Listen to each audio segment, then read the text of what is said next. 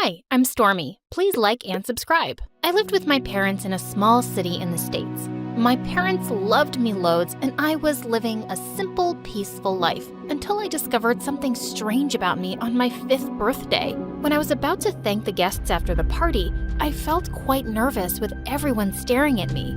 We did thank you all for coming to my birthday.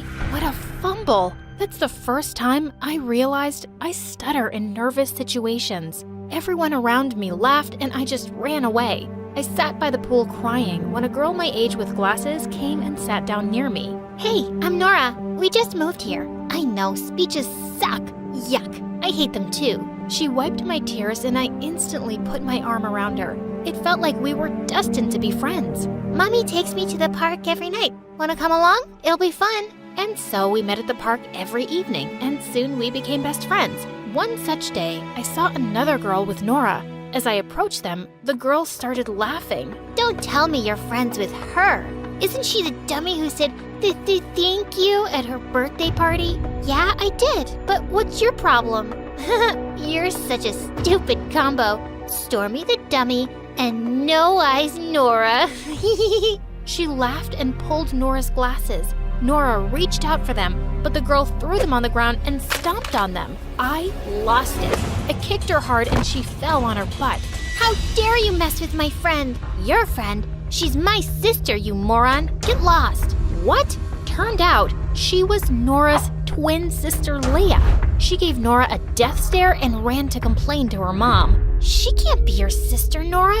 She's awful. Yeah, she is. That's why I didn't introduce her to you before. We just never get along. But thanks for standing up for me. Days passed and we all started going to the same school. Whenever Leah or anybody bullied me or Nora, we always stood up for each other. Life was good until one day in the 6th grade, Nora told me the saddest news. Their family was moving to New York City. I don't want to go, but my dad's got some big job there and he can't miss it. I'm so sorry. She hugged me and we both burst into tears, while Leah mocked and laughed at us. And that's the last day we all met. I missed Nora so much that I didn't even attend school for days. But then Mom and Dad encouraged me. Slowly, I started focusing more on my studies and became a school topper. But when I was in high school, my parents came up with a strange plan. They wanted me to move in with my aunt in New York for a better education. I wasn't so happy to leave them,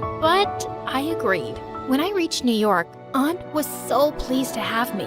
She took me shopping around the city and got me all ready for my new school. Stepping into the big school, I felt like I was in a movie. I walked straight up to my class in the 9th grade, but almost all the seats were taken. I was gazing around when suddenly a girl waved at me. Me? Yeah, come on up. Here's a seat. That was so sweet. I walked near her, but then I noticed from her smile, she's someone I knew. OMG, Nora? Is that you? You look amazing, and you got contacts? I know, gotta make some changes. And you're beautiful as ever, too. We shouted in excitement while the whole class stared at us like crazy. Nora took me out on a tour around the school, and we bumped into Leah. Oh God, you again? How many more losers can a class of grade 9 hold? And she had a set of minions here too around her. Seemed like she hadn't changed one bit. Well, maybe you can leave and never come back, so the class will be one loser less. Nora and I laughed and high-fived. Leah looked like she was about to attack me, but some teacher walked by just then, and I escaped. Later that day at lunch, I sat down with Nora at a table, and the next minute, 2 girls brought us food as if in a restaurant. Hey, don't you know I'm on a diet? Take this burger back and get me a salad. And one for Stormy too. No, really, it's fine. I can get my own lunch. Thanks. Hey, why? Easy, girl. See, she's already going. Now, chop chop. Whoa, I was surprised to see she was a big shot in the school with her own set of minions. As we were eating, Leah was sitting a few tables away, and I saw a strange grin on Nora's face. Now, watch the show. Saying that, she walked straight to Leah with a bottle of water. She silently poured the whole bottle onto her food. Leah snapped and pushed her hard. Nora fell down with a scream. Ah! Look, guys! She slapped me and pushed me down for no reason. Do you want such a mean girl to be your president? Stop embarrassing yourself, Nora. You're gonna lose no matter what you try. We'll see about that. What was happening? When she came back to her seat, I asked Nora, "What was all that about, Nora? And I saw that you started it. That wasn't very nice of you. Why?" I told you, you gotta change to fit into the world or you'll lose. Well, here I mean the school president election. I'm running and so is Leah, and I have to beat her butt. I wasn't liking her cheap winning tactics, but she was my friend, and when she asked me to help prepare posters for her campaign, I did. A day before the election, the candidates had to give their final speech in front of all the students, and a second student had to speak in favor of each candidate too. I was praying Nora wouldn't look up to me, but she did, and I really had to step up. I started off confidently, but suddenly I realized how many pairs of eyes were on me, and I lost my nerve. So, what I'm trying to say is, vote for Nora. And the whole school ended up shouting in chorus, "No, Nora! No, Nora!" Nora looked furiously at me and stormed off. I called her out, but she didn't stop. Gosh, I'd messed up, but I hadn't done it on purpose. She shouldn't have asked me. And when the election results were announced, Leah was declared the winner. I knew Nora would be really mad, but I had no idea what she'd do next. Just as the previous president was putting the president badge on Leah, Nora came charging straight at her onto the stage and knocked Leah over. She ripped the badge right off her shirt. I jumped onto the stage to stop her, but just then, she pulled Leah's hair, and it came off. OMG, it was a wig! Everyone looked stunned to see Leah hairless. Nora just stood there grinning, while Leah looked around horrified. I thought you'd at least keep this promise, Nora. You suck. She burst into tears and ran off. As Nora walked off the stage, I went after her and grabbed her arm. Are you crazy, Nora? How could you do something so awful to your own sister? Who are you? What have you become? Who are you to ask me that, you stuttering moron? You cost me the election too. She pushed me so hard that I hit the wall. I lost it. I attacked her back, and it was a big fight that landed us both in detention. But at least I was clear about something now. I was not going to be friends with her ever again. I didn't even know who she was anymore. I felt bad for Leah, but she didn't show up for days. And Nora was just going out of control. She made the whole class sign a petition for a re-election and sent it to the principal. Worse, she used Leah's absence and told everyone she was the acting president. So class, today we're all gonna skip the math test and go watch the soccer team's rehearsals. They're amazing. We're not listening to you, Nora. You can go if you want, but we'll be right here in class. You always were such a loser nerd, Stormy. Don't talk back to your president. You are skipping math. Everyone will, 'cause I said so. That was insane, and there was no way I was gonna listen to her. I stayed back in class, and I was glad at least some of the other kids did too. Weeks passed, and finally, Leah showed up for the exams. But she wasn't the same girl anymore. She sat in the last seat in class and didn't talk to anyone the whole day. I decided to go talk to her. When I went to her at lunch, she immediately stood up and started walking away. Hey, wait up! You don't have to run away from anyone. If you start running, you'll have to do that your whole life. Just stop. And she did. She came back and sat down next to me for lunch. And I saw Nora and her gang staring at us from afar, but I couldn't care less. I shared my lunch with Leah, and slowly she started getting comfortable. She told me she got a strange condition called alopecia a year ago, which made her lose most of her hair. She even apologized for being so mean towards me. You know, all these years, I thought being mean to people says you're tough and strong. The way I treated you and Nora till now, I think I deserve this shame. No, you didn't deserve it, Leah. It was cruel, but I'm glad you realized your mistakes, and I hope this means we can be friends now. We started hanging out in school and even at my place to study together, and she was actually quite easy to get along with. We aced the exams, and I was really looking forward to junior prom, but Leah seemed reluctant. Actually, I don't think junior prom is a good idea, but you should go. It's just me. Oh, come on, Leah. You're the president now. You mean the hairless president? If only it was a Halloween party. You could come as Voldemort and win. Shut up, Nora. There's a big difference between being hairless and heartless. You should be more worried about how ugly you are on the inside. How come you don't stutter at all when you raise your voice at me, Stormy? Was it a plan to make me lose the election then? Think whatever you want to, I don't care. See you at prom. Leah and I walked out. I took her shopping that evening and we got some beautiful dresses for the big eve. And I bought something that shocked Leah. A bald wig. This is gonna complement my costume. I'm gonna show everyone being hairless is a fashion in itself. How about you? She cried and hugged me tight. I held Leah's hand tight and took her to prom, beautifully hairless. Some gossiped, many were speechless, and I saw my friends smiling with confidence. That made me happy. Nora mocked us and laughed, but no one backed her up. Hey, knock it off, Nora. Leah looks lovely, and it's brave of her to come like this. Yeah, and we all like Stormy too. She's really nice. Nora lost her mind and picked up some juice glasses to fling at us, but just then the principal happened to walk by and the juice went straight in her face. She immediately kicked Nora out of the event. That felt like a victory. Just like that, we were at the end of high school. We got some great news. Leah and I got placed in the same university on scholarship. The last day at school, I walked into the restroom to find Nora sitting in a corner bawling like a baby. Hey, Nora, you okay? What happened? You of all people. Why are you here? Just leave me alone. Sure, I will. Right after you tell me what's wrong with you. What do you want to know, huh? That I'm a real loser? Fine. I'm dumb and stupid, and I failed all my exams, and I won't graduate from high school this year. And I've lost all my popularity, and everybody hates me. Happy to hear that, Stormy? Why would that make me happy, Nora? We used to be best friends, and I miss that person. But maybe this is a chance for you to set things right before you leave this place. Be nicer to your new classmates, and they won't hate you. You said you have to change to fit in. And I guess you need to change into the better, kinder version of yourself now. I know you can. She looked at me silently as I gently patted her on the shoulder, and then I walked away.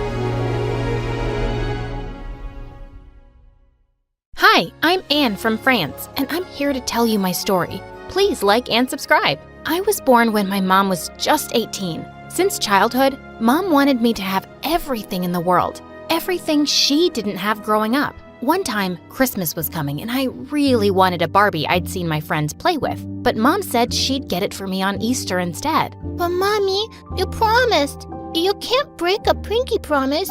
Please, please, please. And on Christmas, I was so happy to see that she got the Barbie for me. She was the best. Soon, Mom started getting all sorts of random things. A vase, some magazines, which I totally knew she'd never read, and the most bizarre things. Tons of garden gnomes. Like, why would Mom buy that when we didn't have a garden? I knew something was off. For starters, we didn't need that stuff. And secondly, I wondered where Mom was getting the money from. She worked as a baker in someone else's bakery, and I knew the job didn't pay that much. So one time in 7th grade, when Mom went grocery shopping, I followed her. It was all normal. But then suddenly, Mom acted like a wild toddler and grabbed a bag of marshmallows and hid them inside her baggy sweater. What? Mom was stealing? I ran to her and she knew I'd seen her, and she put the bag back. When we got home, I confronted Mom, and she broke down into tears. What? Who doesn't like marshmallows? I just wanted them, so, I sort of just grabbed the bag. Wow, that's your excuse? Mom, you're not a 2-year-old kid. Please, promise me you won't steal again. Mom rolled her eyes, but promised, and I was relieved. But one time during a parent-teacher meeting, Mom lost it. Seeing the teacher's table full of stationery, Mom's eyes widened, and I knew she was up to no good. And I was right. Just as the teacher went to bring my file, Mom jumped up and started shoving the teacher's stationery in her bag. Before I could react, I heard a laugh. It was Billy from my class, and ever since I'd reported him for cheating on a test, he hated me. This is epic. Stealing school stationery? That's a new low. He snatched Mom's bag and turned it upside down. It was the most embarrassing moment of my life, because Mom hadn't just stolen the teacher's stuff. She also had all sorts of things from around the school in her bag. Everyone looked at us like we were freaks. Later, I found myself in the principal's office with Mom. Anne, I truly don't know what to say. This has never happened before. I should be reporting the theft, no matter how small or big, but I want to give you and your mom a chance. Take her to a doctor, get her checked. This isn't normal. Of course it wasn't normal. Mom had become a habitual thief. After many evaluations by the doctor, we learned that Mom was, in fact, sick. She had kleptomania, an uncontrollable urge to steal. It wasn't her fault. Mom, I'm so sorry. I will do everything to help you get better. Oh, sweetie, I'm sorry too. I wanted to explain it, how it just happens. I'm so ashamed of it all. After that day, I supported Mom on her road to recovery. Mom totally avoided going to the supermarkets, which triggered her episodes. She was getting treatment and was also in a self-help group. In a few months, she was doing so much better. But at school, things were anything but normal. Since that parent-teacher meeting, I'd been Billy's favorite target to bully. Seeing me, the guy would say stuff like mother, like daughter. I need to check your bag too. He kept doing this for weeks, but one day I just snapped and grabbed his shirt collar when he called me a thief. Stay out of my way or I'll break your teeth. Billy looked scared and I was proud of myself.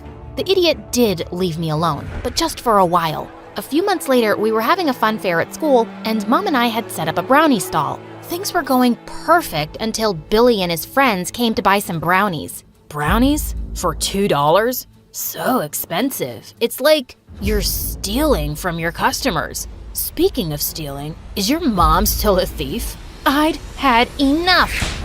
I slapped him hard, and suddenly there was pin-drop silence. Billy, you are a certified jerk. I bet even your family don't pretend to like you, do they? Just get out of line and stay away from me and my mom. Boy, did Billy look pissed. I'd really hit a nerve there. But then suddenly, he shoved the stall so hard. I tried to push the stall back, but I fell, and the large table fell on me. I let out a scream. I was taken to the hospital, and the doctor told me how I had a mild fracture and had to wear a cast. The next day, the principal visited me at the hospital and informed me how Billy was expelled, and his parents were sending him to a really strict boarding school. The guy totally deserved it. With Billy gone, my life was perfect at school. I started to do well in class again and even topped in 10th grade. I wanted to pass high school with flying colors and aim for a scholarship at a prestigious university. Mom was so happy. Oh, my love, I am so proud of you. Mom, so am I. The way you're managing your illness, you make me so proud. Mom and I went to my grandma's for summer vacations, and I had the most fun there. When we returned, I was excited to go back to school. But right on the first day, I was walking when a car whizzed past me at full speed, splashing mud all over me. I realized that it was Billy's friend. Yeah, now look like who you are. Dirt! I was furious. I so wanted to punch the guy, but just then someone threw a stone at the car and the jerk drove off. I turned to see a boy my age. What an idiot. Your clothes. Here, let me help.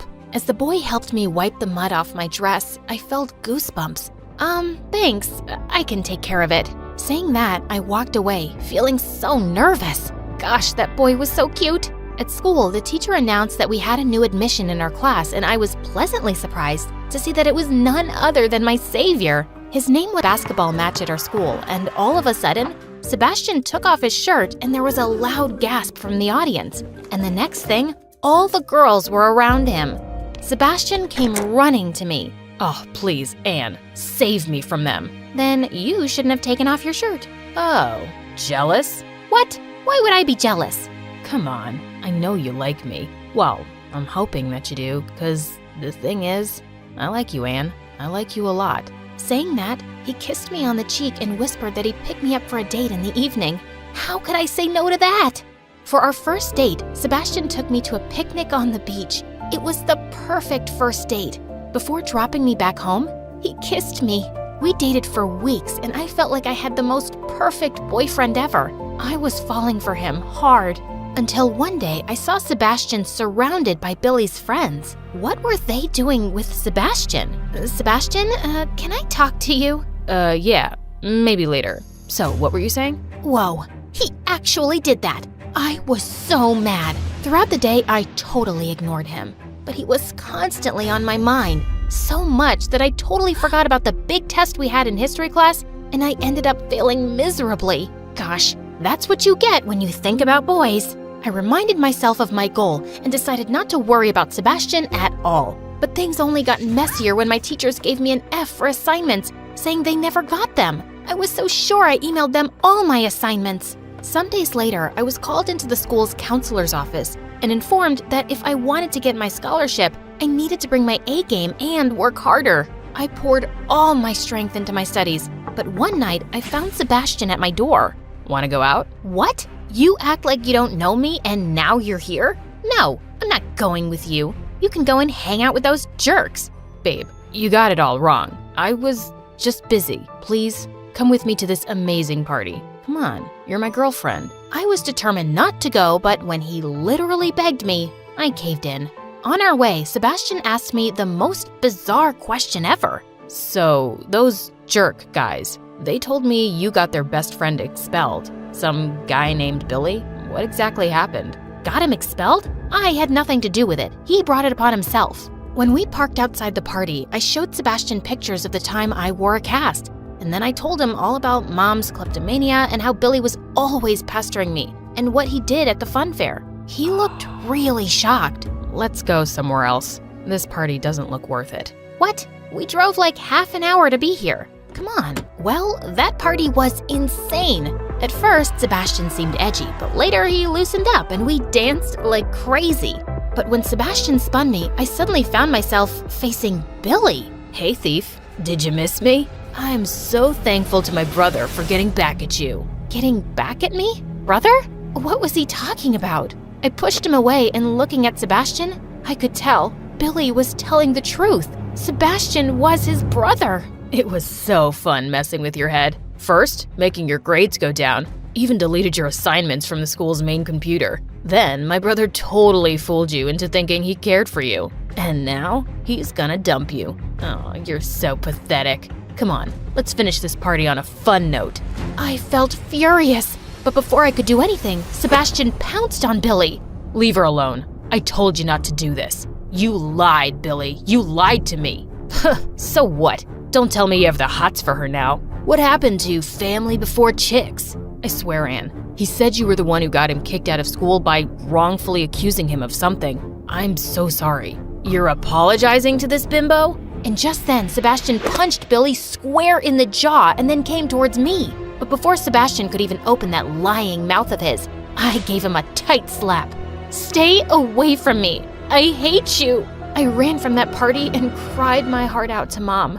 The next day, Sebastian wasn't at school, or the next. The teacher said he'd left. Why do I care? Good riddance. But why couldn't I forget him? I was crushed and distracted, and I just couldn't focus on my studies. And I actually failed high school. All my dreams of going to some big university were crushed. I felt depressed for a long time. But one day, Mom took me with her to her support group, and hearing the inspiring stories of others gave me hope. Soon, I started working with Mom at the bakery, and after a couple of years, we were able to open a little bakery of our own. It was Mom's dream, and I was glad that together, we could make it happen.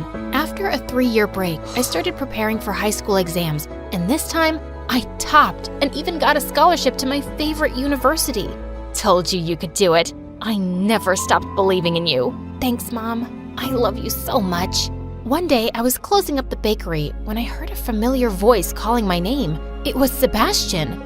Before you say anything, hear me out. I am so sorry, Anne. Billy, he's my baby brother. He lied to me. I should have known. I am so sorry for everything I did to you. Fool me once, shame on you. Fool me twice, shame on me. The next day, a surprise awaited me at the bakery. It was Sebastian with a broom. What the heck? Mom had actually hired him. I really hated it, but Mom wanted me to give him a chance, because she knew that deep down, I still had feelings for that idiot. Sebastian tried his best to win me over, but I stayed strong. I couldn't let him know that I still cared. One night at the bakery, Mom fainted suddenly, and it was Sebastian who took us to the hospital. And we learned she'd had a stroke. I was devastated. I was about to start college, and this happened. But thank God Sebastian was with us. He took care of Mom, and I was able to leave for college. While I was miles away, Mom called me every day and told me how Sebastian took care of her and the bakery, And then she said something that got me thinking about my feelings for Sebastian. Honey, sometimes love needs a second chance because it wasn't ready the first time around. Think about it. She was so right. So during summer break, I traveled back to my town and went straight to the bakery where Sebastian was working, alone. Hey, what are you doing here? Without replying, I kissed him, and Sebastian swept me into his arms. Anne, can we start over? Can we create new memories? Can you give me another chance? Because I love you so much. I love you too.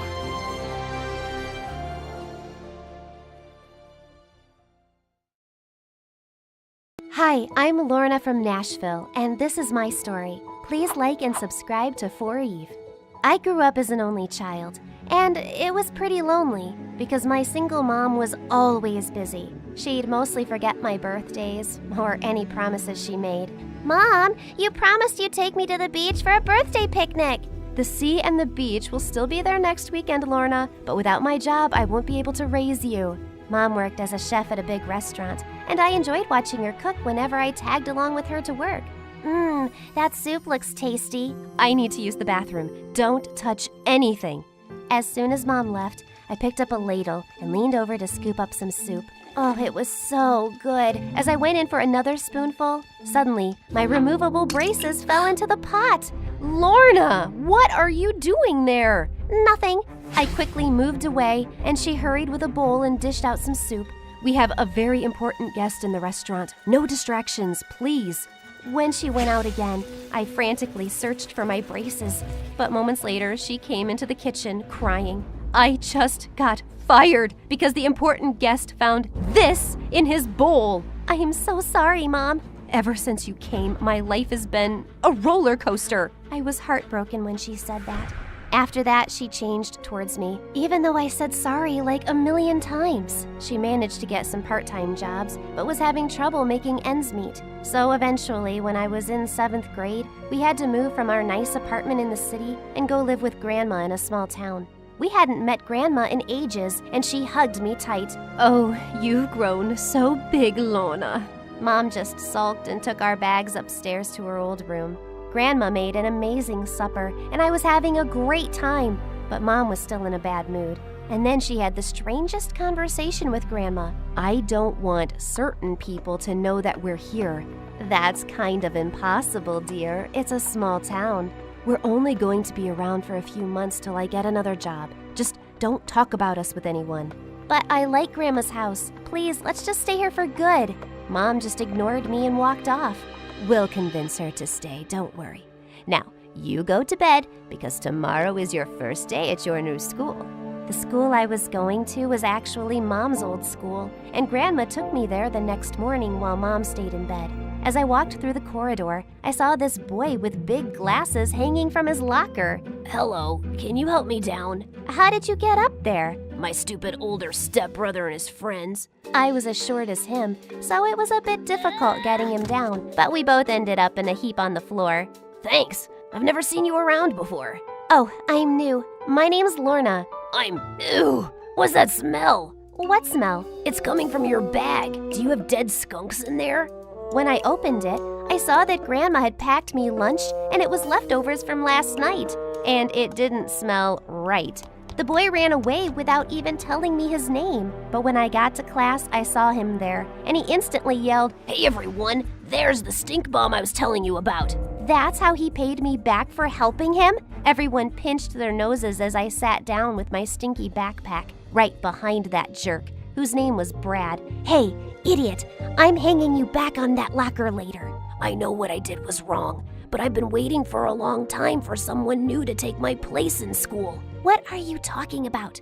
I've always been the easy target for bullies, the one that gets thrown in the trash bin or gets his face stuck in the toilet. So you want me to go through all that? It's not that bad. You look strong. Good luck. I couldn't wait for class to be over so I could get back at him, but he ran out like lightning. When I got home, I told Grandma it was a bad idea to put leftovers in my lunchbox. I'm sorry, dear. Let's go get some lunch snacks from the grocery store. No, she's not going to the grocery store, Mom. Why can't I go to the store? It's just a short trip. It'll be fine. No one knows who she is. What? Nothing. Mom reluctantly agreed, and as Grandma and I roamed through the aisles, I suddenly spotted Brad walk in with a man who was probably his dad. "Grandma, that's the boy who made all the kids laugh at me at school." Just then, Brad's dad saw us and approached Grandma. "Hi, it's been a while since I've seen you." "Oh, yes, your son is really grown up." "Yeah, who's this pretty girl?" "Oh, just a maid's daughter." "What? No, I'm not, Grandma." "Grandma? She's your granddaughter?" "Oh, God. Yes, she's my granddaughter." And then Brad's dad bent down and suddenly hugged me. Okay. What are you doing, weirdo? Gran, what's going on?" Honey, I wasn't supposed to tell you this, but he's your dad." "What? But Mom told me my dad wasn't alive." "Oh, that's what she said. Well, I'm very much alive, honey. And this is your twin brother." "What?" Brad and I looked at each other stunned, and then Grandma said we needed to leave. On our way back home, Grandma explained everything to me. "Your mom had just completed high school when she had you and your brother, and she wasn't ready to start a family, so she took you and asked your dad to keep your brother." "But that's so unfair. I always wanted a sibling because growing up, Mom was always busy and I was so lonely." "I know, love. It wasn't a fair choice for both you and your brother." When we got home, Mom was waiting for us, smiling. "I got a job interview. You told me I didn't have a dad, but I saw him today. And I have a twin brother too? Were you ever going to tell me? Gosh, I knew I shouldn't have come back here." She had to find out one day. Things like this just can't be kept a secret forever. This is a mess. Lorna, listen, I don't want to hear anything you have to say. You lied to me all my life. The next day when I woke up, Dad was in the kitchen with Brad. "Why didn't you tell me you were in town?" "Because we made an arrangement to never see each other ever again. But you're here now. Don't you want to meet your son?" Mom looked at Brad tearfully, and he looked as angry as I felt. "I have a mom." "And I have a dad." The situation in the kitchen was really tense, so I took Brad to my room while our parents still argued. This used to be Mom's room, but now it's mine. "I can't believe I have a mom. My own mom. And a grandma and a sister. After Dad married my stepmom, things just went bad for me.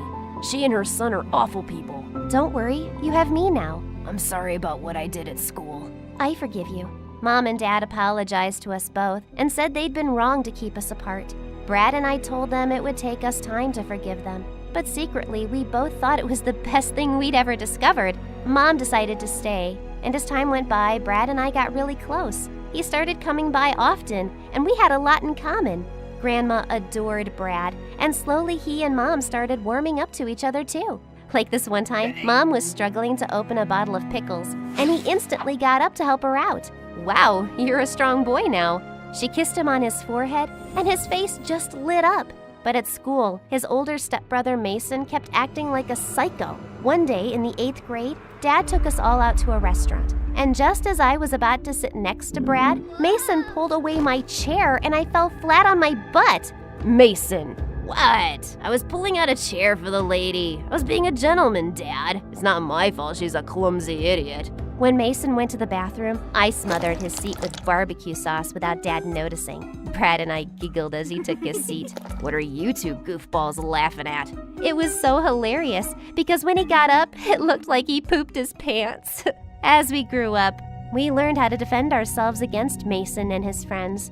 Until one day, I found Brad sitting with them during recess. "Hey, Brad, did you lose your way and your mind? Come on, let's find another table." "He doesn't want to chill with you anymore. Go find some other friends." "Brad?" But he just looked away. What was going on? I caught up with him at the end of the last class. "You want to tell me why you're hanging out with Mason suddenly?" "Look, Lorna, my stepmom has a lot of connections, and she said she'll help me get into a great university on full scholarship if I help Mason pass his exams. So I gotta do this, okay?" That's ridiculous. You don't need her connections. You can get in on your own. And I'm sure Dad has enough money to pay for your college. "That's the thing. He doesn't. Dad's business was doing really poorly when he met my stepmom. Sometimes I think he just married her for the money.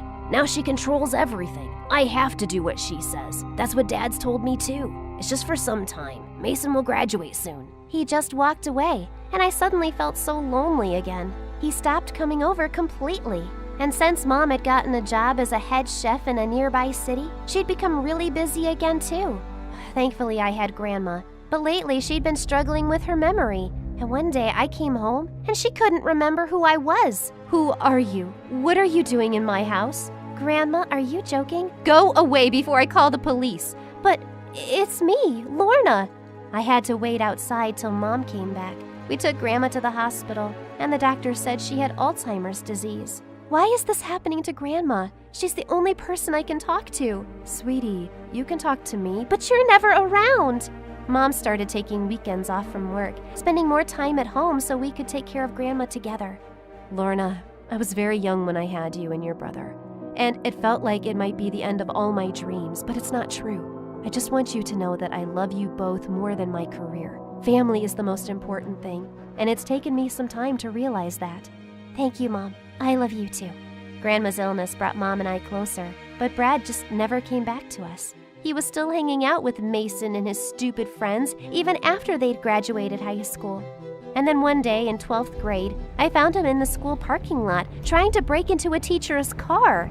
Brad, what are you doing? None of your business. Go away. No, you were doing something wrong. I'm not just gonna forget what I saw. Look, just get out of here. I'm not going anywhere. Just then, Mason jumped over the school fence and started yelling at Brad. What's taking you so long, dude? My boys are waiting outside.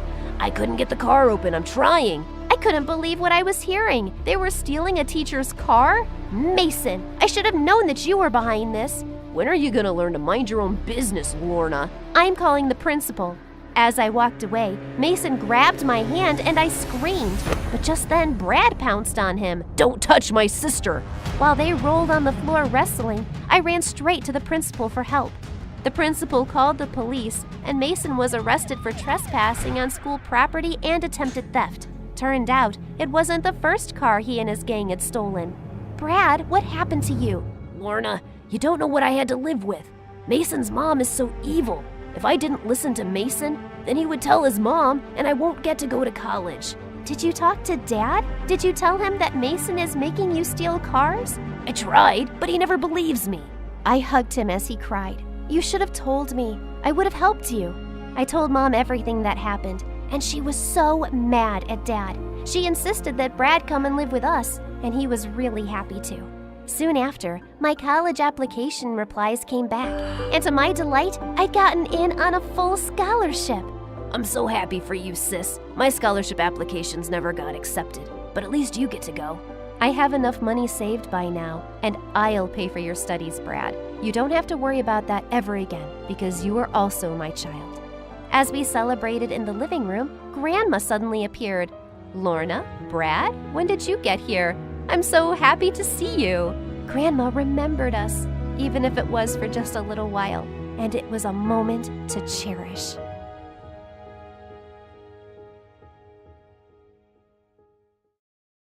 Hi, I'm Valerie from Philadelphia. Please like and subscribe. Growing up, I thought I had the coolest mom. She was a professional gymnast who'd won tons of competitions, and I wanted to be just like her, the best at something. But no matter how hard I tried, Mom always said I could do better, and she kept comparing me to others. Mommy, I won second in the art contest. What is this? The neighbor's daughter draws like Picasso, and her art was published in a magazine. Mom, I came in third in the math quiz. Well, that's disappointing. Your cousin just skipped 2 grades because she's a genius. Mom always had something to say. Your cousin's a genius and she's so perfect, and her farts smell like flowers.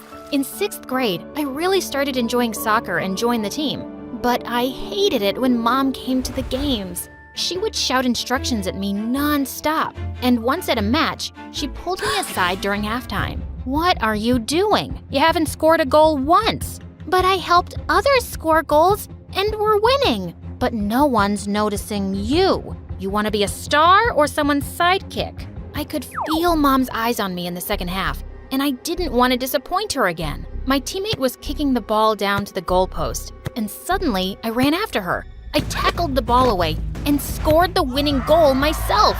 Our team won, but everyone was angry at me for stealing the ball from my teammate.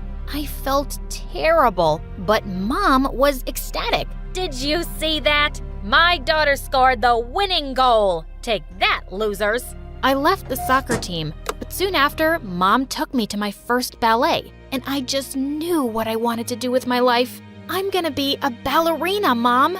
Mom encouraged me and hired a private instructor who trained me hard for the next few years. And in 9th grade, Mom enrolled me in a fancy private school which had its own ballet team. On my first day, I was just signing up for the ballet club when I heard loud voices behind me. I turned around to see a gorgeous girl walk in, and for some reason, everyone seemed excited to see her. I thought I'd find out who she was, so I walked over with a form. Hi, are you signing up too? You can take this. These forms are for nobodies, like you. I'm already in. Wow, what's with the attitude? And who are you? I'm Tatiana's daughter, you fool. What? Tatiana was a ballet superstar and my idol. I'd have to compete with her daughter? Okay, so having a famous mom doesn't mean you're any good because I've never even heard of you. I walked off before she could reply. Her name was Anastasia, and even though I'd played it cool,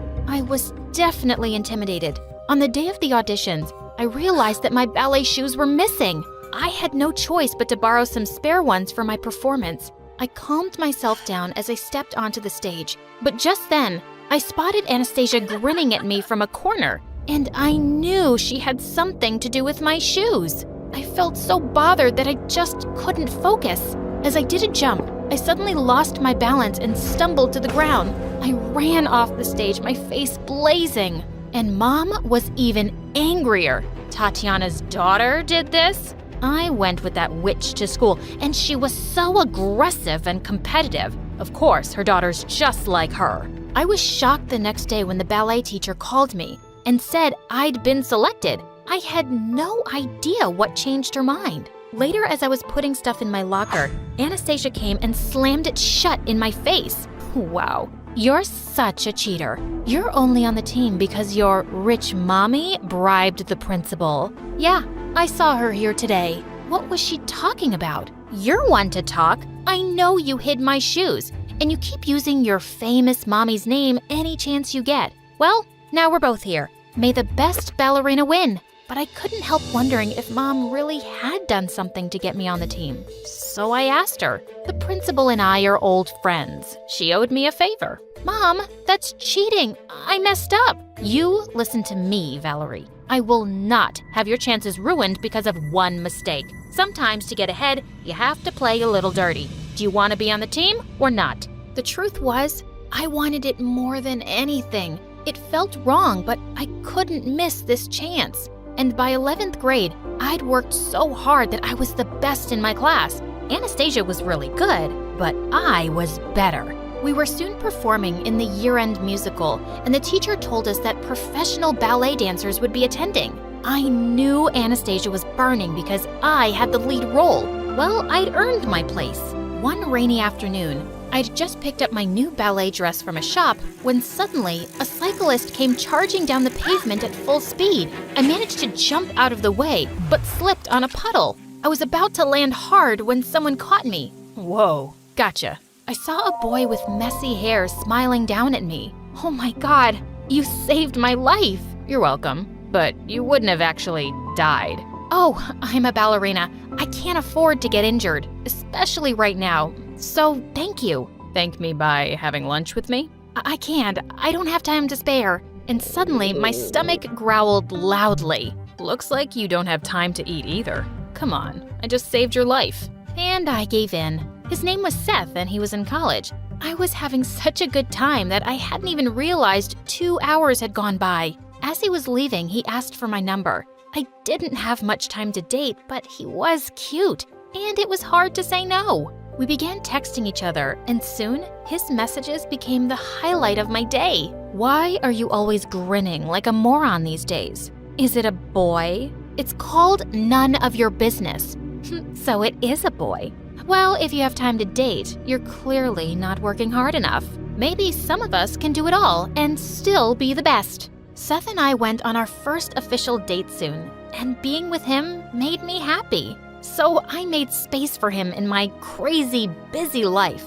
A few days later, I walked into school to find the halls buzzing with excitement, and I discovered it was because Tatiana was visiting. Sometime later, I went into the changing room, and I stopped short when I saw her there, my idol in the flesh. But just then, I noticed Anastasia, and Tatiana started screaming at her. You're telling me someone else got the lead in the school play? That's because your technique still isn't perfect. Why aren't you pushing yourself harder?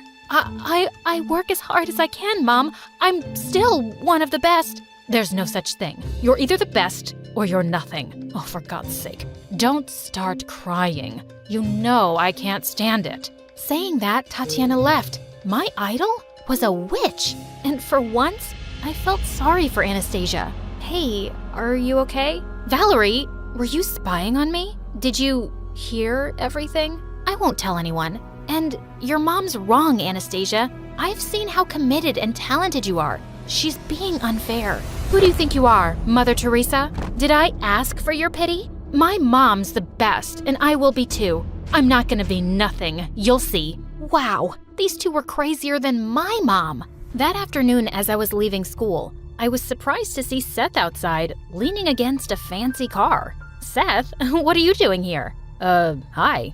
I'm here for Miss Tatiana. I'm her driver. OMG, your boyfriend is our poor driver? I thought you would have aimed a little higher, Val. Oh, maybe you can come work for us as the maid. The driver and the maid. So cute. Seth's face turned red and he got into the car silently. Tatiana soon joined them and he drove off. And he asked me to meet him the next day. I'm not poor. I make good money, but I did lie that I'm in college because I wasn't sure what you'd think of me. Why aren't you in college, Seth? I'm taking a break. I haven't figured out what I want to do yet. How can you live like that, with no goals? You can't just be a driver. I regretted my words as I saw his hurt face. I really admire you, Val, but there is more than one way to live. Your way doesn't have to be right for everybody. I'm sorry, I didn't mean that. Look, I want to take my time to find my passion and enjoy every moment, like this one. Suddenly, he leaned in and kissed me, and my heart soared. One night as I got home from a date, I found Mom in panic. Valerie, where were you? Why weren't you answering your phone? Oh, I guess the battery died. Do you know how worried I was when your instructor called and said you never turned up for rehearsal? I stared at her in shock. How had I forgotten about my rehearsal completely? You were with Seth, weren't you? Valerie, you have to break up with that boy. But why? Because he's a distraction, and he's making you lose your focus. He has no goals or ambition. You hardly know him, Mom. He's amazing, and he cares about me. But he doesn't get you. He's not right for you. You can be a superstar. Why are you letting him bring you down? I missed one rehearsal. Big deal. You would have never said that before you met him. I felt so angry at Mom. Seth wasn't like me, but he made me happy. The school musical was the same day as my birthday, and Seth took me for a little picnic by the beach before dropping me at school. But suddenly, the car came to a stop in the middle of nowhere. Don't worry, I'm sure it's nothing. But the car just wouldn't start. This can't be happening. Why did I ever agree to go out with you today? It took a while for a cab to reach us, and I left without even looking back at Seth. But I still arrived 20 minutes after showtime, and I cried as I watched Anastasia out on the stage as the lead. Mom drove me home in complete silence, but I could feel her disappointment, and mine was even greater. So later that night,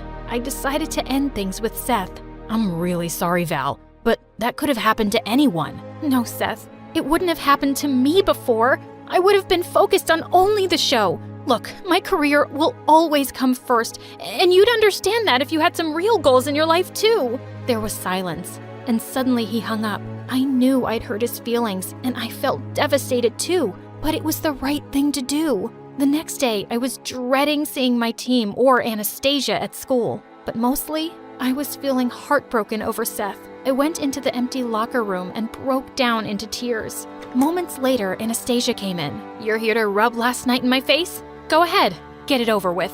You won. You're the best. Your mom must be so proud of you now. Actually, she isn't. She made sure to remind me that I only got the lead because you didn't show up.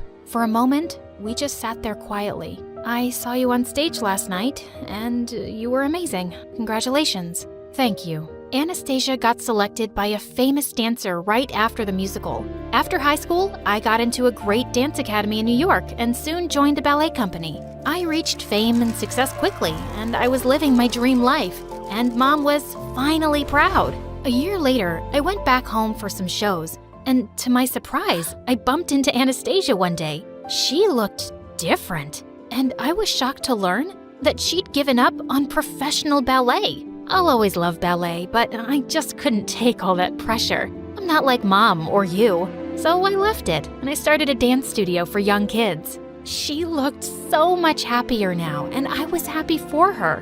One night as I was performing, I suddenly spotted a face in the front row that made my heart skip a beat. Seth! After the show, he was waiting outside my dressing room. I'm a journalist now, and I was in town to cover a story. I had to come see your show. You were magical, Val, and I'm so proud of you. That means a lot. Thanks. Got time for coffee with an old friend? I was so happy to see him that I said yes. We kept seeing each other for the next few weeks, and I realized I'd really missed having him in my life. But a few days later, I found out I was being sponsored to go on a world tour by my company. I would be an international star. I met Anastasia and told her the amazing news, but she sensed something was bothering me, and I told her everything about Seth. You should totally date him. But I'm about to leave for a world tour. I won't have time for him, and I can't have any distractions. That's your mom talking, Val. Listen, you can have all the fame and money in the world, but what's the point if you have no one to share it with? Being successful doesn't mean you have to be alone. Anastasia was right, and the next day I met Seth and told him everything. This time, I don't want to choose. I don't want to give up one dream for another, but I'm moving soon for my world tour and… Val, I wouldn't dream of holding you back. I travel for work all the time, and I can move to Europe while you're there. We can make this work. I let you walk away from me before, and I don't want to do that again. I love you, Valerie. I love you too, Seth.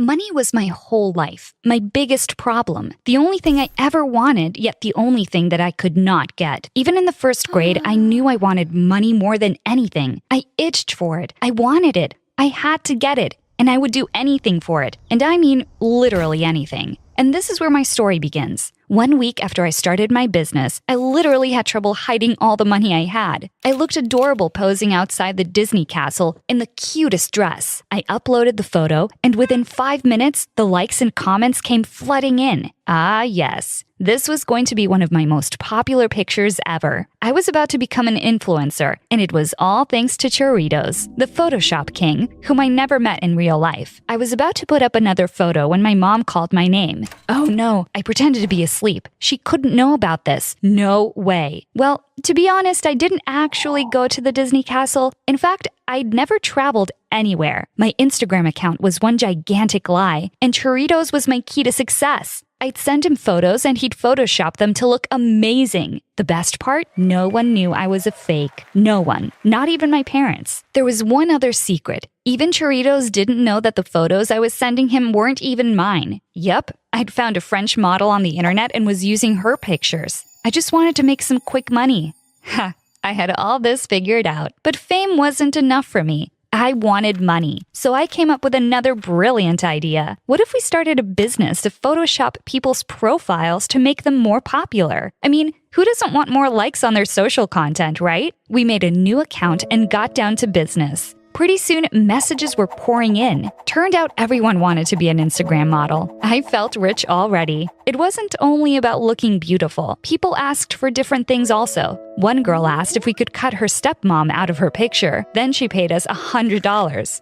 It was so easy. Another girl asked us to make her crush smile to her. Another asked to remove their body hair, to add expensive cars, to add a dragon, to replace their cheating boyfriend with a dog, to make her sister uglier than her, to make their teacher pee in her pants, and so many other crazy things. But the real moneymaker was making the nose smaller and lips bigger. The thing is, my parents were really poor. Whatever they earned, they'd spend on my education. There was never enough money for pretty dresses or travel vacations. This one time, I asked my mom to buy me a lip gloss, and her face turned purple. Sheesh, she was always overreacting. All I wanted was to be rich by any means. They had no idea what I was up to. If they knew I was spending 99% of my time on Insta, they would probably disown me. After a couple of weeks, I'd already earned enough to buy myself a whole new wardrobe. I had to hide it under my bed in a special box because if my parents found out, they'd think I was selling myself. One day, I was in the school bathroom changing into my new Gucci dress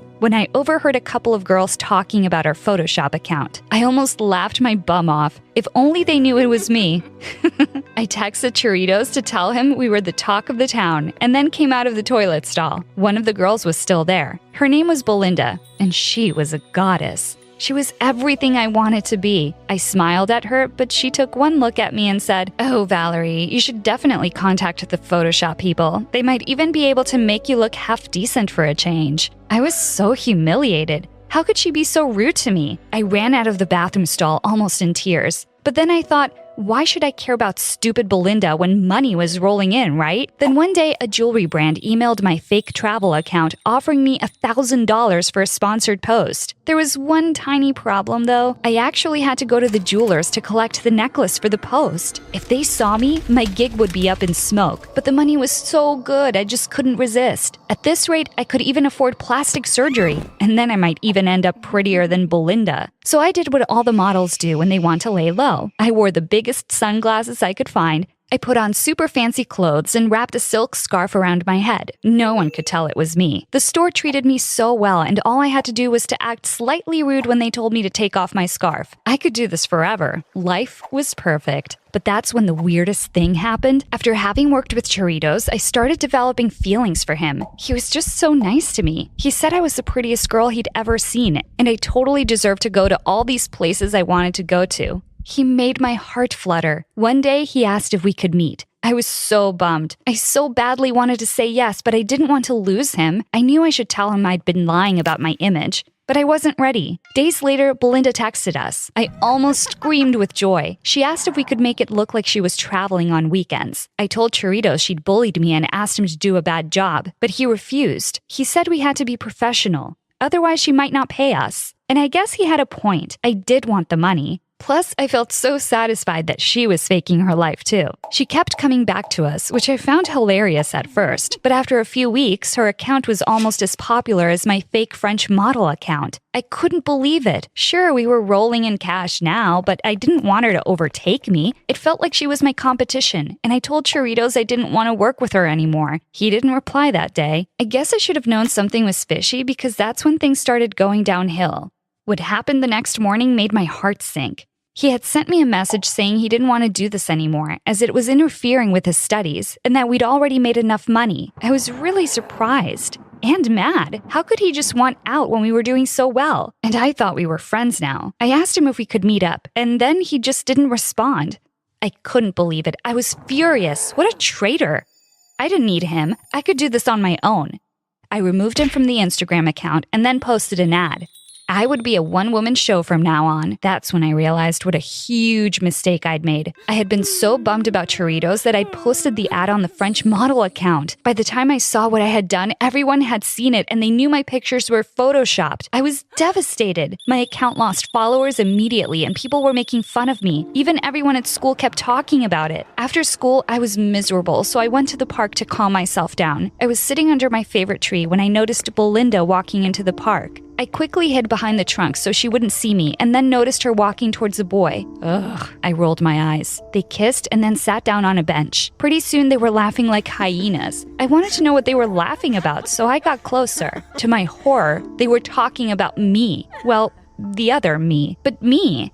Belinda was telling him about the influencer who had been her competition. She was so happy to have that girl out of her way. The guy said he was happy for her and kept laughing at how stupid I was. I wanted to punch him. And then he said something that left me shook. He said, I actually know the girl who has that account. I was running the Photoshop account with her. Oh my God. I almost passed out. Choritos was Belinda's boyfriend? What the? He gave Belinda a kiss and said, not like you, babe. I mean, sure, your photos aren't real, but at least it's your face." And Belinda looked at him with the biggest puppy eyes and said she was so grateful that my Photoshop account had brought them together. I wanted to puke. It was time to get out, but I should have known the universe was set against me because just as I was about to leave, Chirito said something that ruined my life. He had hacked the French model account when I refused to see him and had found out that I was using someone else's face. He added that he had traced me back to Belinda's school. I gasped. "Please don't say it. Please don't say it." Belinda was all ears. "No way," she said. "Tell me who." Then in the worst 2 seconds of my life, I heard Chirito say my name. For a second, Belinda was silent. The whole world was silent for a minute. And then she roared with laughter. I wanted to die. How could Chiritos do this to me? Belinda obviously spared no time in telling everyone that I was behind the fake French model profile. I instantly became the school's laughingstock, but at least my parents didn't know anything about it. Things were really terrible at school. One time my math teacher commented I should waste less time on Instagram and focus on studies. Everyone laughed. The only person who didn't was geeky little Freddie. He just looked at me and his eyes showed empathy from behind his thick glasses. However, I couldn't bear the laughs, and I was humiliated and furious and heartbroken. Why was this happening to me? I decided I wanted to take revenge on Belinda and Chiritos. I was going to do something wicked to them. I wanted to get rich and flaunt my money in their faces, and I knew just how to do it. I made a third new account, hired a different photo editor, and got to work immediately. Thanks to my already established connections, I knew where to begin. I started getting requests like crazy, and soon I had built quite a profile once again. I was back in business, all by myself. More money for me. Then I set up a fake account of another pretty girl, keeping it as secret as possible. From there, I messaged Chiritos one day. He replied immediately, the cheater. I started flirting with him and told him he was the cutest boy I had ever seen. Like I didn't know that was a fake profile. He started flirting back with me almost immediately. When I asked him if he was dating anyone, he said no. I laughed. There you go, Belinda. You're no more special than me. I took screenshots and moved to stage 2 of my plan. I asked to meet Chiritos and immediately he agreed. Then I also messaged Belinda and told her Chiritos was cheating. At first, she wouldn't believe me, but I told her where I was meeting him. She said she'd be there. Ah, sweet success. I couldn't help feeling overjoyed. The next day, I texted Chiritos and Belinda to make sure they were both coming. I had decided to call them to the very park they betrayed me in. When they saw each other there, the looks on their faces were priceless. Chiritos tried to make up a story, but Belinda showed him the screenshots I'd sent her. There was no escaping this. Chiritos almost looked like he was about to cry, and Belinda looked like she would make him. I sat behind the tree laughing. I could hear her yelling all the way from where I was hiding. Life was good. That's what you get for humiliating me, Belinda. But the very next second, the most horrible thing happened. 2 police officers approached me and asked if I was Valerie. I said yes with a shaking voice. One of the officers started reading out my Miranda rights. I was shocked. What was this all about? I had done nothing wrong. The commotion also attracted Chiritos and Belinda's attention. They stopped fighting and came over to see what was happening. It was just my luck that they saw I was getting arrested. I kept asking what I'd done wrong, but the cops said they had to escort me to the police station where they would call my parents and explain everything. I was scared to death as I got into the police car.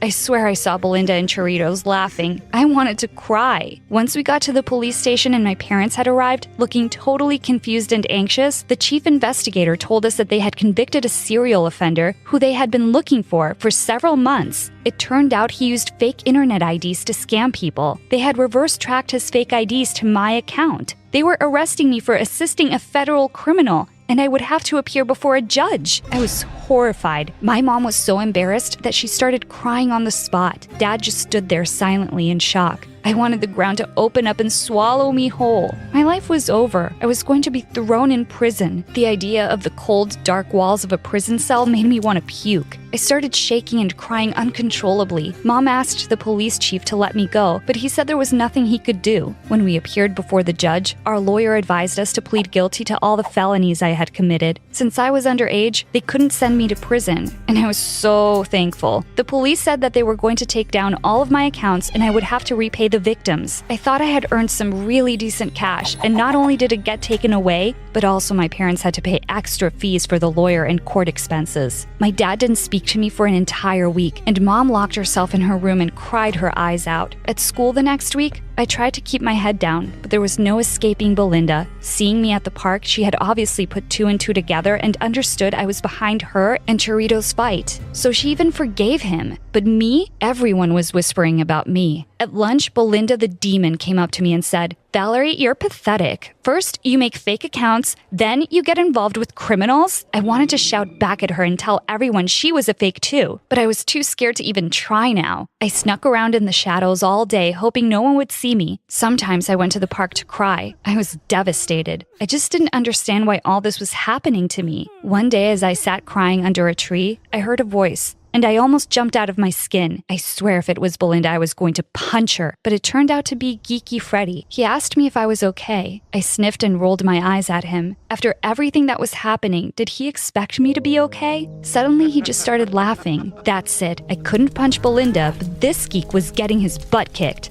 I was about to jump to my feet when he said, "Valerie, you're better than that. You don't need to fake your life to be successful. You can study and work hard and prove to all those people that you're more than just a pretty face." I stared at him with narrowed eyes. "You think I'm pretty?" He went bright red and said he'd had a crush on me for years. I was shook. Then he quickly changed the topic and said he'd show me something I wouldn't believe. His Instagram account, it had more than 50,000 followers. And it was about science. He jokingly told me to stalk his account when I had time and left. That night, I couldn't get Freddy out of my head. I deleted Chorito's number from my phone. I never wanted to speak to him again. And then I was about to text Freddy on Insta when my parents suddenly burst into my room. They were shaking with anger and said they'd spoken to the school and found out I hadn't applied to college at all. They said they worked so hard for me to go to school and I was doing all these crazy things for some cash. I was so embarrassed. They did have a point. I tried to apologize, but they were crazy mad at me. I heard my mom crying herself to sleep and my dad just kept slamming doors. I knew I had to make it up to them, but how? I texted Freddy for ideas, but he said he was busy and would talk to me later. I was disappointed. I thought we were becoming friends. But when I got to school, I saw something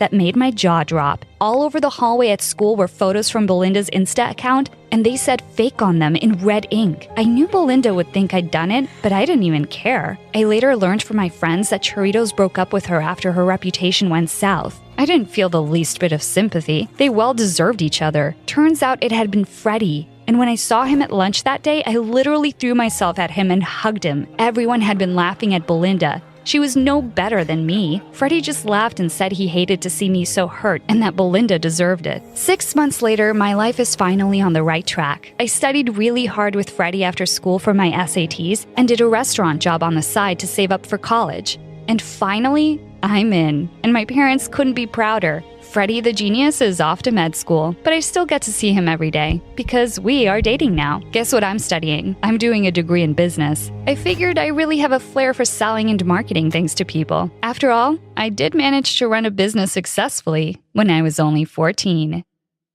Finally, I had the beach house all to myself for an entire month. A summer of sunbathing, parties with friends, and bonfires on the beach was headed my way.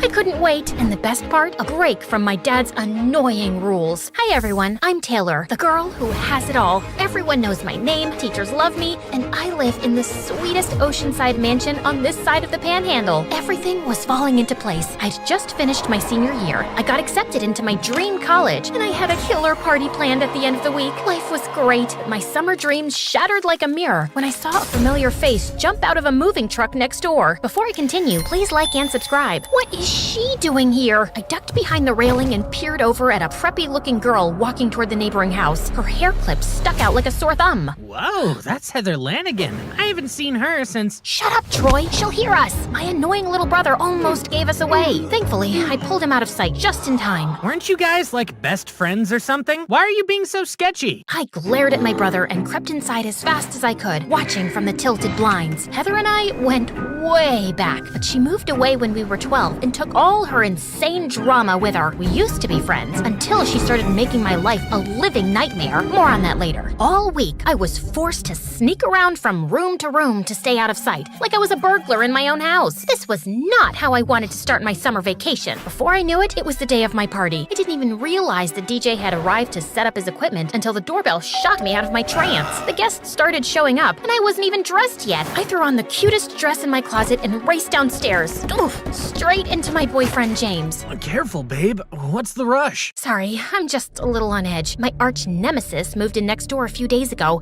and I'm pretty sure she's plotting my demise. You mean the tiny little girl on the swing over there? Sure enough, Heather was outside swinging innocently with a lollipop in her mouth like Lord Voldemort with pigtails. I didn't buy her act for a second. Don't let her size fool you. Okay. Should we go dance? Yeah, the music kicked on and I finally let my guard down. We danced and sang karaoke all night long, having an absolute blast. At one point, I looked out the window again and saw Heather, still alone on the swing set. Maybe I'd been too judgy. I was almost tempted to invite her to the party when suddenly I heard gasps behind me. Watch out! I spun around and stared just as a light snapped off the railing above. James dove and pushed me out of the way just in time. When I looked back out the window, Heather was gone. I tried to act like it was no big deal. Just a little accident, everyone. No need to stop dancing. But the truth is, I was shaken up. Did Heather do this? Even if she did, I knew there was no way anyone would believe me. After all, no one did the first time she tried to ruin my life. So, about that. Growing up, Heather and I were best friends. We loved all the same things. Fashion, parties, the beach, obviously the beach. But we were also straight-A students and in all the school clubs. My dad wouldn't let me do anything without adult supervision, so I used to always drag my mom to our hang sessions because she was less strict. And Heather would bring her dad since he'd recently sold his company for like $1 billion and suddenly had a bunch of free time. Then one day, Heather's dad left. Not long after, my parents got divorced too. Heather's dad moved to Europe to start a new business, and my mom moved to the rainforest to find herself. Guessing all she found was bug bites and poor cell service. It was one more thing Heather and I had in common, except not fun like the others. But instead of bringing us closer together, Heather changed. She stopped answering my calls, started playing cruel pranks on me, and even spread a rumor at school that I peed myself. Pro tip, do not drink lemonade with white pants. Learn from my mistakes, people. One day, she started telling everyone I'd ruined her life. And when I stuck up for myself, Heather turned on the waterworks and no one believed me. I understood her being sad. I was sad too, but I couldn't understand why Heather suddenly hated me. Eventually, Heather and her mom moved away. By then, I was honestly relieved to see her go. At least I'd be safe from her pranks. And I was, for a while. But now, she's back. Over the next few weeks, my brand new car broke down. I lost my entire makeup bag in a thunderstorm, and James even started ditching me. This wasn't a coincidence. Heather was ruining my life all over again. I knew I needed proof this time, so I watched Heather like a hawk. One day, James came over to pick me up for a date and found me doing surveillance. Babe, she hasn't said a word to you. You're being paranoid. That's what she wants you to think. Ooh, scary. Watch out for the big bad she-wolf. I considered dumping my mocha latte on James's head, but decided to be mature and punch him in the arm instead. Also, this latte was way too good to waste. Mocha. I headed out, not waiting for James. I took one step off my porch when suddenly a tidal wave of bright blue paint rained down from above, covering me from head to toe. Still think I'm paranoid? Didn't your dad have the house repainted before he left? The painters probably forgot the cans. You live in a dream world of lies and unicorns. I quickly rinsed off and changed so we could make our reservation on time. I wasn't about to miss out on a meal at the most exclusive restaurant in town just because of the Wicked Witch of the Panhandle. When we arrived, I was so excited. But before we could even walk into the restaurant, the hostess came out and stopped us. I'm sorry, miss, but the entire restaurant has been rented out for the evening. What? We had reservations. Someone came and offered to buy out all of the tables. It's out of my hands. I had a sneaking suspicion I knew who that someone was. Before the hostess could stop me, I barged inside and glared at the center table. There she was, seated and sipping her lemonade with that stupid, innocent smile. Oh, hey, Taylor. My uncle bought the place out for me tonight. Who knew you could do that? It was our first time being face-to-face in 6 years, and I was speechless. You know, I didn't expect to see you here. You seem more like a fast food kind of girl. But you, James, a pretty boy like you can do better than this trash. At least this so-called trash could get a date eating all by yourself. That wiped the smirk right off her face. For a moment, I felt satisfied until Heather flung a mound of mashed potatoes right at me. This is the second dress of mine you've ruined tonight, you little... Okay, time to go. Before I could slap that snarky grin off her face, James picked me up and carried me out while I screamed and kicked like a toddler. When I got home, I broke down in tears. All I wanted was to have a fun summer, and Heather had ruined everything. What had I ever done to deserve this? There was a knock at my door, and my little brother Troy came in. again. Hey, you okay? No, Heather is ruining my life again. Have you tried talking to her? Seems like a better plan than avoiding her forever. That gave me an idea. You're right. How can I get revenge if I'm always hiding? I didn't say anything about revenge. Thanks, Troy. You're a genius. Troy was right. It was time to turn the tables. The next morning, I got up bright and early and headed to Heather's favorite cafe. I had a hunch she'd show up eventually. Sure enough, soon she came in to order. I slipped a note to the barista and hid behind some rando's laptop. Shortly after, the barista put her drink on the counter. Double espresso macchiato for horseface Heather. The entire coffee shop started laughing. Heather turned beet red and then looked right at, Before I could hide, Heather marched right over and dumped her iced coffee on my head. Did you really think you could hide? I could see the tacky dye job from space. I'll have you know that I'm a natural strawberry blonde. Seriously, my hair got lighter from spending so much time in the sun. It's not a dye job. Okay, so that didn't go quite the way I'd planned. I was seriously gonna have to get a new wardrobe with all the clothes Heather was ruining. Next time, I would be more stealthy. Sadly, summer was coming to an end, but the good news is my university campus was gorgeous. I fell in love in an instant. Even the presence of my arch nemesis couldn't break the spell. On the first day of classes, I had my textbooks, my planner, and a pencil with an adorable pink floofy thing at the end. I was prepared for everything. I noticed a girl was about to sit next to me. Don't even think about it.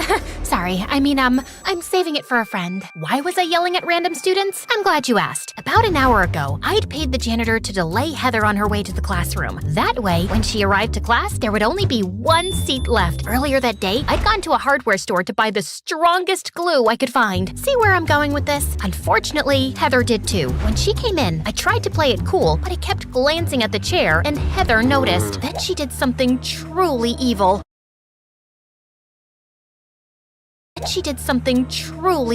Hey, your name's Kiki, right? Would you mind taking this seat? I'm nearsighted, so I like to sit close to the front. As that girl Kiki came over to take the seat, I panicked. Pranking Heather was one thing, but embarrassing this random girl was another. She was about to sit when suddenly I shoved her out of the way and sat there myself. Sorry, I just realized my great-grandmother sat in this seat when she was my age. It's kind of a sentimental thing. You get it. She didn't get it. But whatever. At least I'd saved her from humiliation. Unfortunately, I couldn't say the same for myself. When it was time to leave class, I tried to stand carefully, but the glue stuck to my jeans and ripped a hole right in my butt. What's wrong? Did you pee your pants again? If I did, this would be the first time. It's hard to come up with a good comeback when there's a giant hole in your pants. All of my pranks were backfiring. Clearly, I needed to make better plans. So this time, I did. I spent all week preparing for the most epic prank ever. I gathered 6 chickens, 25 jars of honey, glitter, and a human-sized net. Don't ask. Then I hid in a bush with my binoculars and waited for Heather to get home. I see you decided to be mature and talk things out. Exactly. Thanks, Troy. I am mature. Troy rolled his eyes and went inside. A little while later, I saw headlights approaching, and Heather pulled into the driveway. Everything was ready. Heather was finally gonna get a taste of her own medicine. But when she got out of the car, she was on the phone, and I noticed she was crying.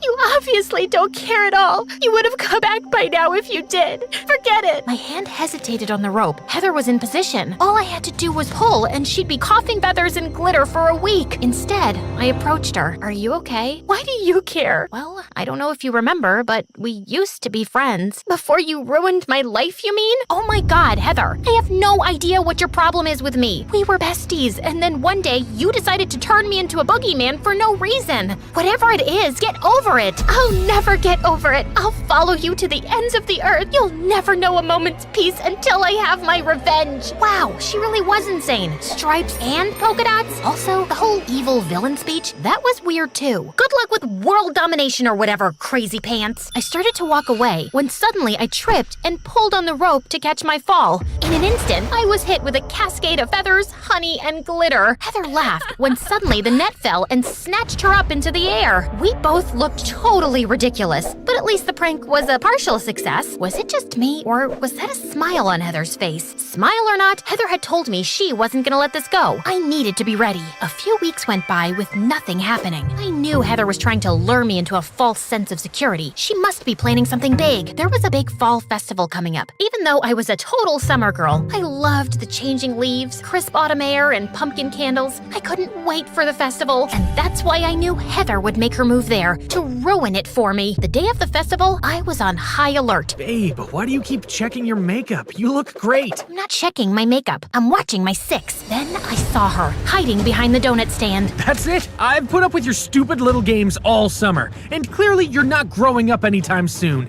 I'm breaking up with you. Also, I lied. Your makeup doesn't look great. You take that back. Have fun being at the festival all alone, loser. Hey, pretty boy. James and I turned at the same time. Suddenly, Heather dumped her pumpkin spice latte on his head. He was about to scream when I took my candy apple and jammed it into his mouth. There, definitely an improvement. Agreed. James stalked off furiously, and Heather and I laughed. You stuck up for me. Well, we did used to be friends. Heather, I'm not lying. I really don't know why you started hating me. You really don't? You set your mom up with my dad. He left my mom and moved to the rainforest with your mom. I was shocked. Heather, I didn't even know they were together. I thought your dad was in Europe. And why would you think I set them up? You used to always bring your mom to our play dates and then leave her alone with my dad because she was less strict than my dad. I wasn't playing matchmaker. I was 11. To my surprise, Heather hugged me. I'm sorry. Listen, your brother came to me last night with tears in his eyes. He begged me to stop. I enjoyed it, but yeah, he was sad. He what? Listen, he's right. I never should have blamed you. It was so hard, and I guess focusing all my sadness and anger on you was easier than dealing with my broken family. I know you had your own struggles too, and I'm sorry if I made things worse. I missed you. I missed you too. I have to go and kill my brother, so come here. What do you say we focus on a couple of those cinnamon donuts?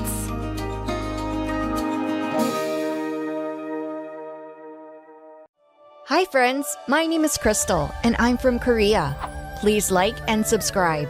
When my mom was pregnant with me, so was her best friend.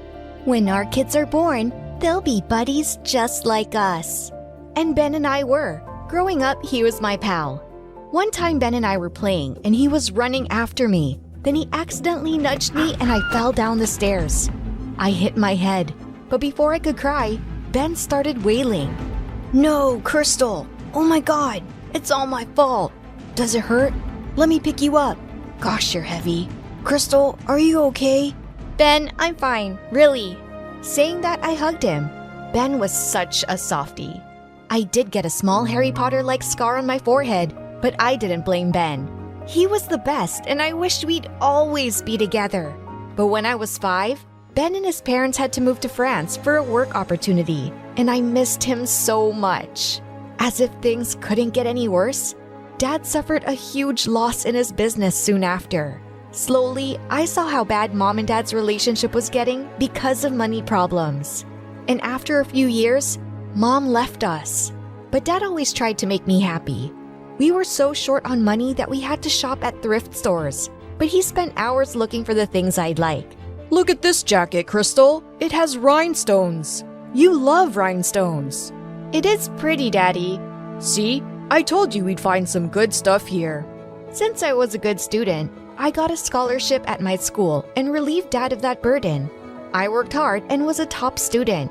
I needed to keep the scholarship. And when I was in the 10th grade, something awesome happened. Ben and his parents had returned to town and moved into a big mansion. And seeing Ben on the first day of school after summer vacation, my heart started beating fast. And then he swept me into his arms. Crystal, oh my god, you haven't changed a bit. But you have. You're so tall. And wow, so muscular.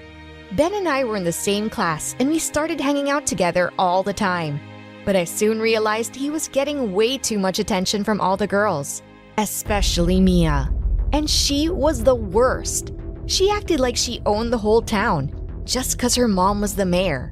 And to my horror, Ben and Mia soon started dating.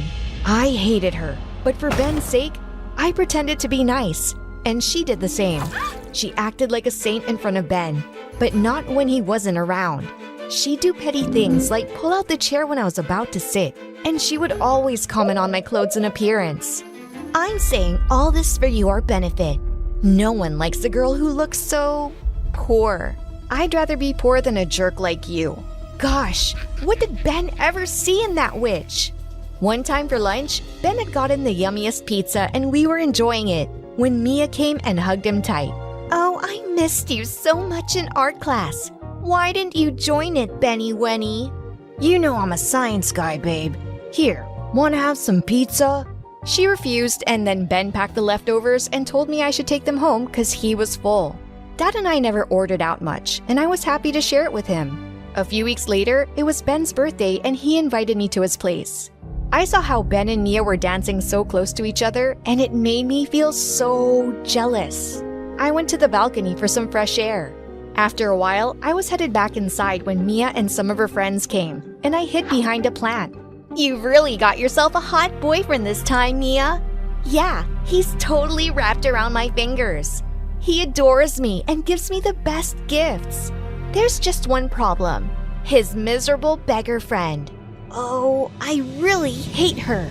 You know, Ben cares for her so much that he gets her favorite pizza for lunch every day and pretends to be full so she can take the leftovers home. He really pities her, and she has no shame. She could probably live on his charity forever.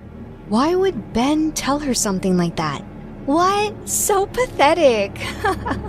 Wiping my tears, I just ran back home. After that day, I sort of ignored Ben, even though he asked me if something was wrong a million times. I just didn't need his pity or his charity. When we were in our senior year, our teacher announced a science tournament and the winning team was going to get an amazing cash prize.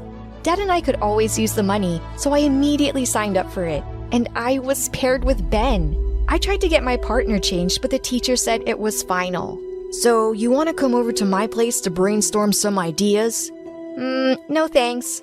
Hey, Crystal, I don't know why you stopped talking to me, but come on. This is a great opportunity.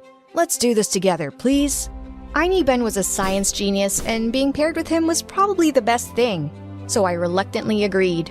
We came up with some really cool ideas, and I ended up at his place almost every day to work on them. But I noticed how his mom was never around. A few times I asked about her, but he'd always ignore the question. But one time, Ben and I were at a park near his home, and he asked me the strangest question ever. Crystal, do you ever miss your mom? Does she call you? How does it feel to live with just one parent? I never really thought about it. I guess it's not so bad knowing how much my dad loves me. It's not exactly a secret that we don't have much money, but he goes out of his way to make me happy. I don't know how to live with two parents, but the one I have, I love to bits. That's really sweet. I asked because, well, my mom, she isn't well. She's going through treatment. Sometimes it's really hard to see her like that. Oh God, Ben, I'm so sorry. I didn't know he was going through such a rough time. Crystal, why'd you stop talking to me? Taking a deep breath, I told him what happened at his birthday party. Crystal, Mia kinda twisted my words. Yeah, I told her you guys were going through a tough time. But because you're my friend and I care about you, not because I pity you. I'm sorry, I shouldn't have discussed it with her at all. Saying that, he came close and swept my bangs aside. You still have the scar. I was so scared that day. I'm so sorry, Crystal. Hey, it was a long time ago, and it kind of reminded me of you when you were away. Ben looked at me like he might kiss me, but he suddenly snapped his fingers. Bazinga! I just got a brilliant idea for our project! And he sure did. Just a few more adjustments and our model worked. We came first at the science competition, and Ben gave all the prize money to me, saying I did the hard work. It wasn't true, and I knew he was just being kind. Why did such a nice guy have to be with Mia? But then Ben told me one day that he was gonna break up with Mia soon. My heart was jumping with excitement, but I pretended to be sad. And when Ben broke it to Mia, the girl had a complete meltdown. She took a bat and smashed all the notice boards around the school. During her psycho rampage, Mia suddenly spotted me and was coming right at me. But Ben stepped in between. Stop making a fool of yourself, Mia. It's over. You're doing this because of her? Because of this poor, ugly bimbo? Crystal's my best friend, and she's special to me. Don't insult her again. Mia stomped off furiously, and I was left dazed. Ben just said I was special to him. Whoa! I was on cloud 9, and I just needed to confess my love to my best friend. I didn't have the guts to say it to his face, and we didn't have phones, so I wrote him a letter. Dear Ben, I saw you for the first time in kindergarten, and I've had a crush on you since. What I really want to tell you is that I love you. A lot. Crystal. During recess, I slipped the note in Ben's bag, but for some reason he got called to the principal's office in the last period. I kept wondering if he saw the letter, and when I got a reply the next day in my locker, I almost had a heart attack. Dear Crystal, I love you too. I was gonna tell you, but I didn't have the courage. Let's meet at our spot tonight. I can't wait to kiss you. Ben. It was like all my dreams were coming true. Wearing a new dress, I went to the park and waited for Ben. I was so excited and nervous. But suddenly, I felt someone pull my hair and I landed on my butt. Mia! Oh, a new dress for Ben. He ain't coming, sweetie. He showed us your letter, and we're all in fits. What? You're lying. Oh, no, I'm not. You really think he'd leave me for some poor beggar like you? In your dreams, girl. Mia kicked me, and suddenly I saw red, and I pounced on her. But her friends got me off of her, and then they all ripped my beautiful dress. I felt so furious that I punched Mia square in the jaw. What happened next was a disaster. Mia called her mom and made up a whole story about how I attacked her for no reason. And her mom made a case of assault against me and actually sent me to juvie for 2 months. My dad was devastated, and so was I. Even worse, Ben never showed his face. Not once. Coward! As soon as I got out, Dad and I left town. After weeks of interviews, Dad finally ended up finding a decent job, and I worked as a waitress too while I studied in a community college. 4 years later, I graduated with a law degree at the top of my class. Luckily, I got hired by a law firm, and just a couple of years later, I became a junior partner. One day, I read a piece of news that filled me with joy. Mia's mom had been arrested for corruption during her time as mayor. The whole family was being publicly humiliated. They deserved it. Sometime later, my firm asked me to set up an office in my old town, and I was kind of glad to return. I wanted to show everyone what I'd made of myself. One day, I was busy doing some paperwork when Mia walked into my office, asking me for a job. Please, Crystal, help me. No one in this town wants to hire me or my family for anything. I know I was mean to you. Cruel. You were cruel to me. Yes, cruel and terrible. Please, please forgive me. After Mia begged for a job for days, I finally let her be my personal assistant, and she had to do literally everything I asked. I really made her suffer. For a while it was fun, but then it wasn't. Seeing her qualifications, I gave her a higher position. Wow, I don't know what to say. Thank you. And this means you've forgiven me? No, not really, but I'm trying to be a better person. Better than people were to me. Crystal, I never wanted things to go so far. With you going to juvie and everything, Mom just got carried away. I'm really, really sorry. After that day, Mia was always nice to me, and so was I. I just didn't want to hold grudges. But one day, as I was walking out of a coffee shop, I bumped into a guy. It was Ben. Oh my God, Crystal? I've missed you. We need to talk. Suddenly, the memory of him giving my letter to Mia came rushing back. No, stay away from me. But the next day, there were tons of roses in my office and a note from Ben telling me how he wanted to meet at our spot. What a jerk. But this kept happening every day for a week. One day, I got so frustrated that I started throwing them out the window. But Mia stopped me. Crystal, I need to tell you something. And it's gonna make you hate me even more, but I have to. Ben is completely innocent. What are you talking about? Ben never got your letter. I stole it from his bag, and I lied that he showed it to me. I made all of that up. And he never showed up to see you because, well, he'll tell you everything. And again, I'm terribly sorry. I drove to our spot in the park and saw Ben sitting on the swings, and I gave him a chance to explain. Turns out, the day I put the letter in his bag, Ben got the news that his mom had suddenly gotten much sicker, and he flew to France with her for some treatment. He stayed there the next 3 months, and he said he called my place and wrote me letters, but he never got a reply. And when he returned, I'd already left town. I looked for you a lot, but I had no idea where you were, or why you'd left without a word, till Mia reached out to me some weeks ago and explained everything she did. She just told me everything too. I'm so sorry about your mom. I'm sorry I left without giving you a chance to even explain. It's all in the past. There's only one thing I need to say to you now, Crystal. The thing is, I've always loved me? Yes, I've always loved you too, Ben, since forever.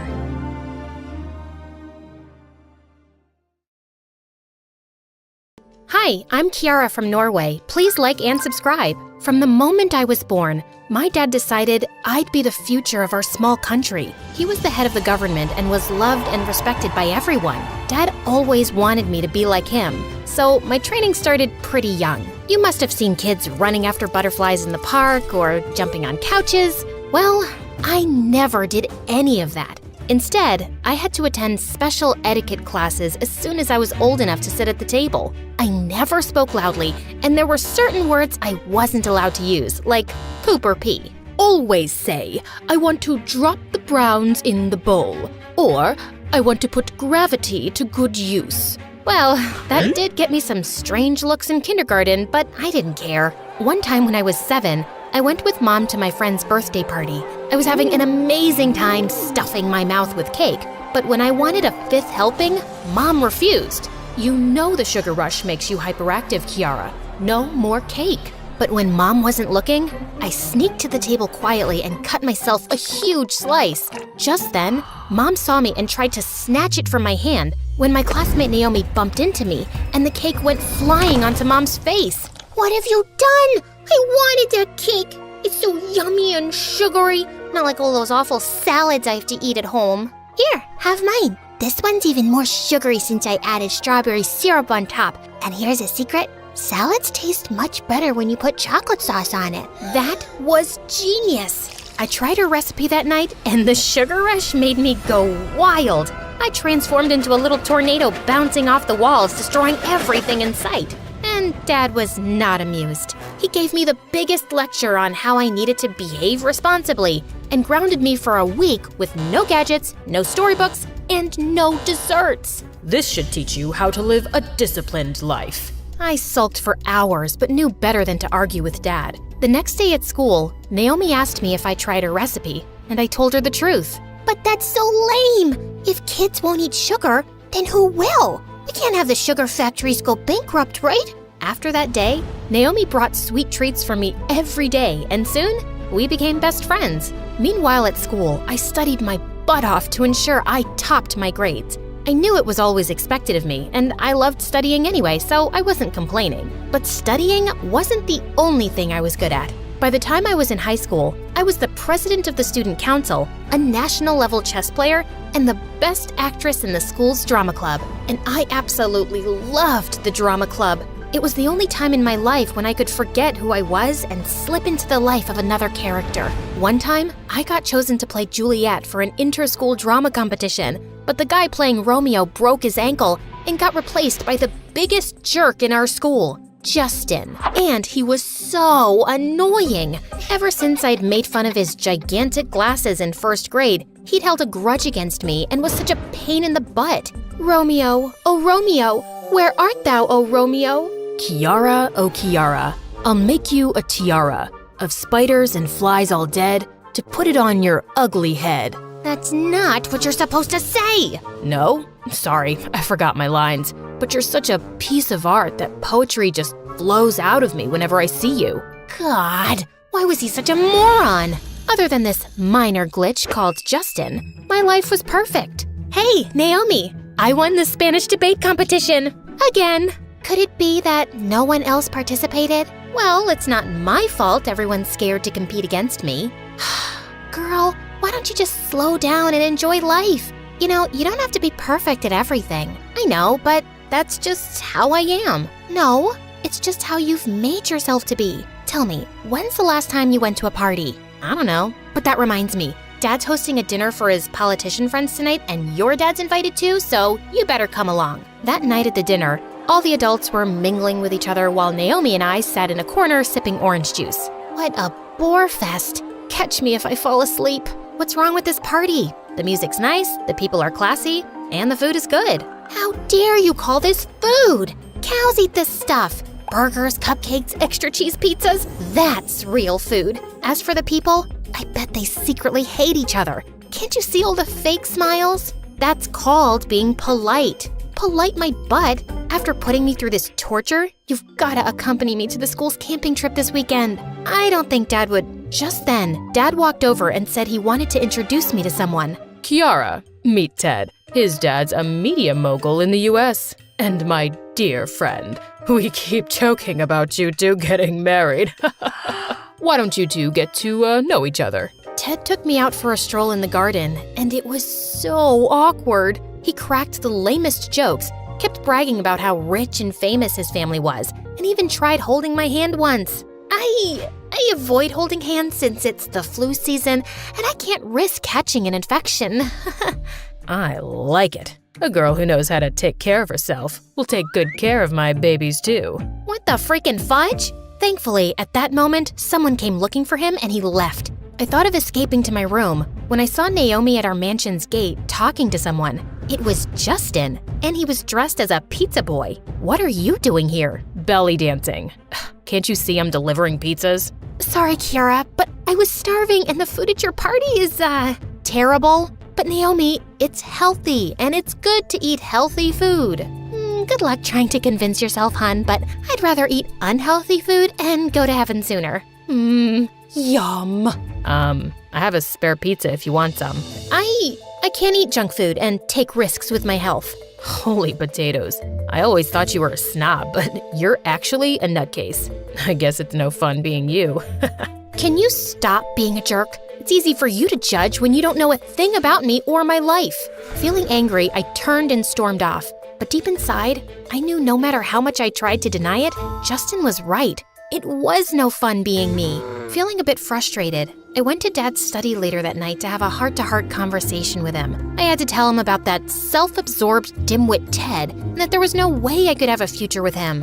What do you mean Ted's not your type? You don't even know him yet. Besides, I've decided this marriage will be great for your political career. Marriage is not a deal, and I'm still a teenager. So where's the rush? You two can start dating and then eventually get married. I couldn't believe my ears. Dad had decided my future and I had no say in it? I was so mad at Dad that the next day at school, I told Naomi I'd accompany her to the camping trip. Your dad agreed? I hope you told him you can't take security along. Dad doesn't need to know. Whoa, who are you, girl? And what did you do to my perfect friend? I'm just letting her take a back seat for a while. Later that day, I was going to the library to return some books when suddenly a hand grabbed my arm and pulled me into an empty classroom. Listen, I'm sorry for last night, but it seems tragic that you've never eaten a pizza before. So, I got this for you.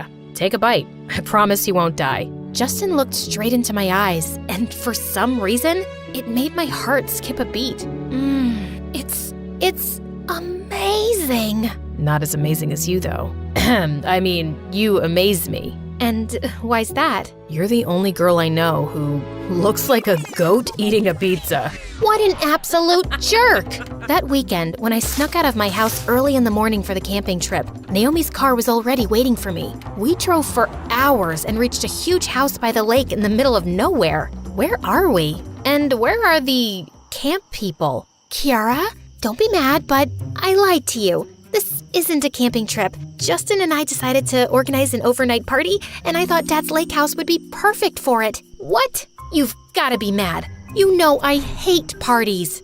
That's 'cause you've never been to one. Come on, Kiara, it's just one night. Even though I was super mad at Naomi, I agreed since I had no other option. Her driver had already left after dropping us off. As we went inside the lake house, I discovered Naomi had invited tons of people, including some of our classmates, and everyone seemed to be enjoying themselves. I stood like an outcast for a while until Naomi forced me to join everyone. And I must admit, I had a lot of fun. That night, we played Spin the Bottle, and I got partnered with none other than Justin. Our task was to spend an hour in the woods. Oh, come on, you can't be serious about this. It's just a stupid game. Guys, I think Kiara's too chicken to do this. She's a scaredy cat. Me? Scared? You've gotta be kidding. I marched ahead of Justin, and in a matter of minutes, we were out in the woods. Justin asked me to stop, but I was determined to prove my bravery. So I kept going, and soon we were lost. You idiot. How are we gonna go back? No one's ever called me an idiot. And Why don't you open Google Maps or something? Because there's no signal here. We tried finding our way back, but when we couldn't, we fell asleep under a tree. When I woke up the next morning, I found myself lying awkwardly over Justin, drooling on his jacket. Oh God, I'm so sorry. Ugh, you're heavy. I'm gonna have a sore back for a month. You could have woken me up. And risked your anger? No thank you. Besides, I understand you're used to sleeping on soft mattresses. I wanted to tell him his abs were anything but soft, but I knew better. Justin, I want to drop the browns in the bowl. You want a what? Oh, gosh. I need to use the washroom. And where will your highness find it in the middle of this jungle? No need to be so snarky. I'll go find one myself. Where do you think you're going? Don't even think of wandering alone unless you want to end up in some bear's browns. He then pointed towards a big rock and asked me to finish my business behind it. We spent that day wandering through the woods. Thankfully, Justin knew how to climb trees and he plucked lots of fruit that kept us going. We talked about random things and I found myself getting attracted to him with each passing second. He was funny, smart, and incredibly handsome. And for some reason, I felt totally at ease with him. I told him everything about my life. My love for theater and Dad's expectations of me. He told me about his younger sister who was sick and that he was working 2 jobs after school to earn money for her treatment. That's why I was at your home that night delivering pizzas. You aren't who I thought you'd be. You pretend you don't care, but deep down, you're actually a good person. And you're trying so hard to earn your dad's approval that you've forgotten to have your own life to live. You don't get it. It's not that easy. It isn't so complicated either. Okay, close your eyes and see yourself as a politician giving a speech. Do you like it? Yeah, kinda. Now, picture yourself on stage, giving the best performance of your life. In that moment, I imagined myself as Juliet, delivering my lines with such confidence that the audience cheered loudly. It felt so surreal that my eyes flew open. So, which scenario did you like better? I don't know. Don't lie to yourself. You have one life, Kiara. Live it the way you want to. Suddenly, Justin's face was so close to mine that I forgot to breathe. Then he gently lifted my chin and kissed me. It was the most magical moment of my life. Just then, we heard the sound of helicopters and we started shouting and waving like maniacs to catch their attention. Soon, a team of paramedics. Do whatever you want. I just want you to be careful, 'cause you're my daughter. Ugh, I don't know if all moms are the same or if it's just her. Years went by and Kathy and I became the closest. On her 10th birthday, they had a party and I attended it with my mom. When she heard Kathy say the price of their cake was $900, she lost it. Woo-wee! Why spend so much money on a cake while she can use it for her daughter's plastic surgery? Man, Kathy is ugly. Mom, quiet! What can Kathy do about it? She didn't create herself. Well, she can, actually. It's the 21st century, not a big deal. I saw Kathy looking really upset as some people laughed,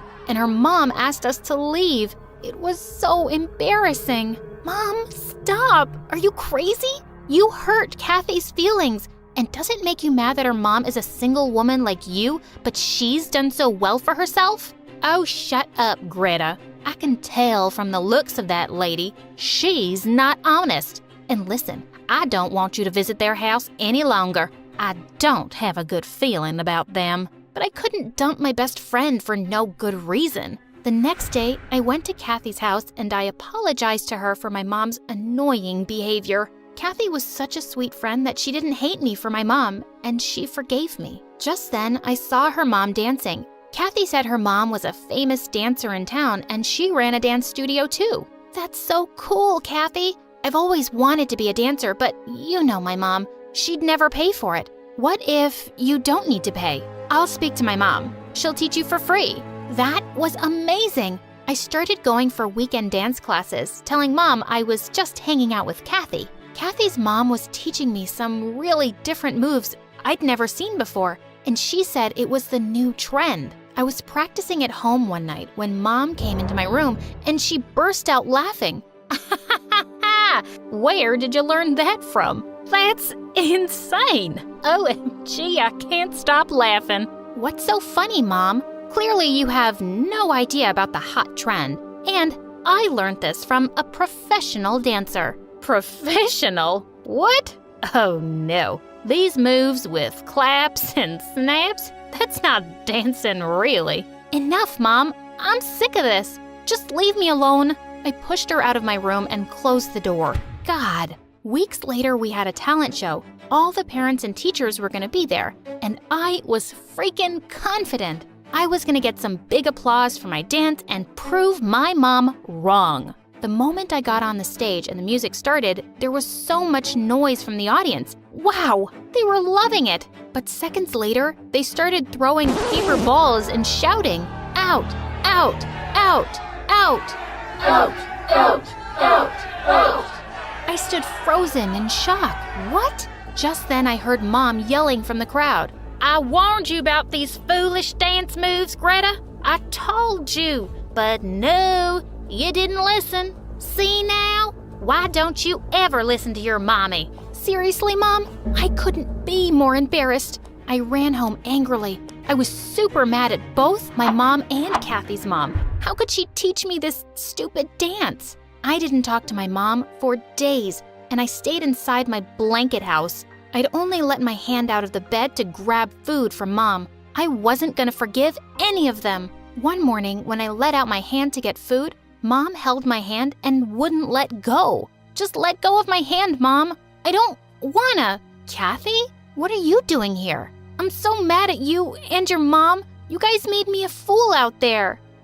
I'm so sorry, Greta. But why are you mad at me? I didn't do anything. Who knows what my mom teaches her students? But please, don't hate me for my mom. I never hated you for yours. She sounded so true. After all, it's not her fault, and she apologized too. I called her inside my blanket house, and we started talking and laughing, and I started feeling better. Hey, I've got good news. The baseball team captain, your long-term crush, he's hosting a Halloween party tonight, and he's invited everyone at school. That includes you and me too? OMG, that's amazing. But I don't have any costumes. Well, that's why I'm here. We have to go shopping. Come on. We both got up happily and found Mom standing there with flared nostrils. What's this little devil doing here? And what's all this about going to some stupid boy's party? Kathy was about to run away, but I held her hand. Mom, were you eavesdropping? That's awesome. But listen, I'm done with all your doubts and questions. You're making me feel like I'm dumb, but I'm not. So just back off, please. Okay, fine. I'm always looking out for you, but if you think you can take care of things by yourself, I'll back off. She stormed off, and Kathy and I had a blast shopping for costumes. Later that evening, I went to the party dressed up as Wonder Woman. I was sure to impress my crush, but when I walked into his house, I stared around in horror as everyone stared at me. No one was dressed in costumes. Everyone was just dressed in their regular clothes. As everyone started laughing, the ground under my feet started to burn. I looked around for Kathy, and just then, she came laughing with the baseball team captain, and then she kissed him in front of everyone. What the what? How could my best friend do this to me? Oh, looks like some poor kitty wanted to impress my boyfriend by wearing that costume. Gosh, Greta, talk about being desperate. Does Wonder Woman have a cape? Because now would be a good time for you to fly out of this really embarrassing situation. I got so mad. I gave her a hard slap on her face and ran out with tears. When Mom saw me upset, she totally lost it. Now you're crying, huh? See? I warned you about your stupid friendship and this stupid party and stupid boys. This is what you get for choosing that stranger over your mama. Mom, shut up. Just shut up.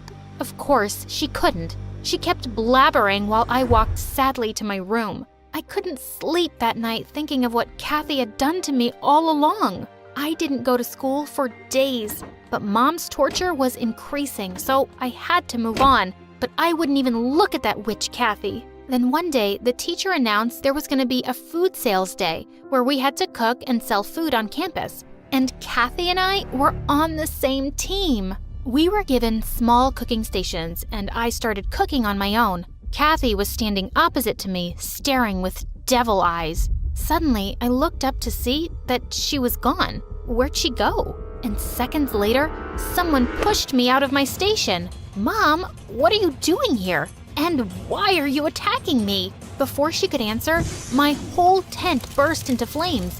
Had my mom just saved me? I hugged her and saw Kathy smiling from afar. So it's her doing again? I marched straight up to her. Did you just try to hurt me, you psycho? Why? What did I ever do to you, other than being your friend? Friend? Oh, save it. I never wanted to be your friend. It's you who wanted me by your side, so you could look prettier than what you freaking are. And I'm sick of being in your shadow.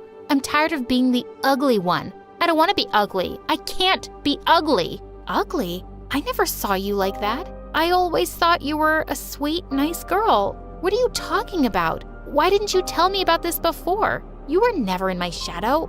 I loved you, Kathy. Oh, shut up. I don't need your sympathy anymore. You might be prettier than me, but I'm richer. With all the money I have, I'm just a queen myself. And you will see. Oh, I doubt that last part. I must say, you're very confident for a prisoner's daughter. Yeah, babe, your mom was arrested in the morning today for a major theft. Now we know how you people were living like millionaires. You must be ashamed. What? That was unbelievable. Kathy instantly started crying and screaming and ran out of the school like crazy. I then turned to Mom. Mom, I'm so sorry. I feel like such a brat. I never really listened to you, but turns out you were right about everything. With Kathy, her mom, the dance, the party, everything. I don't know why I always took you the wrong way. I guess it's my fault too. After hearing you say that I'm making you feel dumb, I understood. Yes, that's what I've been doing. I should express myself more wisely. Some parents aren't good at expressing their emotions at times. I'm sorry too, Greta. I hugged her and we both went home. That night, we had dinner inside my blanket house after so long, and Mom started talking again about how she burnt the toast today.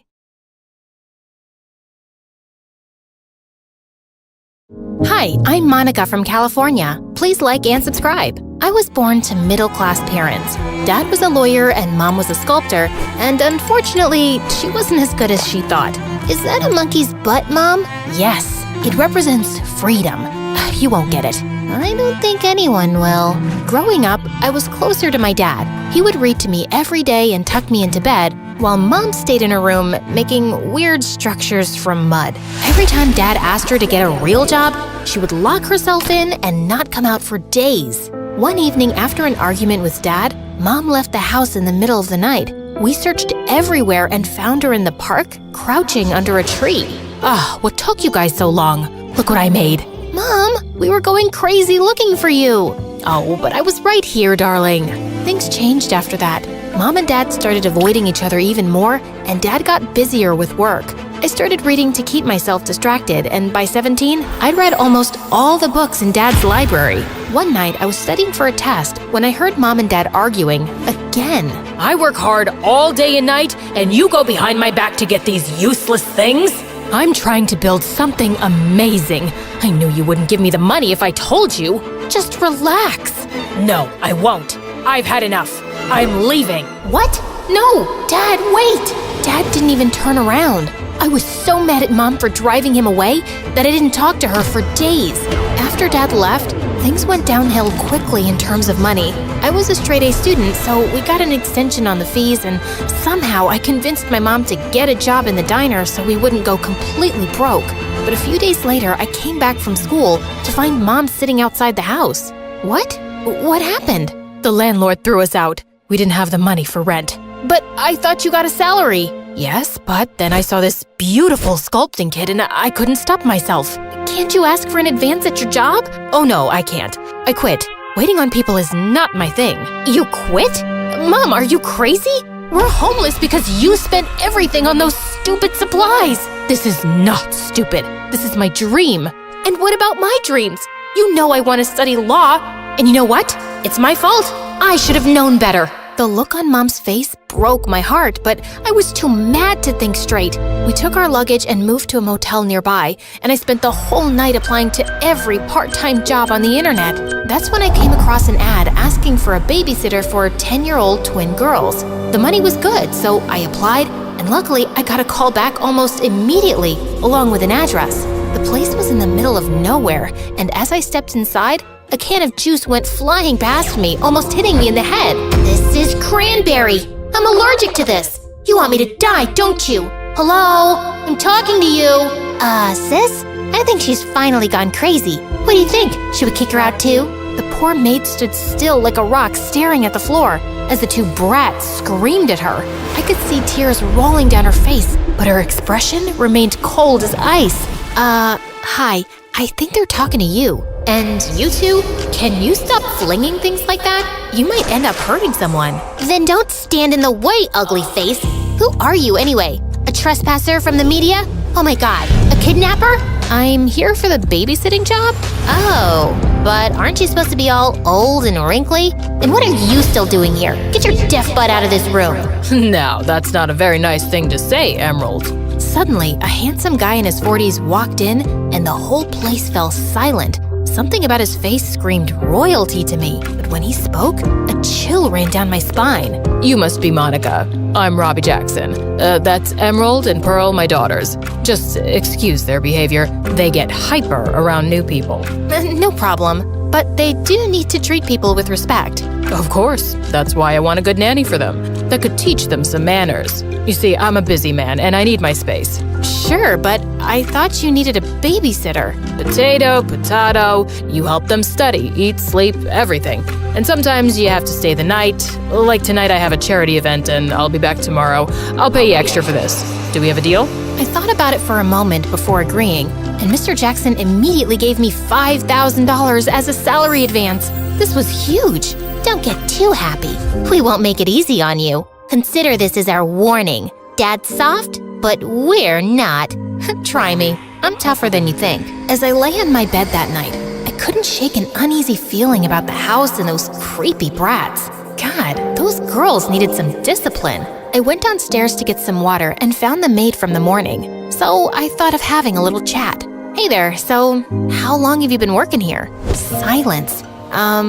Could you tell me your name at least? Why? Please don't talk to me. Before I could say anything else, this maid turned around and left. Well, that was awkward. I was just getting over this weird moment when suddenly I heard someone howling downstairs. I got freaked out and rushed to check up on the twins when I realized one of them was missing. What the freaking Funyuns? Diamond? Sorry, Pearl? Pearl? What? Stop screaming. Where's your sister? She's not here. Shh, stop freaking out. She went to her special place. She'll come back. Chill. What special place? How would I know? She just calls it her special place. She goes there every night and comes back later. Just try to shut up. I'm trying to get some sleep. Pearl simply pulled the blanket and turned around. Helpless, I tried looking for Emerald everywhere, but it was like she disappeared into thin air.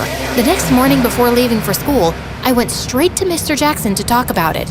Don't think about it too much. Just be careful around the girls. They've taken a hit after their mom got into a coma. If you take good care of them, you'll never have to look for another job. Mr. Jackson looked desperate, and in some ways it reminded me of my own dad around Mom trying to get her to work. Over the next few days, I tried everything to warm up to the girls, but they were just horrible. They'd burn my assignments, super glue my chair, and one time, they filled my bag with broken eggs. It took me hours to clean that.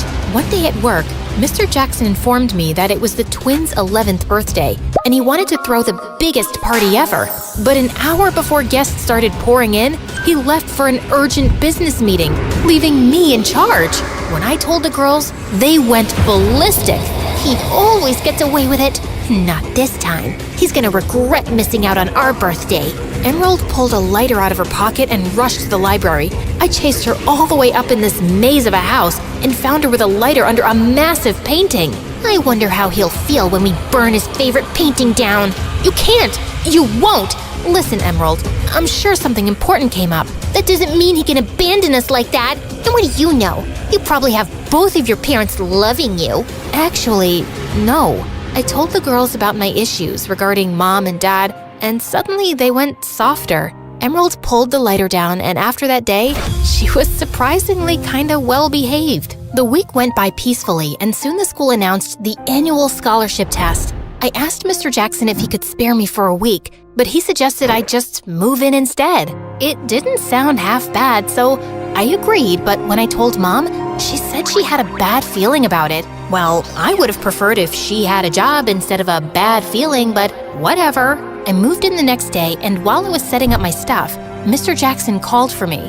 Now that you're here, you need to understand 2 things. My study is off limits, and the room on the top floor remains closed at all times. Under no circumstances are you allowed to go in. I felt a bit weird with the way he spoke, but I nodded my head and went back to my room. Moments later, the girls walked in and asked if I wanted a tour.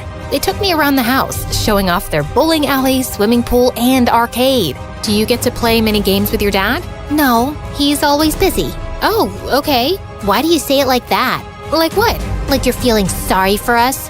Oh, look at those poor little girls. They don't have a mom, and their dad is too busy. I'm sure you're thinking that. But guess what? Our daddy loves us deeply. Hey, I didn't mean it like that. You know what? Forget it. I'm sorry if you feel that way. Sorry doesn't heal anything. Before I could ask her what she meant, Emerald just turned around and left, and the maid told us that dinner was ready. Don't think too much. She's a bit crazy. You should know that by now. Also, never be late for dinner, or you'll starve the night. What? That night and the night after went by fine, but then I started noticing weird things. For starters, Mr. Jackson was never around anymore. He never spoke or ate with us, and when he came home, he went straight to his study. As if this wasn't weird enough, 2 nights before the exam, I heard a light tapping on the door. My body froze as the knocking got louder, but when I opened the door, I saw a light flicker in the downstairs area, and then I saw Emerald. She was at it again. This time, I followed her, and it looked like she was headed toward the basement. Emerald, shh, you're not supposed to go there. She can't hear you. The soul left my body when I turned around to face Pearl. You scared the bejesus out of me. Sorry, but I just wanted to stop you before you did something stupid. Pearl then told me that Emerald went down to the basement almost every night, and sometimes she even sleeps there. It's got all of Mom's stuff. No one, not even Dad, disturbs her. Ever since Mom went into a coma, that's how she comforts herself.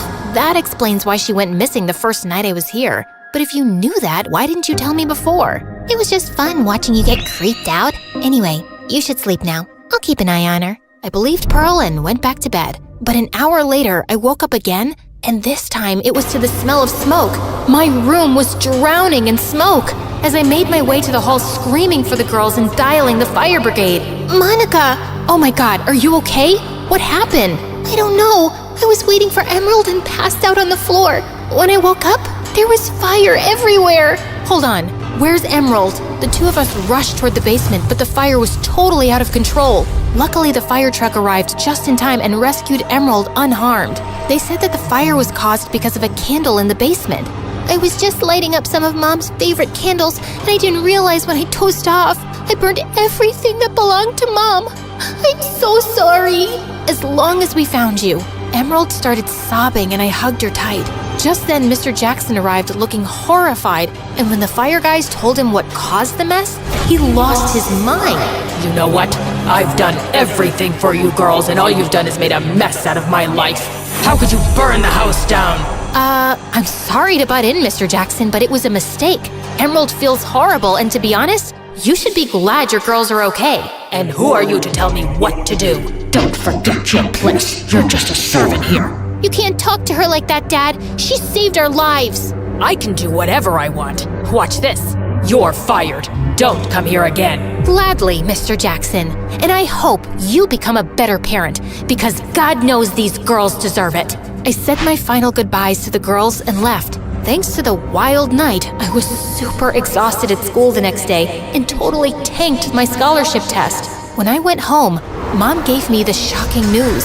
Thanks to the fire, the secret room in the house had to be opened to check the damages, and thousands of gold coins and illegal cash were recovered.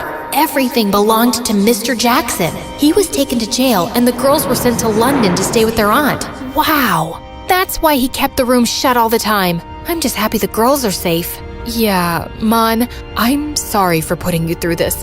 I've been a horrible mother. You stuck around, and that's all that matters. I promise, I'll be better. And she made good on the promise, working hard and bagging a good deal on her sculptures. I lost the scholarship opportunity, but our combined savings were enough to put me through the first year at Stanford. But halfway through the year, I received an anonymous donation of $1 million. And when I saw the bank details, it was some Linda Jackson, Mr. Jackson's wife. I immediately called the number, and Linda's secretary arranged for a meeting. I was surprised to see the girls waiting for me along with their mom. Monica! I've heard so much about you from my daughters. It feels like I know you already. It's nice to see you've recovered, ma'am, and thank you for bringing these brats along. Linda held my hand and thanked me for saving her daughters and exposing her cruel husband. She even offered me a job at her company right after I graduated, and since the pay was good, I took it up. Don't get too happy. We won't make it easy for you. I'm counting on that.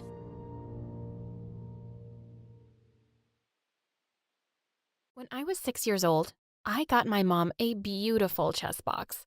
I'd been saving my pocket money for months to buy it. Look what I got you, Mommy. Happy birthday. Mom looked at the box for a few seconds, then threw it on the floor and stomped on it. What a stupid gift. What am I supposed to do with this? Can't you ever be normal, like your sisters? And she threw it in the garbage. Just then, my 2 older sisters came running in and handed Mom their present. It was a mug with a picture of the 3 of them printed on it. I wasn't even in the picture. Mom gave them a tight hug and said it was the best birthday present ever. I burst into tears and shut myself up in my room. I took out my own chess set and started playing. Chess was my thing. I was obsessed with it. Dad had left us when we were little because he thought that marriage and kids was too much responsibility for him.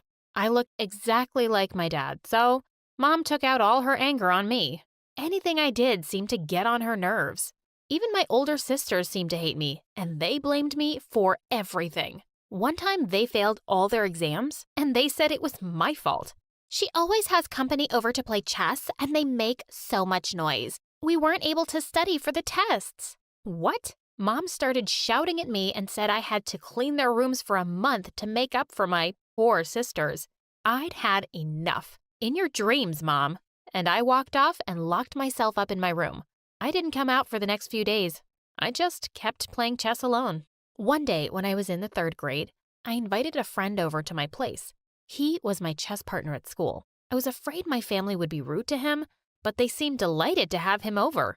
My sisters ran to the store and came back with a huge basket of chocolates and toys for him. They were practically drooling over him, which is so gross. Seriously? Why are you friends with Mia? She's such a loser. Be our friend instead. No. Be our brother and come live with us. That's even better. He looked completely terrified and ran out of my house as fast as he could. I yelled at Mom and my sisters, but they said it was my fault, and every guy just left because of me. Turned out my family wasn't the only one who hated me. When I was in the 5th grade, our history teacher started off the lesson by saying, "Millions of years ago, when humans and dinosaurs used to live together, it was only safe for men to go out at night for food." Wait, what? I raised my hand. Ma'am, that's just not true. The teacher glared at me. What's not true? Dinosaurs and humans never coexisted. Of course they did. Haven't you seen all those movies where people are running away from the dinosaurs? That's fiction, ma'am. Humans actually came 64 million years after dinosaurs became extinct. Stop making things up. You're really rude. And I'm going to call your mom. When the teacher called her, Mom said she already knew I was a bad girl, and she was too busy to come and get me. Just send her home. She can walk. As I was packing up my stuff to leave, I was called into the principal's office. Oh no, was I in more trouble? Feeling really nervous, I went to the principal's office and found him beaming at me. Congratulations, Mia. You'll be bumped up a grade because you're a brilliant kid. I was thrilled. This was sure to make Mom happy. When I got home and told her, she jumped up from the couch in shock. Oh my God, this is the worst news ever. Am I going to have to buy you new books? I was so disappointed. Just as I was walking out of the room, I heard her say, Mia, you know what? Education means nothing if you're not pretty like your sisters. Ugh, why did she have to be like this? I was moved up a grade and started spending more time at the local library. At least I got some peace and quiet there. One day, I saw a flyer on the board about a monthly chess competition, and I decided to participate. I was easily able to beat my competitor, and I won a small amount of money. Of course, I didn't tell anyone at home about the money I'd won. This was going to be my little secret. One day at the library, an old blind man came up to me. I'd often seen him here before, sitting alone. He smiled at me. Wanna play chess with me, little hero? I laughed and said I'd beat him easily. He simply said, try me. So I played with him, and to my shock, I lost. You're talented, but you need more practice. After several months had passed and we had been playing together daily, the blind man said one day that I was ready. For what? The international competition I've been preparing you for. I'd won more local competitions and had some money saved up. There was no way I was telling Mom where I was really going. I told her that Dad had contacted me and sent me a ticket to visit him. Whatever. Do you think I care about what you do? I went to the competition with the blind man and a few other competitors from my area. It was a really tough game, but I used all my wits and knowledge and won. And my prize was $200,000. When I stepped forward to collect my check, the organizers asked me my age, and then they refused to give me my money. They said I needed a legal guardian, and the blind man wasn't even related to me. Despite all my protests, they called my mom and said they'd transfer the money to her. When I got home that evening, Mom ran to me and smothered me with hugs and kisses. I knew she was just after my money. She'd made all my favorite things for dinner, and at the end of it, she brought out a huge chocolate cake with candles. But Mom, it's not even my birthday. Do I need a reason to celebrate my favorite daughter? Come now, darling, blow out the candles. My sisters kept glaring at me all night like they wanted to eat me. They were really unhappy. The next night when I got back from the library, I saw a sleazy-looking guy in his 50s sitting on the couch. He took one look at me and said, oh my God, your mom really wasn't kidding. You're ugly. I felt really mad and told him to shut up and leave immediately. Oh, ugly and rude? May God help your mama. He walked out of the house, slamming the door behind him. Just then, Mom came running into the lounge with a tray of drinks. Where did the man go? I told her he was really rude to me, so I'd told him to get lost. The tray went crashing from Mom's hands to the floor. You what? Stupid girl, do you have any idea what you've done? That guy is a big-shot businessman who can turn us into the future Kardashians. I was horrified. I told her there was no way I was getting plastic surgeries done to make me look so fake.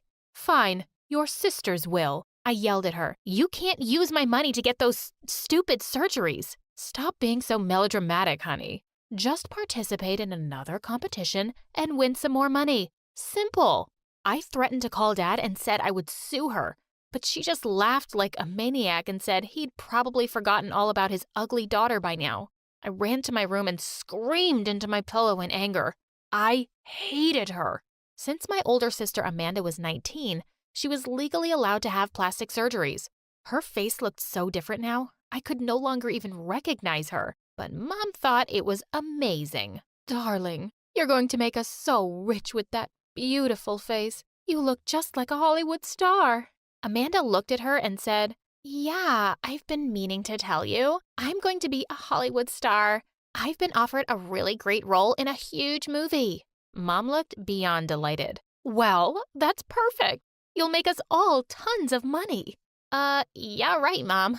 I'm leaving for good and don't expect a penny. Just forget you even have a daughter named Amanda. Just then, a black limousine drove up outside our house, and with a bye, Amanda hopped in and left. Mom stood there with her mouth open, then turned to me, glaring. You better participate in a new competition and make more money soon, or else. No way. And with that, I walked off to my room. I was quite surprised when Katya followed me a little later on. She said it was really unfair how Mom had wasted all my money on Amanda. Her eyes fell on my chess set, and she asked me if I would teach her. I was really happy that someone was finally taking an interest and said, sure, why not? We had a great time playing chess all evening. The next day when I opened up YouTube, I couldn't believe what I was seeing. It looked like Mom had been filming us while I'd been teaching Katya last evening, and the two of them had edited the footage to make it look like she was the professional and I was the beginner. Thankfully, my face was covered, but I was so mad. I went downstairs to find the two of them huddled over their phones and talking excitedly about how many likes and comments they had on the video already. I started yelling at them for being a bunch of frauds. Mom just looked up at me and said, listen, the video is already out and people love it.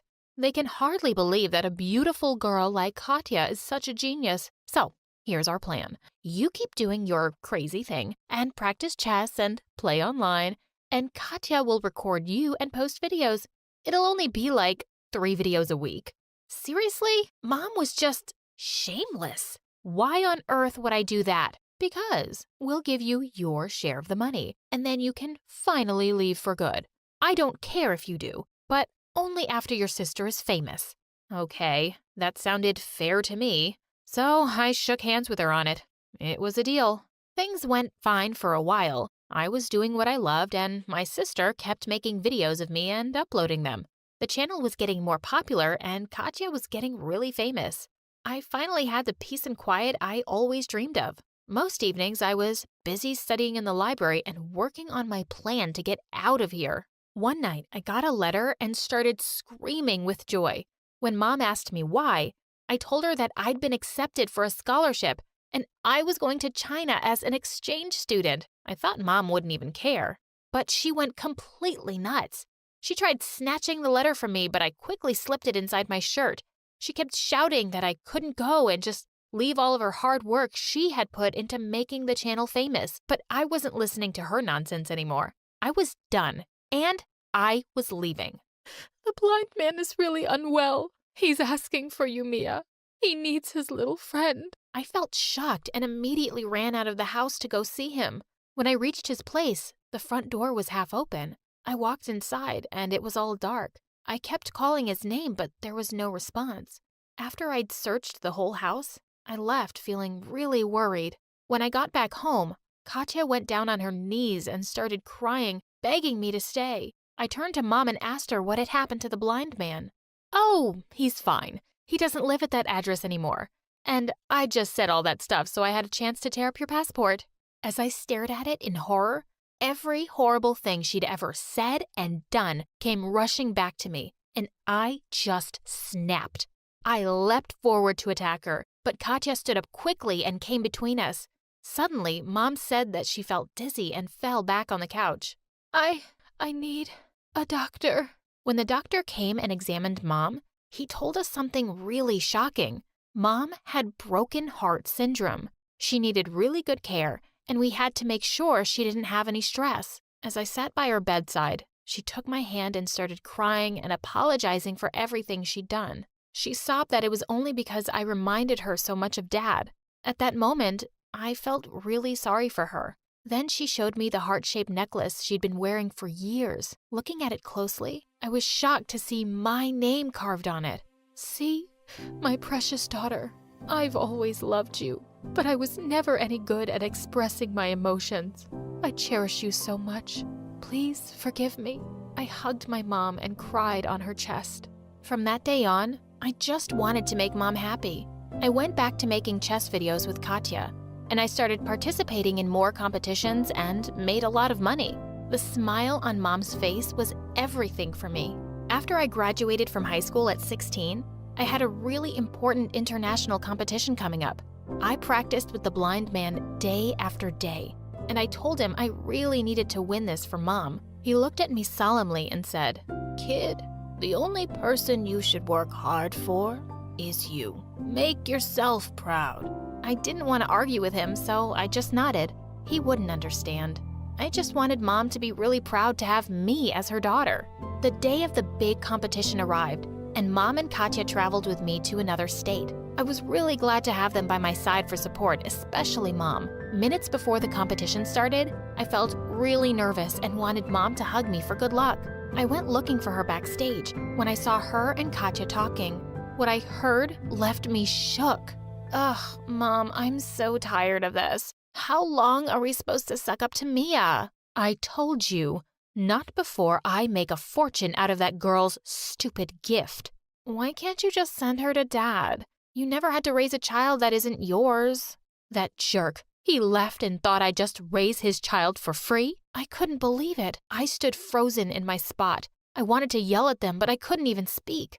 Just then, a lady came and dragged me by the arm, saying it was my turn next. As I stepped on the stage, my legs were shaking. My mind felt completely blank. I didn't know what to do or how to play this game.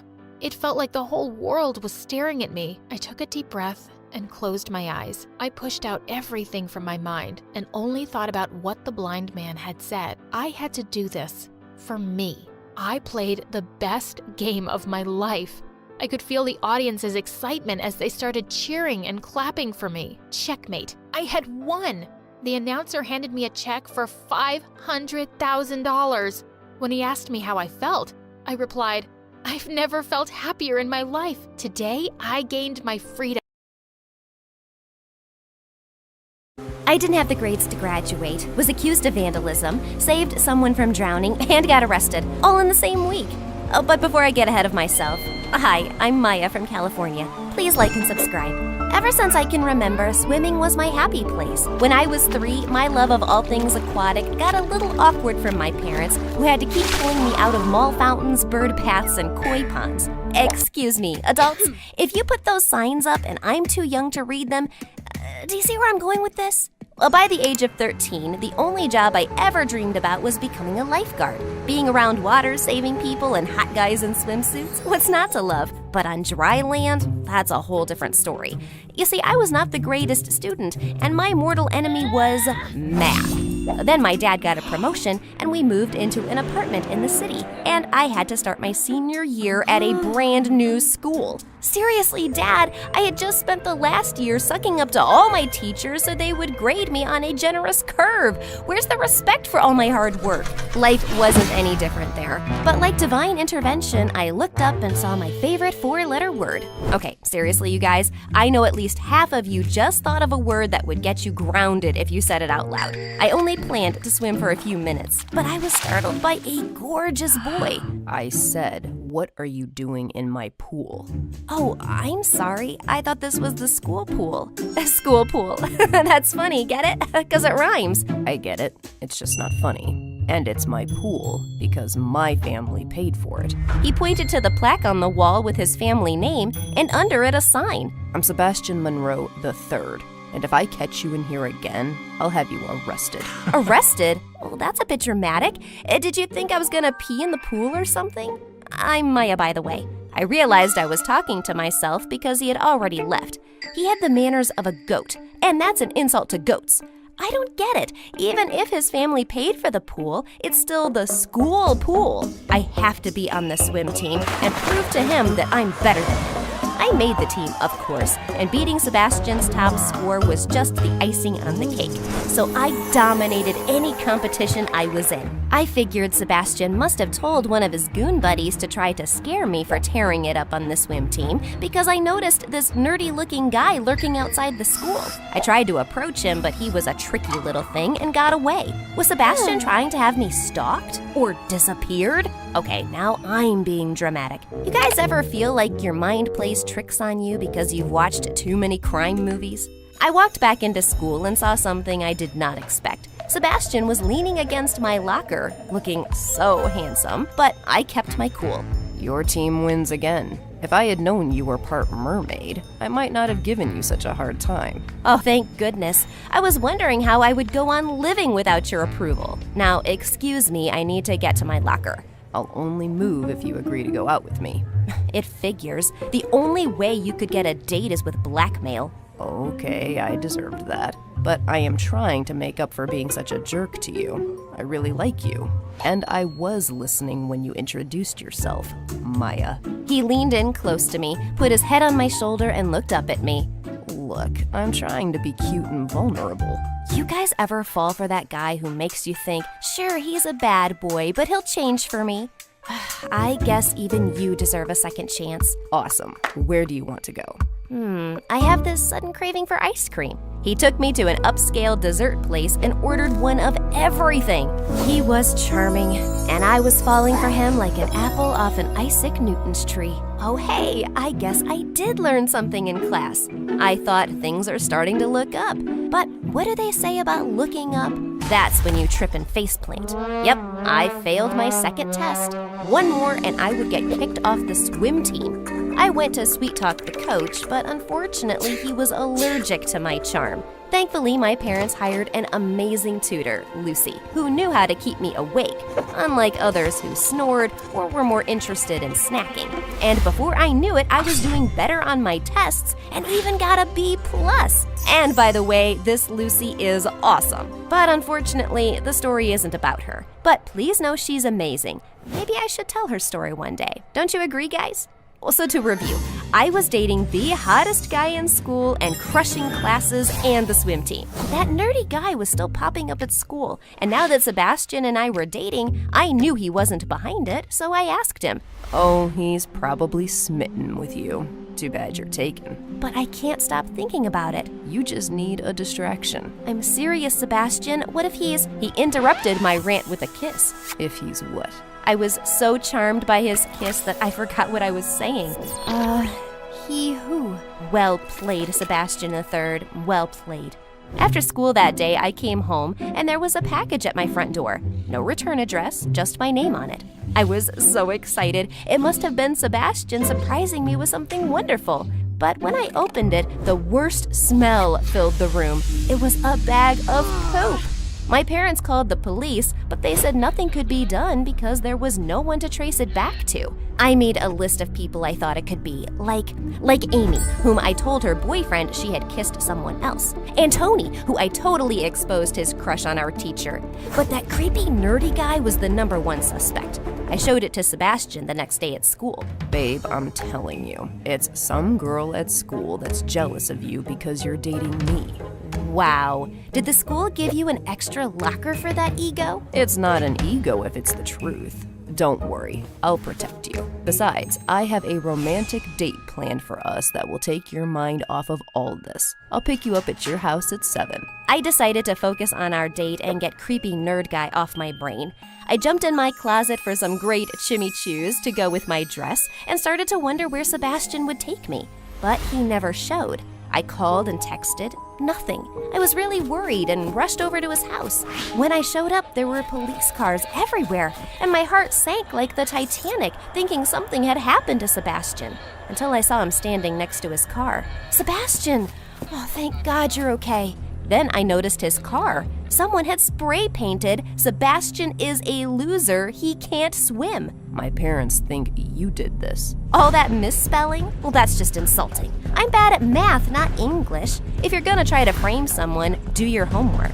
Just as I was about to defend myself, his mom rushed toward me.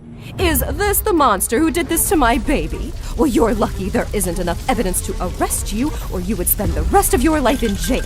Oh, Sebastian, why do you insist on living that low lifestyle? I mean, does it even know about personal hygiene? She walked off in a huff, and I was stunned and hurt. I went to Sebastian for comfort, but instead he yelled loud enough for his parents to hear. I don't care how cute you think it was. We're over. You know I would never do this. It must be that creepy guy. But he just walked away. What just happened? How could he not believe me? I ran away with tears in my eyes and spent the whole night eating half of the world's junk food. The next day at school, Sebastian met me with a big hug and a romantic kiss, like everything was normal. How many personalities am I dating? Sorry about the show last night, babe. It was just to get my parents off my back. You know how parents are. We'll just have to keep our love a secret for a while, and then I will fix everything. Trust me. But you were so mean to me, and you let everyone believe I would do that. Well, yeah, of course. And I did it all for you. I didn't want my mom to get you kicked off the swim team. I was relieved. He really did care about me. I wasn't thrilled about the way he did it, but you know, boys aren't that bright, and he probably did the best he could. Besides, what do you care about what my parents think? You have me, and that's all that matters. Let's just focus on the senior beach bash tonight and forget them. Well, I have been looking forward to this all year, so I'll meet you there. Once I arrived, I could hear music blasting and see a huge campfire. Sebastian was waiting at the gate for me, but I noticed there was a padlock at the entrance. Come this way. We have to go through the tear in the fence. I'm a little nervous about this. Are you sure we're not breaking the law? What's the big deal? Everyone else is already there. Besides, do you see any signs telling us to stay out? Well, against my better judgment, I agreed.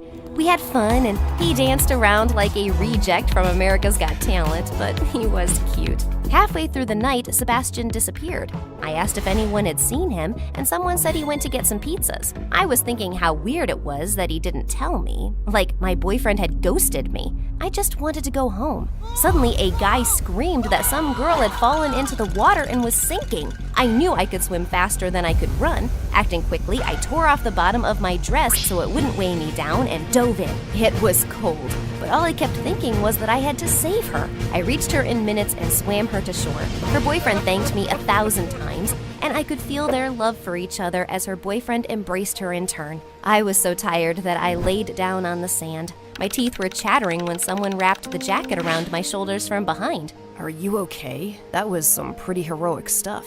It was the creepy nerdy guy. You! Why are you following me? Did you send me that poop? What are you even doing here? My interrogation was rudely interrupted by the police showing up and arresting everyone for trespassing. I knew sneaking through a hole in a fence was shady. When we were at the police station waiting for our parents, I saw that guy again. I ran up to confront him. I don't know what your weird fascination is with me, but I'm only gonna warn you once. Stay away. I understand you might think that, but I wasn't following you. I've been following your boyfriend Sebastian. Sebastian? You have a crush on Sebastian? No, but I was, in a way, stalking him. Did you notice that your boyfriend managed to disappear before the police came? I really wanted to argue with him, but he was right. Where the heck was Sebastian? I was released, but my parents were so disappointed. And worst of all, Sebastian was nowhere to be found. I even went to his house when I knew his parents were out, but he wasn't there either. But I saw that creepy guy again. Where is he? And what's the drama? Start explaining. Actually, I found out he's in hiding because he was the one who called the police. Then he showed me pictures on his phone of Sebastian making a call at the beach. Well, that doesn't prove anything, and you still haven't said why you were stalking him. I do freelance work for a tabloid magazine, and they pay big bucks for any dirt on millionaire playboys. Well, listen here, stalkerazzi. Albert. Fine, Albert. When Sebastian shows up, he will have an explanation for all of this. And what will his explanation be for taking down the no trespassing signs at the beach? Sending you a box of poop? Or vandalizing his own car just to get a new car by making you feel bad? And did you know he also switched your test so you would fail? What are you talking about? He showed me everything. I was crushed. How could I have fallen for such an evil mastermind? I have all the photos saved to this USB to give to my editor tonight. Then, out of nowhere, Sebastian ripped the USB out of Albert's hand and swallowed it. And now it's my word against yours. I thought the next time I saw him, I would run to his arms, but instead I slapped him. I pinned him against the wall, but Albert held me back before I could slap him again. You might be rich, but you could be outsmarted by a box of hair. You do know they are still on the cloud, right? I think I'm gonna be sick. Well, that's not how I wanted to get my USB back. You know, you've got some pretty strong arms under that nerdy exterior. Albert showed the pictures to the police, and Sebastian went to jail. It turns out Sebastian was just a spoiled brat who wanted to get even with me for bruising his ego. Apparently his friends laughed at him when I kicked his butt on the swim team. Get a life, dude. I'm sorry if I creeped you out with all the sneaking around. It was kinda weird, but I'm sorry I was quick to judge you. Thank you for coming to my rescue. He may not have been as good looking as Sebastian, but as I stared into his eyes, I could see he was so thoughtful and kind, and that was way more attractive. Yep, I think I'm gonna date this guy. But I have to end the story for now. Sorry, guys. Be careful who you call your boyfriends. That's my advice. See ya!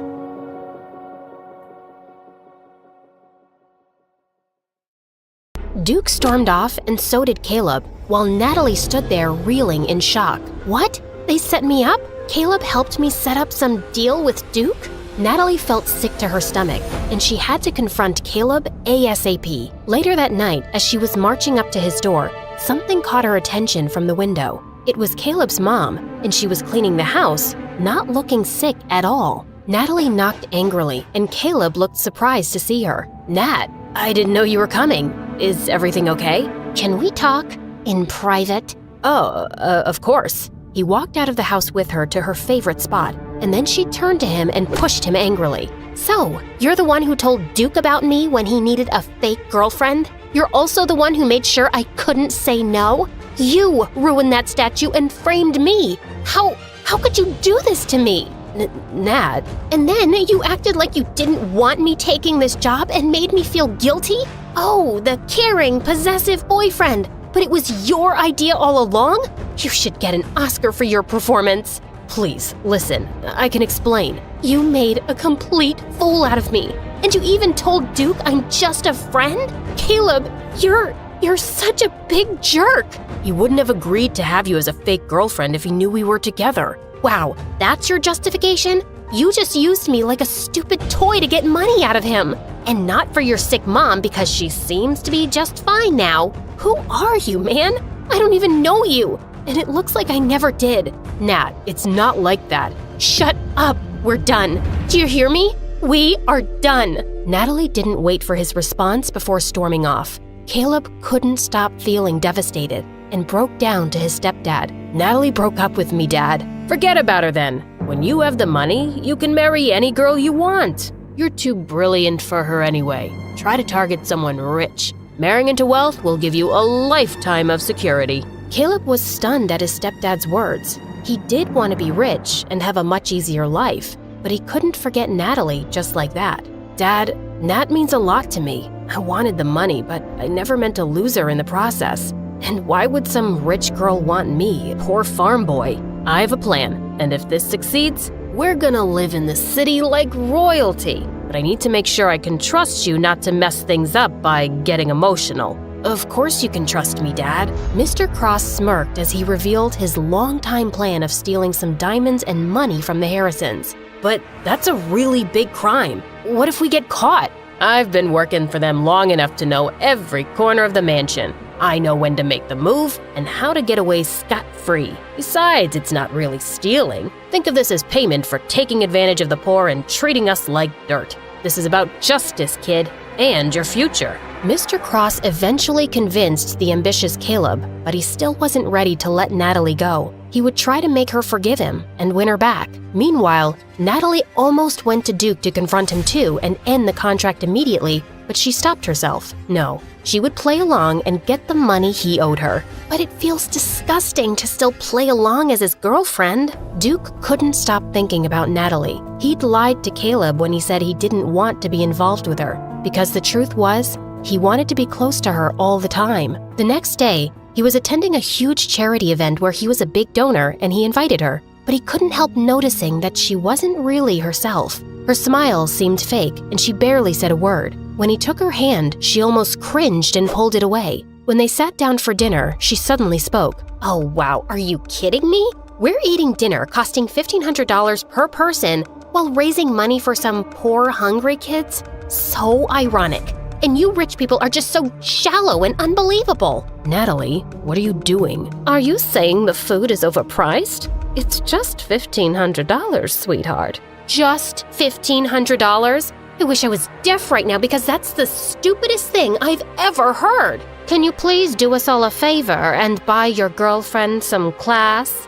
The world would be a better place if you could all buy yourselves some good hearts. Duke was speechless. But just then, he was suddenly called on stage to give a speech. It has been an honor to be part of this event, and I would like to... As Duke met Natalie's glare from across the room, his mind just went blank. While he was embarrassing himself, Natalie went to the bathroom to calm herself down. Just then, she heard familiar voices, Mrs. Harrison and Harper. Mom, I'm really worried about that farm girl. It doesn't seem like a fling to me. I think he's really in love with her, and he wouldn't have invited her here otherwise, and he didn't even do anything after all that stuff she said. Your brother is such a pain, and I'm really running out of time. Sheila and her family are really pressuring me. We have to get rid of that stupid girl or else. I'll think of something that will ruin her big time. I don't want to just ruin her. I want her to disappear. She only has that poor single mother as family, right? Right. Oh yeah, we could definitely use her. Mom, you're brilliant. They then laughed like maniacs as they walked out. Okay, that's it. Enough of this madness. I can't have them hurting Mom. I have to end things with Duke, now. Natalie ran out of the event looking around for a cab, but Duke found her before she could escape. You're leaving? Why were you so angry in there? I thought we were friends now and you wouldn't embarrass me. Friends? You really think we're friends, Duke? Yeah, I've started to. I care about you, Natalie. And there's something I've been wanting to tell you for a while, but I haven't had the guts to. What? I know this will make you even angrier and... Just say it! A month ago, our gardener introduced me to his son Caleb, and we became friends. I told him about Mom pressuring me to date this crazy girl and how I'd lied about already having a girlfriend. I asked Caleb if he knew a girl who could pretend to play the part for a while. I didn't want anyone from school. And then he recommended his friend, and that's you. And he told me you'd never agree because you hate my family, so he planned to set you up, and I agreed to it. We got you in trouble just so you'd be indebted to me and would be forced to play the part. I feel terrible about doing that to you, and I'm really sorry. I would understand if you're not able to forgive me. Natalie was stunned. She wasn't expecting Duke to confess. I already know everything. I heard you and Caleb talking about this at the back of the school the other day. You did? Why didn't you say anything? I thought, I'll play along since I can't repay you, but I don't care now. What are you gonna do? Send me to jail? Of course not. You didn't do anything wrong in the first place. We framed you for that statue.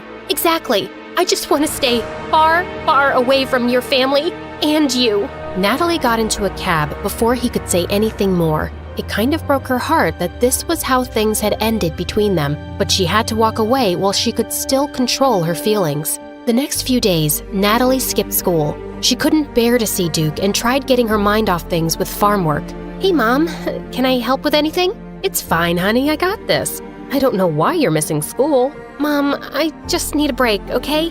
And I would really like to help. All right. Get some grains from the back and feed the chickens. Just as Natalie returned with her grains, she saw her mom sidestep one of the geese, lose her balance, and hit her head on a rock. Mom!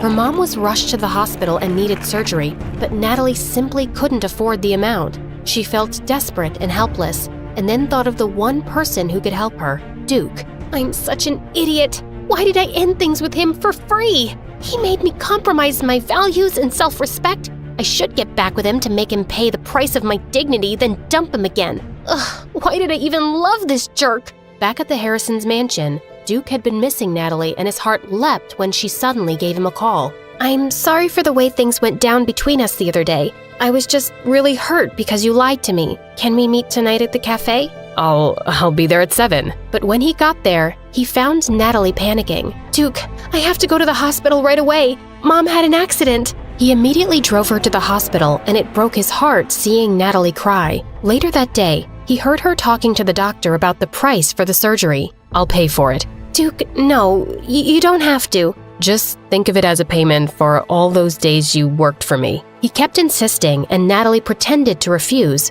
but eventually agreed. I don't know how to thank you. Don't think about it. Let's just hope your mom wakes up soon. I really hope so too. Wanting to comfort her, Duke pulled her into a hug, and Natalie just found herself hugging him back. As she lifted her face, their eyes met and her heartbeat became wild. You're so beautiful. When Natalie realized what was happening, she immediately excused herself to the bathroom. Focus, Natalie. He's a jerk and his family is crazy. Don't get carried away. Meanwhile, Harper and Mrs. Harrison decided that dinner would be the perfect time to break Duke. So, how's Natalie, darling? Maybe you should invite her to have dinner with us again. She's busy taking care of her mom, who's in the hospital. Oh, really? We didn't even do anything to her mom yet. What? Duke, are you sure that's why your girlfriend can't come over? Yes, Mom, I'm sure. Or is it because she's your fake girlfriend and you've been feeding me a bunch of lies? What? What are you talking about? Just then, Harper started playing Duke and Natalie's conversation on her phone, where Duke confessed that he needed a fake girlfriend because of his mom. I am so disappointed in you, Duke. You lied to me. You will end this stupid charade now. Mom, just stop it. Stop it with all this pressure. Yes, I lied to you, but you pushed me to do it. And Natalie may have been my fake girlfriend, but I love her now. Nonsense. Get rid of that gold digger and date Sheila instead. Or you can forget about being my son and all these privileges you were born with. That midnight, Caleb and his stepdad were successful in opening the Harrison safe. These are... Wow. Dad, we're gonna be rich. I told you, son. Now, let's put everything into these bags. Hurry. The father and son were almost done getting everything in the vault when the door suddenly burst open and the Harrison security team barged in with policemen. The next day, the news was all over town that Mr. Cross and Caleb had been arrested for theft at the Harrison mansion. Natalie could hardly believe her ears. She didn't love Caleb anymore, but he'd been her friend since they were kids, and she had to see him. Nat, thank God you're here. You gotta help us. Please, ask Duke to make his family forgive us. Caleb, why did you do it? When did you become this person? How can you not understand, Nat? We've always hated those rich people. They've worked our parents to the bone and always mistreated us. Are we less smart than any of them? Or less deserving of a good life? No, you deserve a good life, but you can't have it by robbing rich people. You have to earn it, Caleb. I could work for 50 years and never get to where they are. I swear, I didn't want this just for me. I wanted it for my family and for you. I still love you, Nat, and I was gonna convince you to move away to the big city with me once I was rich. How could you think this is what I'd want? I could never even cheat in tests when we were kids. And I don't love you anymore, Caleb. But you're my best friend, my only friend. You have to help me. Please, call Duke. I can't do that. You committed a crime and you'll have to pay for it. And not once have I heard you say that you're actually sorry you did it. Please, Nat, who's gonna look after my mom? This'll break her heart, I'm begging you. Natalie softened and she tried to call Duke, but he wasn't picking up. She promised Caleb that she'd try to do what she could, but hours passed and there was no response from Duke. She then decided to call the last person she wanted to talk to. Hello, Harper? Farm girl? To what do I owe this displeasure? Your brother isn't answering my calls and messages. Is he okay? You tell me. Mom kicked him out of the house last night and basically disowned him, all because he said he was in love with you and wouldn't date anyone else. Dad tried to stop him, but he wouldn't stay. He what? Harper, where did he go? Why should I tell you? Harper, please, tell me he has somewhere to go. And he would still have some savings of his own, right? It turns out he doesn't have any. He had $100,000, or so we thought, but now he's penniless. He wouldn't tell me where he spent that money, but I can easily guess it was on you, you gold digger. She was actually right. Mom's surgery had cost $100,000, and it looked like Duke had given all his savings to me. She tried to call Harper again, who blocked her number, so she had no choice but to go to the mansion. How dare you come here, you filthy, lying peasant! I just wanted to ask where Duke went because I'm worried. Drop the act, girl. We all know how fake everything was. My brother was so stupid for actually falling in love with you. Yes, it was fake at first, but I've fallen in love with him too, for real. Please, you have to find out where he went. Suddenly, someone started bawling from the door. It was Sheila with her parents. Mrs. Harrison wasn't expecting their visit, and the blood drained from her face. Who's this girl? Where is my Duke? He's mine. He's only mine. Give him back to me. We are destined to be with each other. Sheila started screaming and breaking everything she saw, and her mom rushed to calm her down. Meanwhile, her dad was furious. Our poor daughter. I thought Duke was single. What is the meaning of this? This is all a misunderstanding. This farm girl is crazy and... No, we've heard everything. Your son is in love with that girl and you lied to us. What is going on here? Your wife promised she'd repay us for keeping her horrible secret. This is the payment we want. Duke for our daughter. Liars! Liars! Then suddenly, Sheila's dad took some pictures from his suitcase and showed them to Mr. Harrison. Here is everything you need to see. Your wife is a terrible woman. We shouldn't have trusted her. And now our princess is emotionally destroyed. This is unforgivable. Mr. Harrison was speechless. His wife was apparently having an affair with a wealthy politician. My wife discovered all of this because she's the politician's secretary. He has been giving your wife huge sums of money and expensive gifts For years. Mr. Harrison looked stunned, and then he lost it. I've done nothing but love you, given in to every stupid tantrum, giving you everything you wanted, but it wasn't good enough for you, and now you've made our son miserable too, just to cover your own dirty secrets. Get out of my house, now! No, you can't do this to me, honey. I'll leave him for you. But Mr. Harrison ignored her and ordered their security to drag her outside. Dad, what are you doing to Mom? Can't you just forgive her? If you want to stay in this house, you will listen to me and stop being such a spoiled brat. Otherwise, you can leave with your mother. Is that understood, Harper? Yes, Dad. Mr. Harrison then called the police to help him find his son. Natalie then remembered about this secret place Duke once took her to. She went there alone and found him.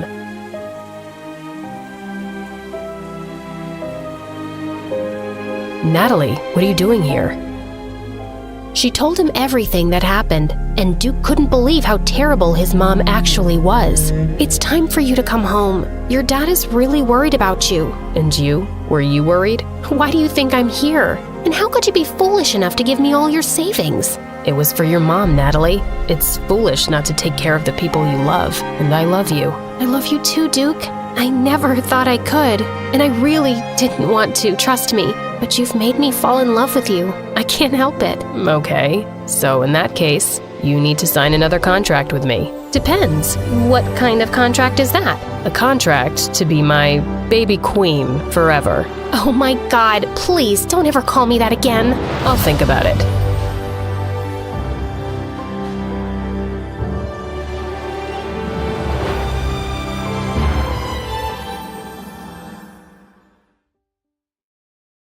Leave. I heard a buzzing sound from behind.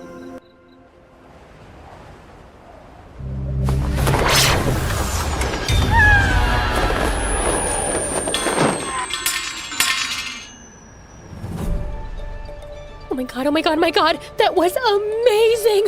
I feel so alive! Woohoo! I'm gonna barf! I followed Milo out of the tent, and my heart caught in my throat.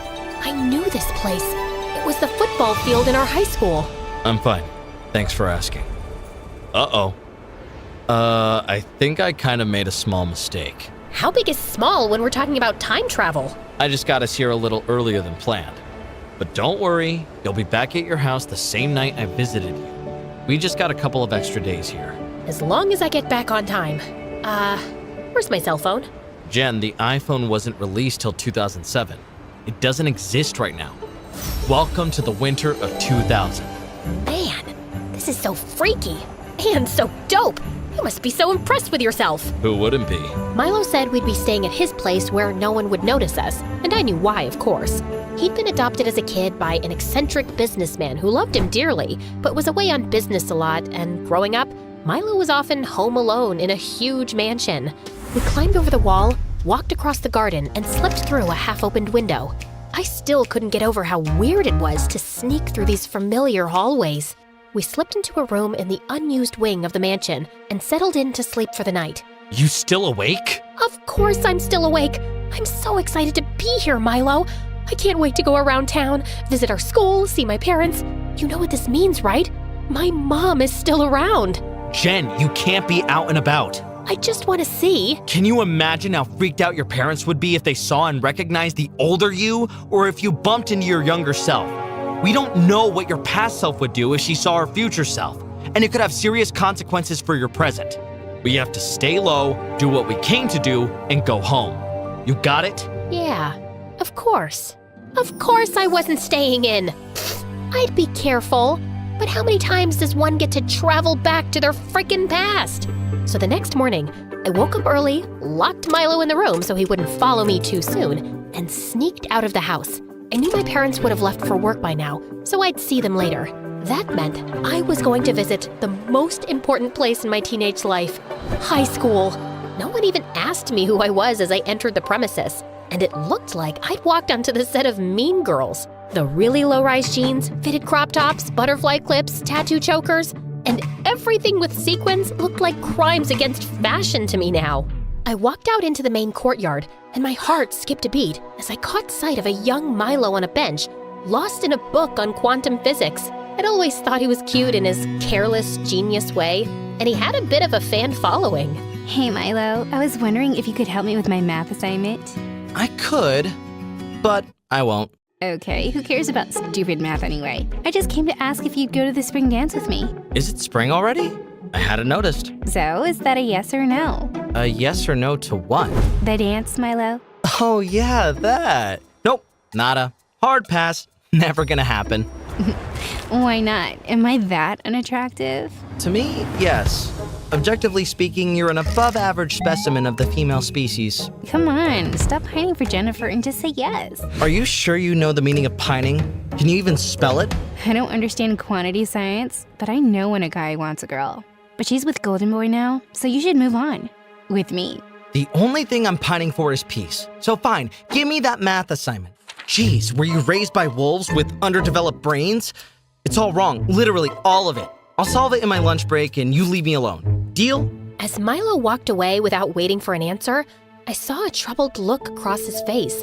I'd sometimes thought Milo and I had a spark, but he'd never said anything, and I always assumed he didn't want to be more than friends. I made my way to the football field next, knowing exactly what to expect. Alex bunking his classes to practice football.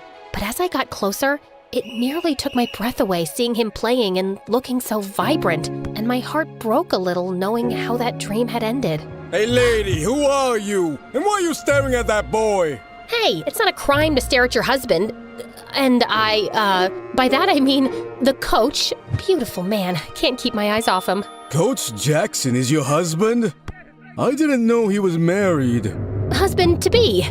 Hopefully, if I can put a ring on it. Okay, I gotta pee. Be right back.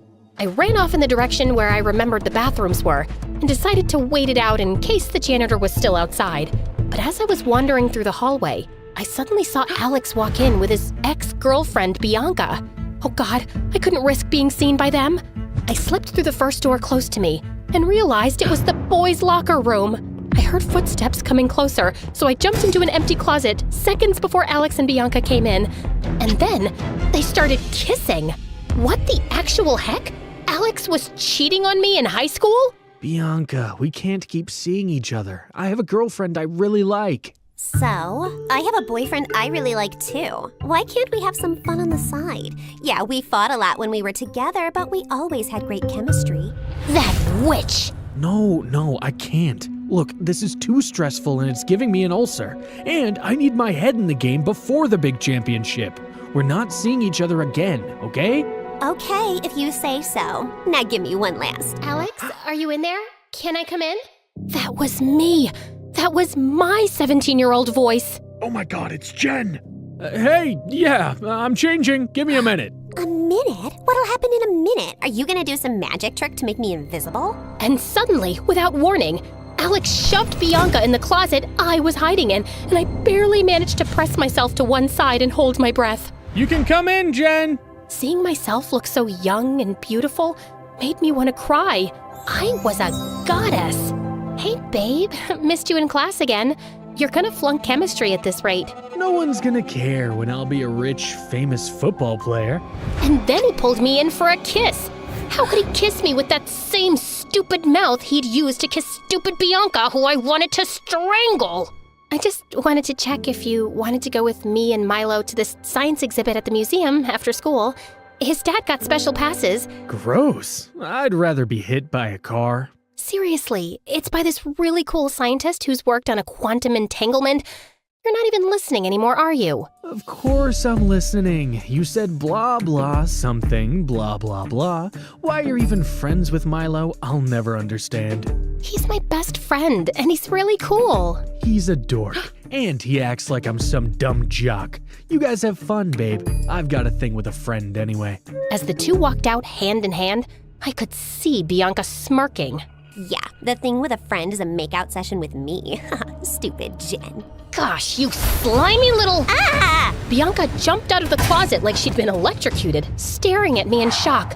I was so close to getting out unnoticed. Stupid me. Who are you, you pervert? How long have you been hiding here and spying on boys half your age? What? No, I can explain. Go ahead then. Okay. Yeah, so I do have an explanation, and it's a really good one too. And suddenly, Bianca let out an earth-shattering scream.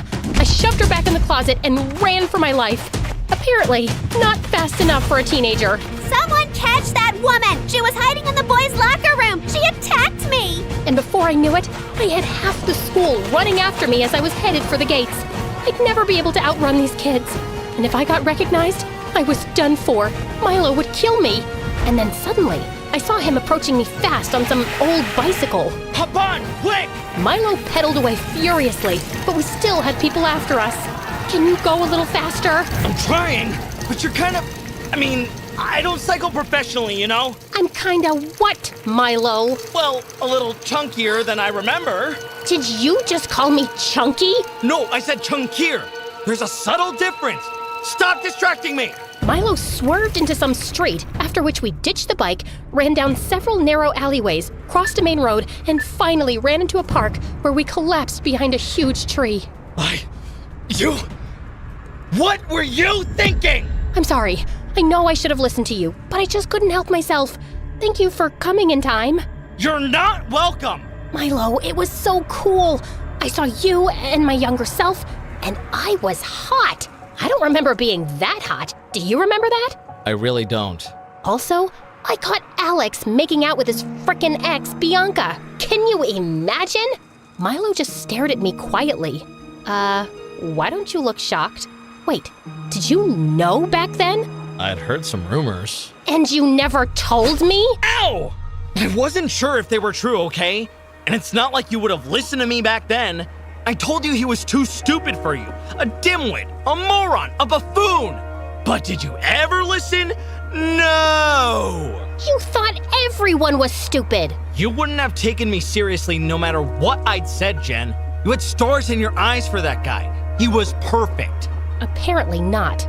So what, our entire relationship was a lie? And Alex never really loved me? I hate siding with Alex, but I don't think that's true. I think he did really love you, the best he knew how.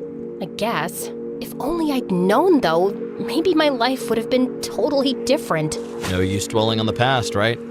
Now, listen, we have to stay inside, especially since we've got people looking for us. I just have one tiny favor to ask. No. Hear me out. No. Milo, I want to see my parents once, okay?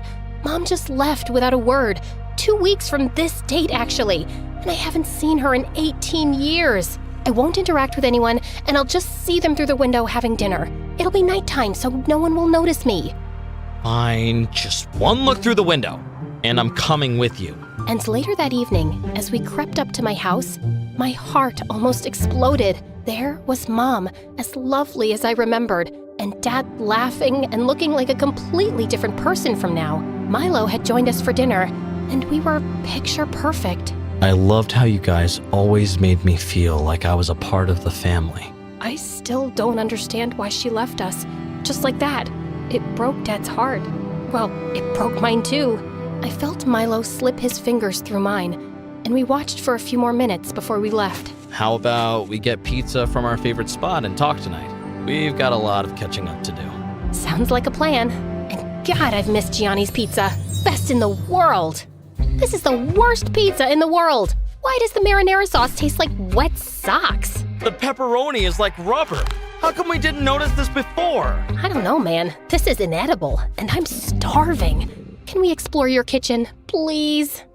Your dad's a millionaire. Why do you only have eggs in the fridge? Because he wasn't around much and I wasn't interested? I don't mind you boiling some eggs. Why should I do it? It's your house. Or is it my job because I'm a woman?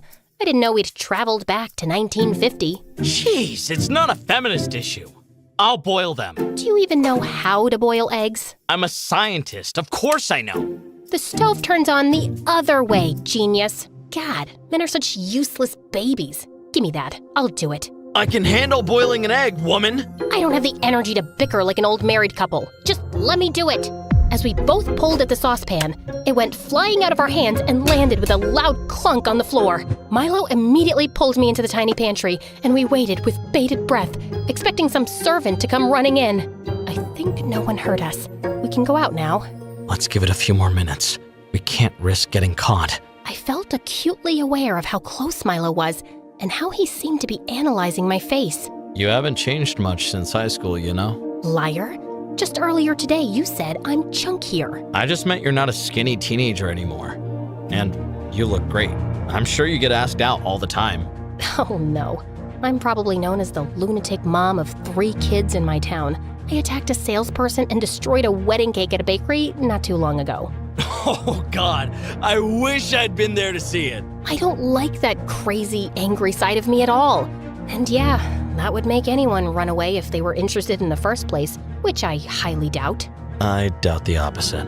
Suddenly, Milo was even closer and tucking away hair behind my ear, and my arms were going around his neck, and I could feel his breath on my face. And just as I leaned in, the door burst open, and we stared in complete horror at a younger Milo who was staring back at us.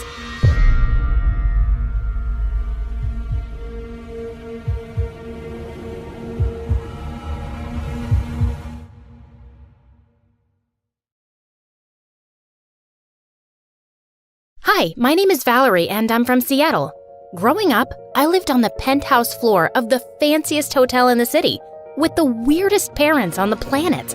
My parents owned the hotel and about a dozen more around the world. They were millionaires, and everyone in town loved them.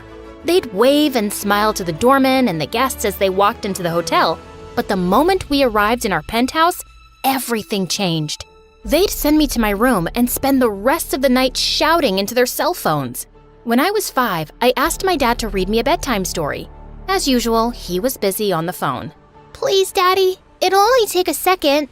I asked him again, and he snatched the book out of my hand and threw it out the window. Here's your story. Don't interrupt Daddy when he's on the phone. The end. Now go to your room. When I was 14, my history teacher, Miss Jackson, gave me an assignment to draw my family tree. I asked my mom and dad about it, and their faces turned white. We are your only family. That's all you need to know. What about grandparents or cousins? Do we have any pictures? I could use them for my project. The next day, my teacher was gone. She'd been reassigned to a new school.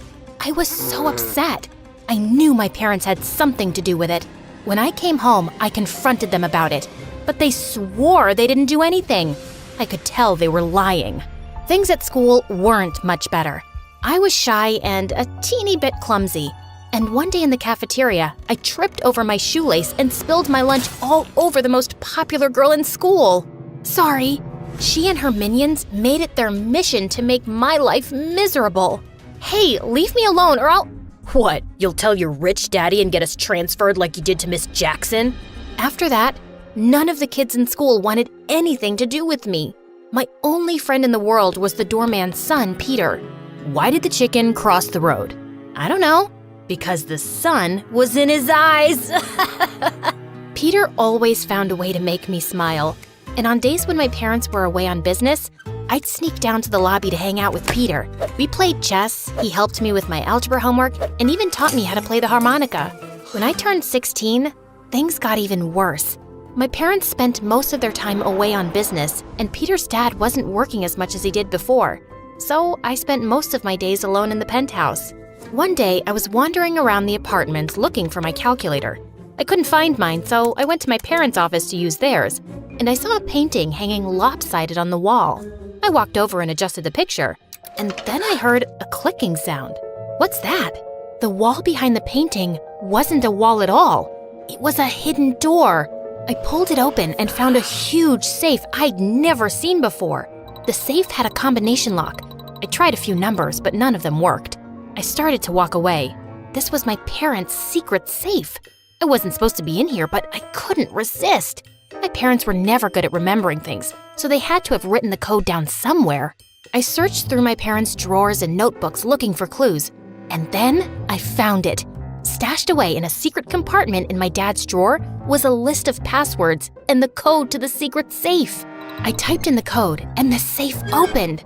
Inside were a bunch of boring old documents and a photo album I'd never seen before. I opened the photo album and saw an old picture of my parents. They were much younger and didn't have any of their fancy clothes and flashy jewelry. They stood in front of a tiny old shack with a baby in their arms, but it wasn't me. Next to the photo was a birth certificate. I had a sister named Raina who was 16 years older than me. I was furious. My parents had lied to me my whole life. On the next few pages were letters from Raina begging my parents to come see her. Raina had a family of her own and wanted to meet me and reconnect with my parents. My fury turned to confusion. Why would my parents hide Raina from me? Why would they shut their own daughter out of their life? I needed answers, and I knew my parents would never give them to me. They'd only lie, or worse. My despicable parents might send Raina and her family away, and I'd never see them again. Raina's address was printed on one of the letters, and she only lived a few hours away. I could take the train and get there by morning. Without thinking, I packed a bag, grabbed some cash from the safe, and hopped on the train. A few hours later, I was on Raina's doorstep. Raina lived in a run-down apartment building. I knocked on her door. The door opened, and I gasped. It was like I was staring at my future self. Aside from her green eyes, we looked exactly alike. Valerie? Raina? Raina hugged me tight, and then a 5-year-old girl ran up and grabbed my leg. "This is your niece, Amanda." Raina invited me inside. She explained that she'd left my parents' house when she was in the 11th grade. "The last time I saw you, you were so small." "You knew about me?" "Of course. I used to sing you to sleep when you were a baby. I left the house a few weeks before your first birthday. Leaving you behind was my biggest regret. I'm sorry, I don't remember you." "It's not your fault. I know, it's our terrible parents. They're not terrible, they're just set in their ways. Controlling and overprotective one moment and never around when you need them. I know what you mean. I had to leave so I could breathe and be my own person. But now, I want them to meet Amanda. I want us to be a family. Maybe I can help with that. I can't ask you to do that. You don't have to. Our family is broken, and I'm gonna fix it." Raina drove me back to the train station. On the bus, I started nodding off, and then several of the passengers' phones started beeping and buzzing, and then everyone started staring at me. I glanced at the notification on my phone and saw that I'd been reported missing, and I was all over the news. The moment I got off the bus, a couple of policemen escorted me to their car and drove me back to the hotel. "Where have you been? We've been worried sick." I went to see Raina. Raina, how on earth did you— I saw the photo in the safe. I read the letters. Raina told me how you refused to see her and her daughter. That's not the whole story. Spare me your lies. You've never told me a single truth since I was a kid, and that stops today. Your granddaughter, Amanda, wants to meet you. You've got a second chance to make things right with our family. I invited Amanda and Raina over for dinner tomorrow. Hopefully you'll have the decency to be there. Then I stormed off to my room. I heard my parents whispering late into the night. The next morning, they were the nicest they'd been since I could remember. They pulled out all the stops as they prepared for Raina and Amanda's arrival. They brought in the finest chef in the city and bought Amanda a ton of gifts. When Raina and Amanda arrived, my parents were on their best behavior. We sat around the dinner table eating and smiling, and for the first time, it felt like I had a real family. Raina and Amanda moved into the penthouse next door. Raina even took a special interest in my parents' company. My dad offered her a job working beside him, and I got to watch Amanda after school. I read Amanda's stories, took her to the zoo, and taught her to play chess. Amanda and I did everything I'd never had the chance to do with my parents when I was her age. Things were going better than I ever could have imagined. We were all so happy, but a few weeks later, Raina started staying out late. At first, it was 1 or 2 nights a week, and she'd drop Amanda off to stay with us. But 2 nights a week turned into 4, and eventually, Raina started staying out for days at a time. She even stopped showing up at work. One night, I was reading a bedtime story to Amanda, and she was pretty upset. Where's my mommy? I don't know, sweetie. She'll be back soon. But you said that 2 days ago. I didn't know what to do. Each time I called to check on Raina, she didn't answer her phone. My parents weren't much help either. Every time I tried to talk to them about Raina, they'd just change the subject and rush off to their room. What's going on with you? Amanda has been worried sick. When did you turn into mom and dad? I thought you were cool. Then she grabbed Amanda's hand and stormed out the door. I was so confused. I wasn't trying to control Raina like our parents. I just wanted her to be more responsible when it came to Amanda. A few days later, my parents hosted their annual gala at the hotel for millionaires and celebrities from around the world. The featured event was the charity auction where fine art and jewelry were auctioned off to raise millions for people in need. Raina was supposed to help with the auction, but as usual, she was a no-show, so I had to take her place. She was supposed to do a final check of the items up for auction to ensure that everything was labeled correctly. I was halfway through my checklist when I heard glass shatter. I turned to see 3 people in masks rushing through the glass doors. I hid behind a large statue as the masked robbers snatched jewels off the counters and stuffed them into their bags. I hit the silent alarm and then the police burst in. The robbers fled. The police caught 2 of them, but one of them headed my way. Just as the robber was about to slip out the back door, I jumped up and tackled him to the ground. I pulled off his mask and saw that it wasn't a man at all. It was my sister, Raina. I was speechless. Raina was arrested and taken to jail. When the police searched Raina's hotel room, they found that she was the ringleader and she'd been planning the heist for weeks. I was sick to my stomach for days. I didn't understand how Raina could do such a thing. And with Raina in jail, Amanda wouldn't have a mother. Our family was broken before, but now we were shattered to pieces. I destroyed our family. You can't blame yourself for this. I'm the reason Raina's in jail. If I hadn't found her and brought her here, then maybe none of this would have happened. Raina has always had problems. She's been in and out of trouble since she was a teenager. Lying, stealing, hanging out with the wrong crowd. We tried to help her when she was in high school, but she ran away. She lied about not wanting us to stay in touch with her. Our home was always open to her, but she refused to see us. We even sent her money to make sure she and Amanda were okay. Why didn't you ever tell me any of this? Raina made it clear that she wanted nothing to do with this family.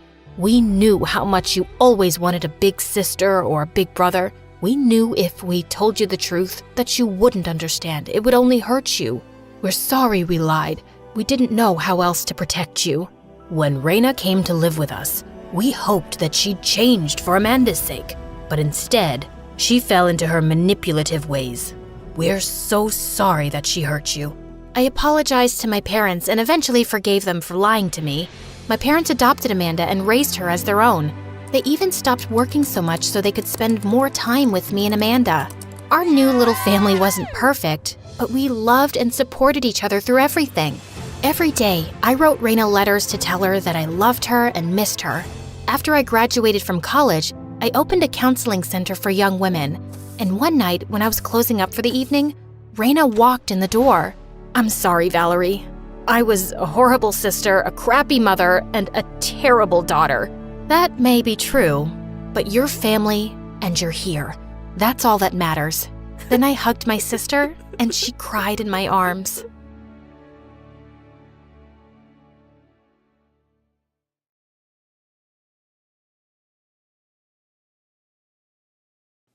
Hi, I'm Jane, and I'm from New York City. And this is my story of how being short, like really short, leads me to have a unique, crazy life.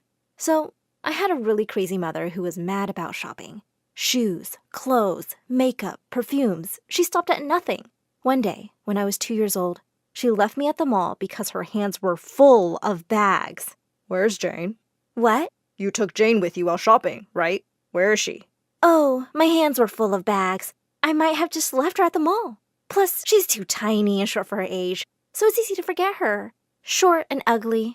I wonder who she looks like. My dad was furious. I already knew your shopping was a problem, but this is the last straw! So he took me and left Mom for good. For a while, Dad and I lived happily in a small apartment. But when I was 8, Dad discovered that he didn't have much time to live, so he decided to leave me with his first wife. He took me to her huge mansion, hugged me really tightly, and left, and I never saw Dad again. Dad's first wife didn't have any children of her own. She was always dressed in black and never smiled. She looked just like a creepy widow, so I started calling her the widow. But there was no denying that the widow was rich. Practically everything in her house was made of gold, even the spoons. On the first day of my new school, the widow sent me off to school in a limo. And at school, the widow had the butler distribute free ice cream for a month, so everyone would be nice to me. At first, it was crazy fun, but on my 10th birthday, even though I was surrounded by friends, I broke down into tears. I missed my parents so much. And then I noticed that no one brought any gifts for me. When I asked them why, some boy yelled, "Because we don't like you, you dwarf, and your breath smells bad." Suddenly, the widow showed up from behind him and put her hand on his mouth and dragged him away. What was going on? So, everyone in school liked me only because of the widow's money? One day, when my so-called best friend announced, Hey girls, let's go get some ice cream. Jane's buying. I lost my cool. No, I'm not. You want it? Go get it yourself. I'm not your debit card. Look at this dwarf being so mean. It's not even your money, Jane. You're a charity case. They all angrily marched away, and after that, I was a loner. Not only that, it was really annoying that I never got picked during gym class, and I really wanted to play basketball. So one day, in 6th grade, I ran straight onto the court, snatched the ball from another kid, and started dribbling it away. I was small, but fast. Just then, the substitute gym teacher came running onto the court, blowing his whistle furiously. And next thing I knew, he had picked me up and was carrying me away. "We have a kindergartner on the loose! Don't you know you could seriously get hurt, kid?" He just wouldn't listen and took me to the principal. He sure looked dumb when the principal told him I was in the 6th grade. But I was still banned from playing. It was too dangerous for me. One day, when I was in 9th grade, right before my exam was about to start, my teacher came up to me and put her hand on my forehead. "Jane, dear, your mom said you aren't feeling well today. You can go home and rest." "But I'm not sick." "Yes, you are, sweetie. You have a horrible fever." And the teacher just dragged me out of the room. After the exams, when I looked at my report card, I was shocked. I got an A+ on an exam I didn't even write, and all the rest as well. The widow then threw a fancy party where she literally distributed money. Worst of all, the party was full of my teachers. Ugh, talk about boring. The only person at the party my age was Andrew from school, the son of one of the teachers. I always had a crush on him, and now he was making his way to me. My heart began to beat like crazy. I do, Andrew, I do. How does it feel to take something you don't deserve, just because you have money? Huh? What do you mean? Oh, come on. Everyone in class already guessed your mother bought those fake grades for you. Aren't you ashamed? How could you have possibly topped when everyone knows I'm the smartest? I never asked her to do it. She's not even my mom. It's not my fault. Yeah, your grades are better than your height. Dwarves can't be the smartest. I stood there, shocked, and I decided it was time for me to tell the widow to change. But she said that she didn't mean any harm. She just wanted to help me get into some college, as it was my dad's last wish. I begged her to let me do it on my own. Eventually, she agreed. Sadly, that didn't pan out as I'd planned. I wasn't doing well in school at all. And without the widow's money, the teachers weren't so nice anymore. Why is your handwriting so big when you're so short? Are you so bad at math because it's hard to understand things with your teeny tiny brain? I flunked horribly and was held back a grade. My ex-best friend smirked and said, "Keep flunking and you'll finally reach a grade that suits your height. Can you just leave me alone?" "Oh, I heard wearing a pink hat while studying helps your brain work because the brain likes the color pink. I tried it, but it didn't work. Guess I'm already a genius." Or that you don't have a brain. As I left for home that day with angry tears in my eyes, I ran straight into someone. Andrew. "Hey, what's wrong? Why are you crying?" "Listen, just back off. I have enough troubles without you." But Andrew did not back off. The next few days, he really started chasing me all over school. There was just no escaping him. Wherever I went, there he was. "What's wrong with you? I'm trying to study. Stop stalking me." "I'm just worried about you. Let me help you with your grades." "Why? I appreciate it, but you really don't have to feel sorry for me." "I don't feel sorry. I understand you want to rely on yourself, and I respect that. I'm just offering to help, and also trying to make up for being a jerk." Well, I knew he was a math whiz. If anyone could help me, it was him. From that day onwards, every night, he snuck in from my window to help me study. But he was so distractingly cute and funny. We were becoming super close. The night before the exam, the door flew open and the widow barged in. She started yelling at me. "Boys ruin everything. This is probably why you don't get good grades. You're so distracted all the time." Then she dragged him to the window and told him to leave the way he came. "He isn't my boyfriend. He's my private teacher. He's helping me with math." But she wasn't listening. So Andrew climbed down the tree outside the window and left. The next day, I passed the exam and was over the moon. I ran to him and threw my arms around him. "I did it! I passed the math exam on my own!" Then, before I knew what I was doing, I kissed him. And what an utterly stupid thing to do that was! Because the minute our lips touched, he froze. I was so embarrassed. I let him go and stepped back. I'm so sorry. Jane, I had no idea that you felt this way about me. I'm sorry if I gave you the wrong idea, but I was just looking out for you. You know, like a little sister. You're just not my type. Wait, what? I never felt so humiliated in my entire life. Without another word, I just turned around and fled. And that was my real first heartbreak. I refused to go down for dinner that evening and shut myself up in my room. A little later, the widow knocked and came in. Do you want to tell me what's wrong, Jane? I burst into tears and told her everything. You were right. Boys ruin everything. From now on, I'm just going to focus on me. I'm going to get a university scholarship and leave this stupid place. And for the first time ever, the widow hugged me. It was really awkward, but also kind of nice. I'll send you to any university you want. You just focus on studying really hard. And that's what I did. I really focused on my lessons. And at home, the widow started to help me out too. She also had her chef make me really healthy food and gave me multivitamins regularly. She helped me out with all my college applications, and for the first time since Dad, I felt like I did have a parent. As I was about to graduate high school, our student counselor called me one day to her office to give me some really amazing news. You got into your dream university, Jane! Congratulations! I squealed in excitement and hugged her. In my excitement, I knocked over my bag, and my bottle of vitamins fell out. Just then, the counselor picked up one of the pills, looking confused.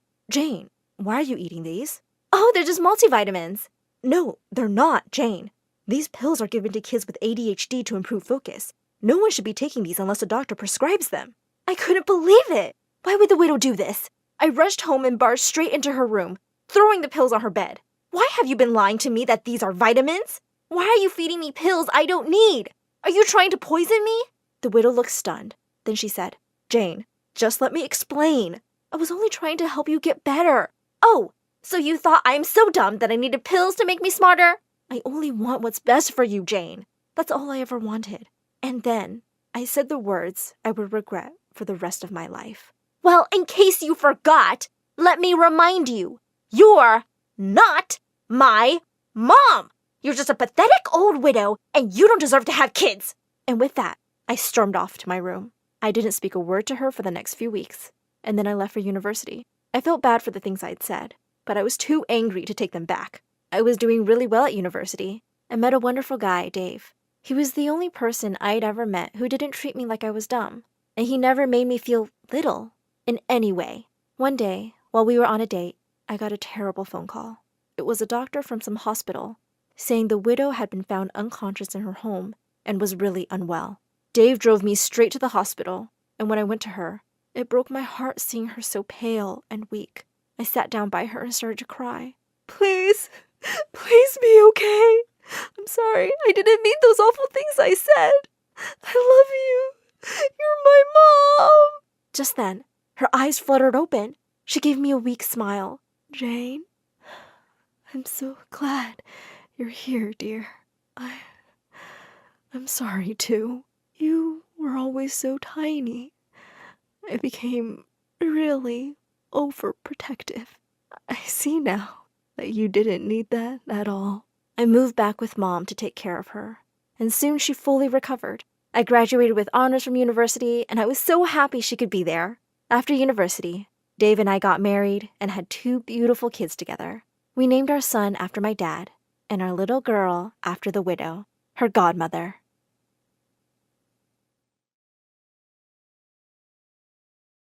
Hi, my name is Tulip, and I have had anger issues since I was 3 years old. Please like and subscribe. I think it all started the day my father left us. He hated family life, and he just took off. I was so mad at him, and since he wasn't around, I took it out on everyone else. One time, a lady in the supermarket pushed my mom to cut in line, so I ran up to her and bit her. Tulip, you can't just bite people. She pushed you, Mommy. You have to use your words, sweetie. It was really hard for me. I felt like everything in my life made me mad, except for my mom. I spent all my free time with her, helping her with her job as a gardener. Mom took care of a huge yard owned by a billionaire. He was so rich that he let us live in a 2-bedroom outhouse in his estate. Life was good when I was there, until Evan, my worst enemy, would show up. Evan was the boss's son. and he was a total idiot. He and his friends ran around like crazy in the garden, stomping on all the freshly planted flowers. Are you crazy? You're crushing the plants. The ground is for walking on. Do you have any idea how hard it was to grow those? He reached down and plucked another flower. You mean this? Ah! I jumped on Evan and wrestled him by the collar. We both rolled around in the dirt till my mom showed up and pulled us apart. Tulip, you should never fight with that boy. You have to apologize. I'm not apologizing to him. He destroyed our hard work. They're his flowers to destroy. This is his house. If you don't apologize, he could tell his dad and I could get fired. Why was life so unfair? I made myself march up to that brat and forced out a sorry. He gave me a smirk. I'll accept your apology, Red. Red? Because your face gets all red when you're angry, like right now. My name is Tulip. Okay, Red. Ugh, he was so annoying. I really wanted to control my anger, but one day I just broke. I returned home from school to find the entire front lawn totally ripped up. I picked up some mud in my hands and marched into his house with actual steam coming out of my ears. The second I found Evan, I threw the mud at his face. Then I started yelling, and I didn't stop until he literally put his hand on my mouth. I didn't rip out the lawn, you idiot. We played a football match. Wait, what? That's when I noticed a huge group of boys sitting behind him, all sweaty and dirty. I'm so sorry. I was so embarrassed. I just ran out of there. Red, wait! I didn't dare turn back. I couldn't believe so many people saw me having a total meltdown.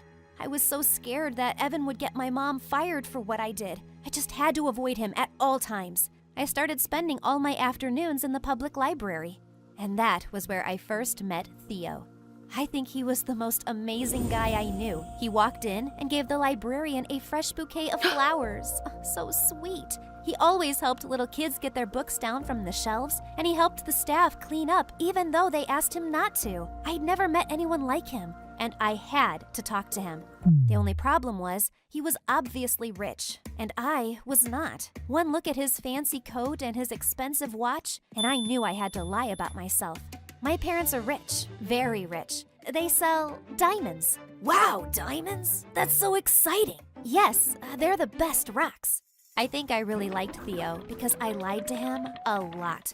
If he was into anime, so was I. If he liked mint chocolate ice cream, I'd force myself to have some. I even started dressing up for him a little bit. Most importantly, I had to be calm and collected around him. He was the gentlest person I had ever met. If he saw the real me, he would hate me. My act was working, and Theo and I started hanging out a lot. It all went to pieces though, when one day, I went to Evan's mansion to collect my mom's paycheck. When I reached the living room, I nearly fell over. Theo was there. He was hugging Evan. What the heck was going on? Before I could run out of there, Evan yelled, "Hey Red, come and meet my big brother." No way. Big brother? Tulip, what are you doing here? Theo, Do you know each other? Yes, I told you about my friend from the library, right? The one who has a diamond mine? That's her. Evan's jaw was on the floor. Diamond mine? Oh no, I wanted to throw up. I need to go home. Bye now. Evan, come with me. I dragged him out with me, and he was laughing hysterically. Diamond mine? Diamond mine? You'd better not torture me. Why did you lie to Theo? Is he the person you've been meeting all these days? Is he the one you've been dressing up for? Wait, do you have a crush on my brother? Stop guessing everything. So you do? Wow. He's your brother? But I've never seen him here. Evan told me how his parents got divorced, and they were forced to choose between them. Evan chose his dad, and Theo chose his mom. Mom didn't allow us to meet here, so we only met outside. That's why you never saw him. Now my mom's broke, so he has to move in with us. He's going to know I lied. I can't hide. Sure you can. This place is huge. If I help you, he won't find you. Really? You want to help me? Yes, for a payment. What do you want? He wanted a lot. He made me get him fresh juice every morning and walk him to his fancy school. In the afternoons, he made me do half his homework, play games with him, and he even made me go shopping with him. I had to sit there while he tried on 100 outfits and give my opinion on each one. In return, Evan hid me from Theo carefully. He distracted him if he tried to go into the gardens while I was working. If I went out with Theo, Evan would meet me afterwards to help sneak me into the compound. One time, Evan was helping me get over the wall, and I slipped. I fell and landed with a soft thump right into Evan's arms. I was just about to get off when Theo showed up out of nowhere. Evan, Tulip, what are you doing? I instantly jumped out of Evan's arms and made up an excuse for being here. Theo did not look happy. I'll drop you home, Tulip. Come on. Oh no, I can go home by myself. You can't walk home alone. It's late. I'll take her, bro. Don't worry. Evan slapped him on the back and pulled me away. We waited for the right moment, and he sneaked me into the house. Phew, that was close. I was about to shut the door when I heard Theo's voice. Evan, we need to talk about Tulip. Yeah. What about her? Do you like her? You guys are together all the time. You were carrying her today. She just fell. Nothing's going on between us. Good, because I like her. I want to ask her out. Oh my God, he wanted to date me?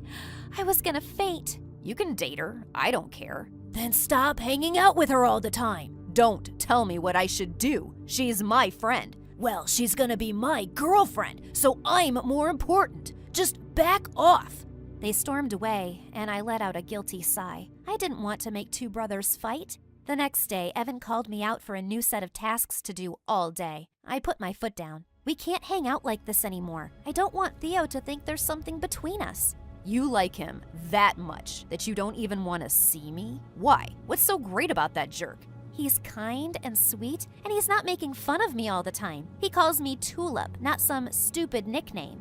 At least I know everything about you and accept you as you are. Accept me? You forced me to be your maid. I just want to hang out with you, you idiot. Why are we fighting? It's not like you like me. Maybe I do. I literally froze. What did he just say? I'm happy when you're around. I laugh when you laugh. I'm sad when you're sad. I think about you all the time. That's gotta mean I like you. Before I could reply, Theo appeared out of nowhere. Did you just tell Tulip you like her? After I told you I wanted to be with her? You jerk! He jumped on Evan, and they started wrestling on the ground. I had to use all my strength to pull them apart. Stop it, both of you! Tulip, I like you more! I want you to date me, not Evan. Oh my God, this was not how I had pictured this moment. I wanted to say yes to Theo so badly. Instead, I blurted out the truth. Theo, I lied to you. I don't watch anime. I think mint chocolate ice cream tastes like toothpaste, and I don't have a diamond mine. You what? My mom is a gardener. She works here for your dad. We live in your outhouse. No way. Evan's been helping me keep it a secret. I know it's dumb that I lied, but I really liked you. I still want to go out with you, but I can't lie anymore. So, you're poor. You're a servant. So what? She's still a nice person and a good friend. She's a liar. She acted like she was a princess. I can't believe I ever liked you. Don't talk to her like that. This time, Evan attacked Theo. They started wrestling again, but I didn't care. The first guy I ever liked hated me. I ran home and locked myself in my room. I felt so stupid. Evan tried to get me to come out, but I ignored his calls and his frequent knocks. I just laid in bed for days and didn't even help my mom with gardening. For the first time in my life, I didn't even feel angry. I was just sad. Things didn't change until November came. This was the month my mom planted her favorite flowers, tulips. I had to help her. I forced myself out of bed and went to the garden, only to see something shocking. Mom was already planting the tulips, and Evan was helping her. He was digging and putting in the buds so gently. What are you doing? You seemed busy, so I thought I'd give this a try. Wanna help? I sat down next to him and started digging. You were right, Red. Growing plants is tough. Sorry I gave you such a hard time about it all these years. That's okay. You weren't so bad. He had some mud on his face, and I wiped it off. He grabbed my hand before I could pull it away. I'm really sorry about what happened with Theo. You don't need to be. It's my fault for lying to him. I just wanted to be the perfect girl. You are perfect. You care about people. You're the funniest person I've ever met. He's an idiot if he doesn't see that. I don't want him to see me anymore. Like you said, he never liked me for me. You did. He turned red and let go of my hand. I felt a strange urge, and I leaned forward and gave him a kiss on his cheek. What was that for? I just wanted to see what it would be like. Then you should at least give me a proper kiss. He pulled me in and kissed me right on the lips. Oh, it was so amazing. When he pulled away, I was actually dizzy. I know you just got done with Theo, but I'd love to take you out for real. I'd love to go out with you too. Your face is red like a tomato. It's your fault for kissing me. Okay, I won't do it again. Shut up. I pulled him back to me and gave him a long, passionate kiss. MSA will give $1,000 to one lucky person who subscribes in the next 7 days. Hi everyone, my name is Katniss and I'm from New York. Please like and subscribe. I was born to a super rich single mom who was a successful businesswoman. She was a very hardworking lady, but loved me just as much.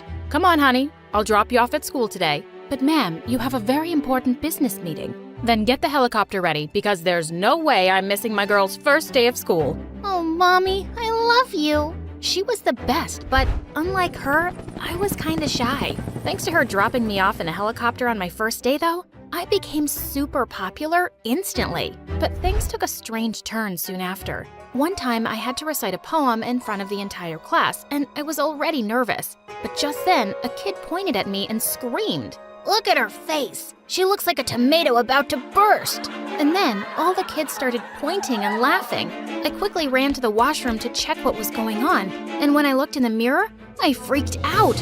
Ah! My face was really red. The teacher immediately called Mom and she took me to the doctor. I'm afraid she has flushing disease, which means every time your daughter is nervous or excited, her face will blush a lot. No, why?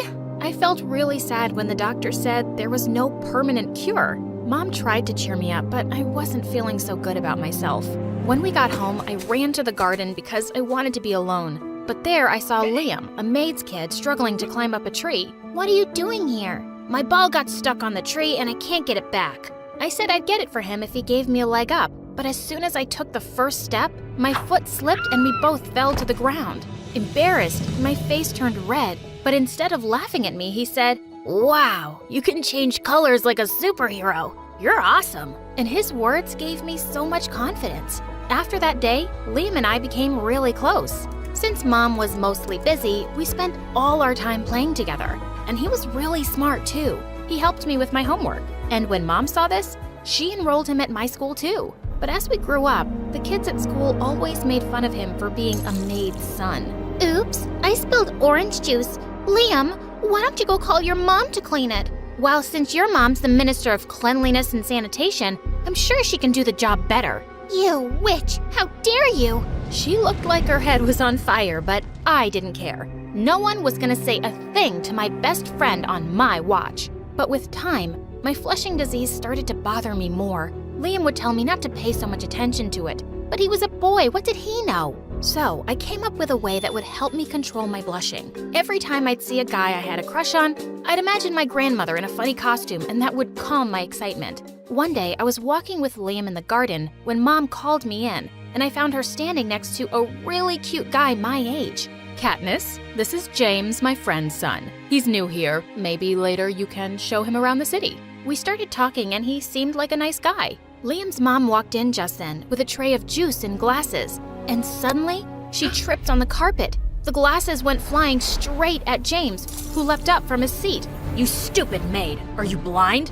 Gosh, look what you've done. My dry cleaning's coming out of your salary." Just then, Liam walked into the room angrily. But before he could say anything, his mom signaled him to stop. She immediately apologized to James, and Mom told her to go. As James went away to change, I wish I'd said something, but I didn't want to make a bigger scene. And later, I took him out reluctantly to show him around the city. As we were walking down a street after dinner, he suddenly took my hand. "Katniss, I had a great time with you today. How about we end this beautiful night with a kiss?" No, thank you. Ah! What happened to your face, weirdo? My face was all red because I was so mad, and I slapped him. "This was the worst evening of my life, you moron! Stay away from me!" Later that night when I reached home, Liam was nowhere to be seen, and I knew where I'd find him. The garden. Hey, what are you doing here by yourself?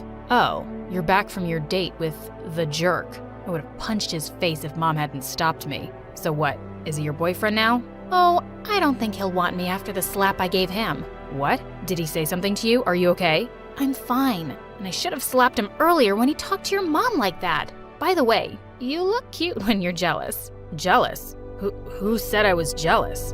I turned towards him and he gave me a big smile, and I couldn't help but kiss him. It was my first kiss, and it felt amazing. A couple of days later, I went into Mom's room to ask her something, but I found her looking really worried. What's wrong, Mom? Oh, honey, one of the heirloom necklaces that I wear at this fundraising event every year is missing. What? We should call the police immediately. I've already informed the police, and I'm having the guards look into it too, honey. The necklace had been in our family for generations, and it was freaking expensive. Mom had the security team looking into the CCTV footage, and it turned out that Liam was the one who'd entered and left Mom's room late at night. No, it couldn't be. When the guards went and searched Liam's and Mom's room, they found the necklace in one of the drawers. Liam, you stole my mom's necklace? Katniss, are you calling me a thief? How could you even think that? I didn't steal anything. Then how do you explain this necklace here? If you needed money, you could have just... I can't believe you turned out to be like all those other rich brats who don't trust me just because I'm poor. What? How could you? That's enough, boy. Katniss, honey, you go back to your room. I couldn't believe he had the nerve to talk to me like that after what he did. I stormed back to my room. I didn't want to talk to him ever again. Only my wish came true. Mom told me that evening that Liam and his mom had confessed to their crime. Since Mom had the necklace back, she called off the police, but she fired them. They were gone. Of course Mom had to do that, but I felt devastated. The next few days, I didn't feel like doing anything, except staying in bed and watching MSA videos. Mom came in and tried her best to cheer me up. Oh, sweetie, I can't see you like this. Do you want to go on vacation or go shopping? No, Mom, I'm fine. Summer break was almost over, and I decided I wasn't spending any more time moping over that loser. I was really gonna focus on my studies in the last year of high school. But as soon as I entered my class, I bumped into this new girl who shouted, "Watch where you're going, moron!" Excuse me, watch your mouth first. She scanned me from top to bottom and then pushed me. I was about to push her back when I heard a familiar voice from behind. Stay away from her. I turned around and saw Liam walk towards me. I was certain he'd left the school. I don't need you to take my side, but he just walked past me and went up to that girl. Are you okay, Josie? What the dancing ducks? He was worried about this new weirdo and not me? Oh, Liam, she attacked me. I didn't. She's lying. Just because you're super rich doesn't mean you can treat everyone like dirt. What?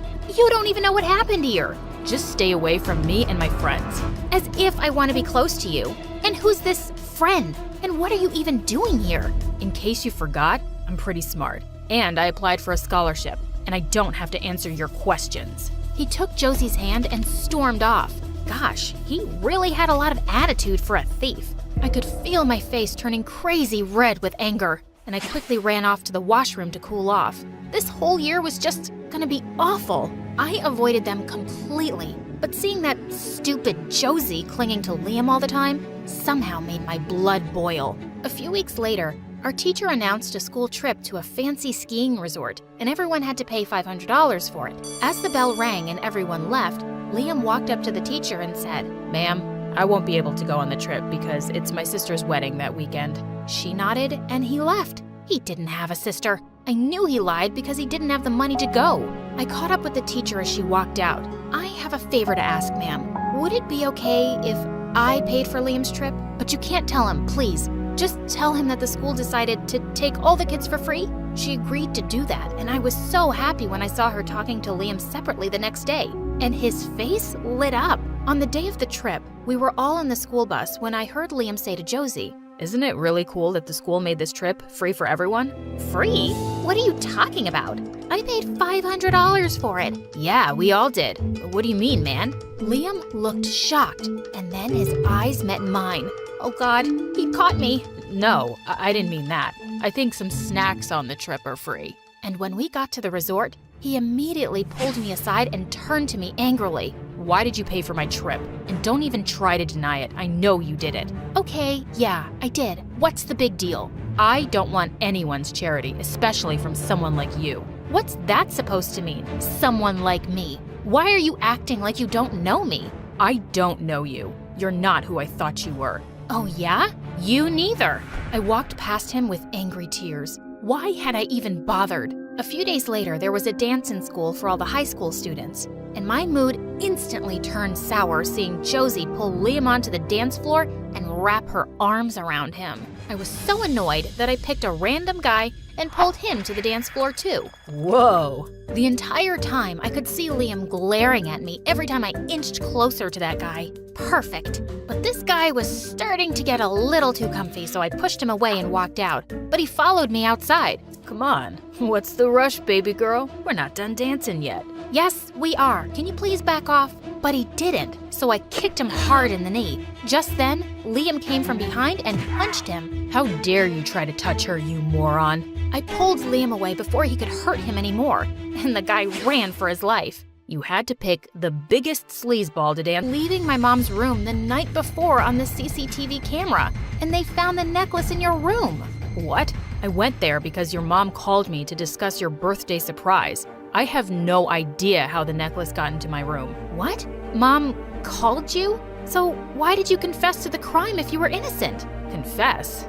No, we didn't. Your mom threatened to throw us in jail if we didn't leave immediately. So we did. What? Was he telling the truth? Why did Mom do that? I had to find out the truth. When I got home, I went straight to the most trusted maid we had and asked her what really happened. She reluctantly confirmed what Liam had already told me. He and his mom had never admitted they stole the necklace, and Mom had simply made them leave. I went straight to Mom's room. Oh, honey, you're home. How about, is it true that you called Liam into your room the night before the necklace went missing? What? Who said that? And they never admitted to stealing the necklace, but you said they did. I want to know the truth, Mom. Please, no more lies. The look on her face suddenly changed as she fell back into her chair. Yes, I did. I did all of that to keep you away from Liam. That's why I introduced you to James, but even that didn't work. When I saw you kissing Liam, I had to do something drastic.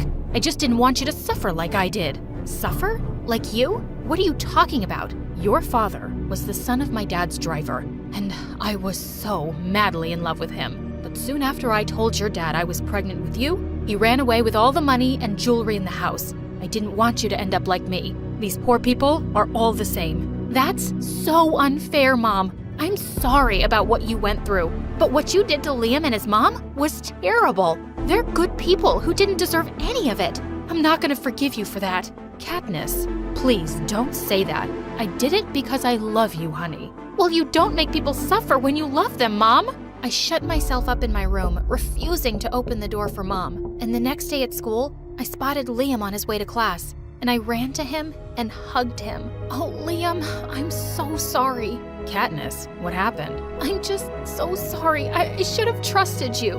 And then I broke down and told him everything. I thought he'd be so mad, but he just hugged me. It's okay, Katniss. It's not your fault. What your mom did was awful, but maybe I'll be able to forgive her one day, and you will too. Let's put it behind us, because I've really missed you. I've missed you too, Liam. Let me start making up for lost time.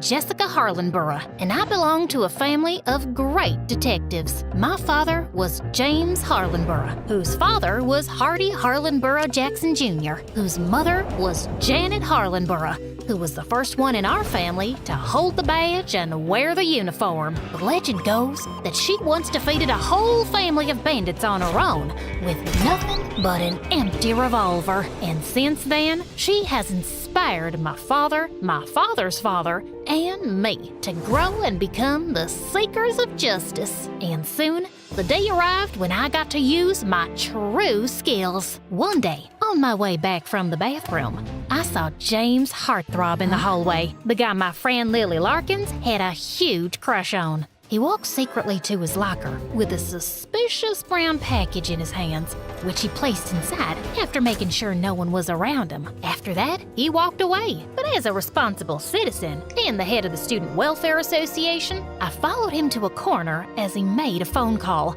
and I heard every word. I secured the package. Good job. We will execute our plan tomorrow at noon. If everything goes well, we'll not only succeed in our goals, but we'll also leave enough money to be comfortable for the rest of our lives. As soon as he ended the call, he looked sideways again. I made sure I was hidden from view. Then I noticed him take out a pair of glasses with a golden frame from his pocket. He clicked on them, and a holographic display of a building appeared in front of him. It looked super familiar, but I couldn't quite place where I'd seen that building before. What was he planning to do there? After staring intently at it for some seconds, James put the glasses back into his pocket and walked away quickly. As I was still processing everything, Lily suddenly popped up from behind me. Hey, Jessica, what are you doing? Come on, we need to go. The football match is about to start, and James Heartthrob is leading the team. I can't tell you how excited I am to see him play. Yeah, I'm doing nothing. Let's go to the game. While I walked to the field with her, I kept thinking about that package. After a recent security scare, all students' bags were checked at the gate, and it would be difficult to bring in a package wrapped up like that. And who was James talking to? I was sure in my bones that something big and evil was about to go down, and I had to stop it. Halfway through the game, while Lily was busy cheering for James Heartthrob, I snuck out of there and made my way to James's locker. Having noticed the password earlier, I unlocked it, and the package was there. But to my disappointment, it was empty. But the brown paper wrapping outside had information about where it had come from. Taking out the pen from my pocket, I noticed the address and the name of the sender. Just then, I heard some footsteps approaching, and I ran across the corridor and hid behind one of the classroom doors. It was James Heartthrob again. He took his phone out of his backpack and went back to the same corner as before. Hey, listen, we'll have to postpone our undertaking from tomorrow to the day after. I have a date with Lily Larkins. She is so into me. I can't miss this. Our plan is ironclad and will still work no matter which day we carry it out. I'm sorry for this, but she's really hot. Now I had another problem to deal with. My best friend from childhood was about to fall prey to a possible criminal. I couldn't let that happen, and apparently now his evil plan had been postponed by a day. But to stop him and save my friend, I needed to find out more information, and I could use some help. Later that night, I asked Lily to come over to my place with a phone book so I could try looking for the address and name I'd noted earlier. Of course, I told her we were just making prank calls. She wouldn't believe me if I told her all my suspicions just yet. We sat at my study table with the telephone near me. Lily kept telling me the cell phone numbers, and I kept pranking them in a manly voice. Hello? Yes. Is this Jack Trades? I'm Heartthrob. James Heartthrob. Oh my God, why are you using his name? That's so funny. Most of the calls just led to dead ends, but when I made the final call... Hey, James, what happened to your voice, man? You getting sick or something? No, just some allergies. I'm still your man, a man with a plan. You know, that evil plan we were gonna pull off the day after tomorrow? Yeah, but what's so evil about it? Are you sure you're fine? Or have you lost your mind already because of that girl you were going on about? How hot is she? You stay away from her! No, just nothing. See you day after tomorrow, man. Peace out. I hung up the phone to find Lily staring at my face. What the heck are you going on about? Nothing that makes sense. That's why it's a prank, silly. I bet this guy's as confused as you are, and we'll be thinking about it all night. Okay. Anyway, I don't care, because the only thing I can think about is my date with James Heartthrob tomorrow. How will I wait until then? Oh my God, it's killing me. Yeah, you've only mentioned it about 10 times already, but are you sure about this? I mean, you barely know the guy. That's the point of the date? We get to know each other? Yeah, but is it worth the effort? James Heartthrob is very good looking, but guys like that are usually quite dumb. Do you think he'll be emotionally and mentally mature? It's too big a step. What are you going on about? How is a date a really big step? You know I've been in love with him since the first day he walked into our school with his backpack and cool jacket. What love? Don't you think you're going a bit fast there, young lady? You can't talk to me like this. You're not my mother. Don't you dare talk back to me. I don't have to sit here and listen to you.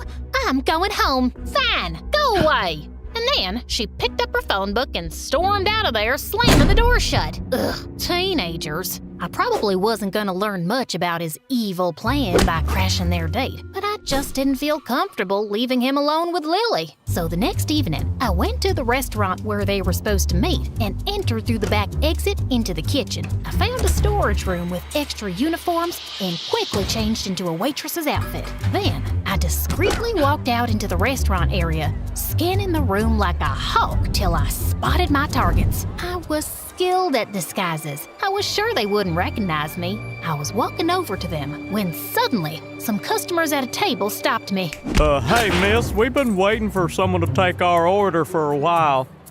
Sure. I'll just send someone right away. Why can't you take it? You're not doing anything. I gritted my teeth, forced a smile, and whipped out my pad and pencil. Can you tell us today's specials? Look, I have short-term memory loss. I can't remember any of this stuff. Just, select something from the menu. How are you even a waitress? Fine. How about this side salad? Is it good? It's amazing. Great choice. What's it served on the side of? I guess on the side of your plate. Are we done here? My family hasn't even ordered yet. Get us another waitress. You're useless. I told you that 5 minutes ago. I walked off and went back to my mission, annoyed that I'd lost precious time. As I got close to Lily and that heartthrob, I pretended to be working when I felt someone tug at my skirt. It was the annoying customer's kid. You didn't take my order? Not now, kid. Go away. I'm hungry, you witch. I want a piece of chocolate cake. Just buzz off, will ya? I pulled my skirt away from him, and he suddenly dropped onto the floor and started bawling loudly. She pushed me. She pushed me so hard. Oh my God, you little liar. Jessica? The entire restaurant was suddenly staring at me, and I got thrown out within seconds by the management. Lily and James followed me outside. What the heck just happened back there? Why are you dressed as a waitress? Because I work here, or I did before I got fired. Since when do you work here, and why? Since today. It was my first day, and my last day. And why? 'Cause I have bills to pay. I'm sorry to hear that. Here, take this tip. Hope it helps a bit. And then he handed me $100, just like that. I hadn't even waited on him. I guess he had plenty of money from all his evil ventures. And now that I was face to face with him, maybe I could make him give away something about his plans.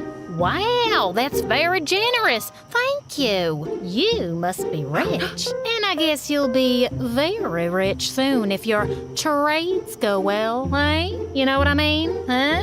I really don't. Oh, come on. Are you really saying you're a jack of all trades and a master of none? What does that even mean? Wait a sec. Are you talking about Jack Trades? Do you know him? Are you a friend or a girlfriend? No, I don't know any Jack Trades. I just remembered. I have a movie to catch in 15 minutes. I'll see you tomorrow, Lily. And with that, I ran off. Wow, this guy was cunning. Instead of giving anything away, he'd started questioning me instead. As I was walking down the street, I passed by a building and then suddenly stopped in my tracks. I slowly walked back to face the building from the front, and then it hit me. Texas State Bank. That was the building that had been in the hologram. And then it all clicked into place. James Heartthrob was planning to rob Texas State Bank with Jack Trades as an accomplice. Of course that would make them super rich. But I was gonna get him. Oh, I was gonna get him good. The next day, I was at the bank 5 minutes before noon, but I walked in to find James and Jack already there at the bank manager's desk. They seemed to be having some intense conversation. What if those two were holding the manager hostage at gunpoint? Or he could even be an accomplice. Just then, James Heartthrob got up from his seat and reached into his pocket. And I couldn't wait anymore. I rushed towards them and threw myself at James, tackling him to the ground. Ow! What do you think you're... Shut up, James. Just then, I spotted another accomplice carrying a gun, and I tackled him too. His gun went skidding across the floor as I sat on him and tied his hands behind his back while the receptionist called the police. I thought James and Jack would try to make a run for it, but they were just standing there looking shocked. So, James Heartthrob and Jack Trades, I believe you can now tell us all your evil plan. What evil plan? Your plan to rob the bank? What else? You got the package from this Jack Trades, giving you the holographic projection of this bank, giving you all the escape points. You two were banking on getting very rich, weren't you? Banking. I made a clever pun. Anyway, were you holding the manager hostage, or is he in on it too? What? Jessica, you've got it all wrong. That device is our creation, and we were going to ask this bank official to give us a loan to fund it. The device was for demonstration. What? That's it? Yep. That's when I realized that the guy under my foot was, in fact, a real robber. And James Heartthrob was not guilty. But to save me from further embarrassment, the cops came in and took that guy into custody and gave me a badge of honor. And the next day, my photo was in the newspaper as well, with the headline, "Schoolgirl Solves Her First Case." So, it all worked out for the best. Next day, I went to school and saw James Heartthrob closing his locker. I walked up to him. "Hey, James, I'm sorry. I didn't mean to..." Accuse me of a crime? I don't know what I was thinking. He was looking at me with an amused face. You seem to have a wild imagination, and you're super nosy. But tackling a guy with a gun was pretty brave, actually. You're interesting, Jessica Harlenborough, and you're forgiven. Well, thank you. That ended the conversation. Did you see any sparks here between us? James swears he felt some at that point, but I really didn't. Also, it turned out that James and Lily didn't enjoy their first date and decided not to go ahead with the relationship. We all graduated high school, and some years later, I became a detective. No surprises there. Also, I reconnected with James Heartthrob. We dated for a while, and then we got married. As for Lily, she was our maid of honor. And yeah, some things went wrong at the wedding, and I accused her of sabotaging my big day out of jealousy. But it turns out she had nothing to do with it. Yeah, that was awkward, but our friendship is still strong. Ironclad, unbreakable, uncrackable, unscratchable, if you will.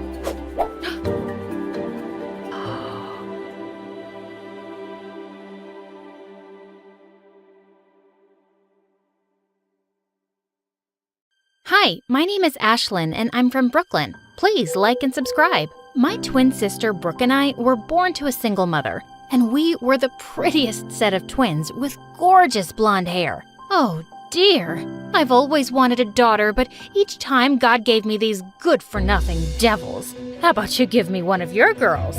Just then, I bit the woman on the hand, and she ran for her life. Brooke, how many times have I told you not to be so violent? I'm Brooke, Mommy. Ashlyn. Mom was shocked because usually Brooke was the one with the nasty temper, and I was the well-behaved child, but I just couldn't help it. People always tried to take us away because of our super long hair, which even Mom thought was going to make us super famous one day. But I wasn't very fond of the whole famous thing. I was a studious kid and I loved books, and Brooke was the polar opposite of me. Everyone at school was her friend, and she was head of the drama club with a huge fan following. In the 6th grade, I topped my grades, and Mom took us to a fun fair as a treat. But on our way, she bumped into a friend, and while I checked out the stalls, Brooke went on to buy some ice cream. But minutes later, I heard her scream.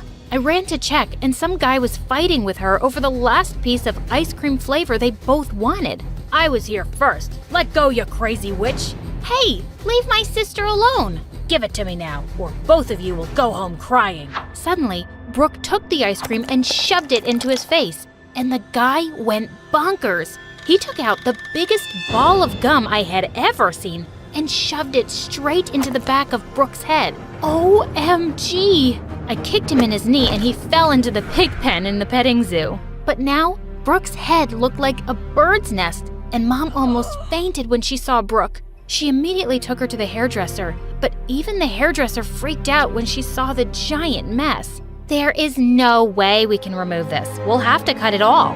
What? No! But since there was no other option, they gave Brooke a buzz cut, and she looked devastated. The entire way home, I tried to cheer her up. It's just hair, Brooke. It'll grow back in no time. But she didn't say a word, and when we reached home, she ran up to her room and locked herself in. So I tried different ways to cheer her up this time. I baked your favorite cookies, Brooke. Open up. I asked Mom to buy tickets for the BTS concert, and she agreed. I'm gonna be a mom, Brooke.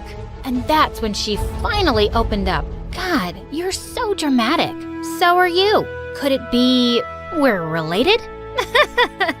Days later, when the school reopened for the new session, I made Brooke wear a wig. But since it was summer, Brooke kept scratching her head like crazy the entire time. Oh God, please stay away from me. I think she has lice. How dare you even say that? She does not have lice. Right then, the boy sitting behind Brooke noticed her wig coming off, and he pulled it off. Oh God, she's a baldy. Wow, we can finally tell Brooke and Ashlyn apart. The pretty-haired one is Ashlyn, and the bald one is Brooke. All the kids burst out laughing, and Brooke looked furious. She jumped on the kid who pulled her wig and grabbed his hair until he let out screams. The teacher pulled her away and was about to send her to the principal when I begged her to let it go. And thankfully, Brooke got away with a warning. But the next morning when Brooke came down, Mom and I were shocked. Did you forget your wig, sweetie? Everyone knows what I look like now, Mom, and it makes me itch. Come on, honey. You wouldn't want to go out of the house looking like an egg. Mom, I think you look cool, Brooke. Whatever. I don't need your approval. Huh? What was that about? At school, I warned all the kids to not mess with my sister, but it seems like Brooke didn't care about it anyway. Then one time, I was in the school's hallway when Brooke's drama club members came up to me. Ashlyn, Brooke left the club, but we really need a pretty girl lead for the play. Can you take the role, please? Please? They kept begging me to replace Brooke and didn't leave until I said yes. But just then, a boy walked past me and I dropped all my books. Hey, watch it, dude. But when he turned around, I was shocked to see it was Brooke. Oh, I'm sorry. I thought I didn't see it was you. Yeah, that's the thing, Ash. Saying that, she just turned around angrily and walked away, and I felt so stupid for not recognizing her. After that day, something changed in Brooke, and she started to talk to me less and less. And Mom only made things worse. Every time we'd go out, she'd made Brooke wear a cap. A few weeks later, when we got home from school, Mom was screaming with joy. Oh, honey, I have great news. Some weeks back, I had sent Brooke's photos to a company that was looking for a new model, and guess what? They selected her! For the first time in ages, I saw a huge smile on Brooke's face, and then Mom said, "But now, Ashlyn will have to play the part." What? What are you saying, Mom? Mom told us that the company wanted to use a model for their new hair products, and since Brooke had lost her hair, my natural hip-length blonde hair made me perfect for the part. Just then, Brooke took a vase on the table and smashed it to the ground. How can you do this to me? Those were my pictures. I was the one who got selected. She cannot take my place. But what can we do if your hair won't grow back? It's been like that for months now, and God knows if it's ever gonna grow back. Listening to Mom's words, Brooke ran to her room crying, and I told Mom I was not gonna do it. Oh, Ash, I wish I'd never have to tell you this, but things are really tough at work for me right now. They might even fire me, and I'm so worried about how I'm gonna take care of my girls. Seeing Mom so stressed, I had to say yes to the offer. But now, Brooke was super mad at me, especially after Mom took her to the doctor and we discovered that her hair growth rate had slowed down drastically for some reason. That's why her hair was taking so long to grow back. Later that night when I was sleeping, I felt someone pulling my hair, and when I opened my eyes, I saw it was Brooke, trying to cut it off.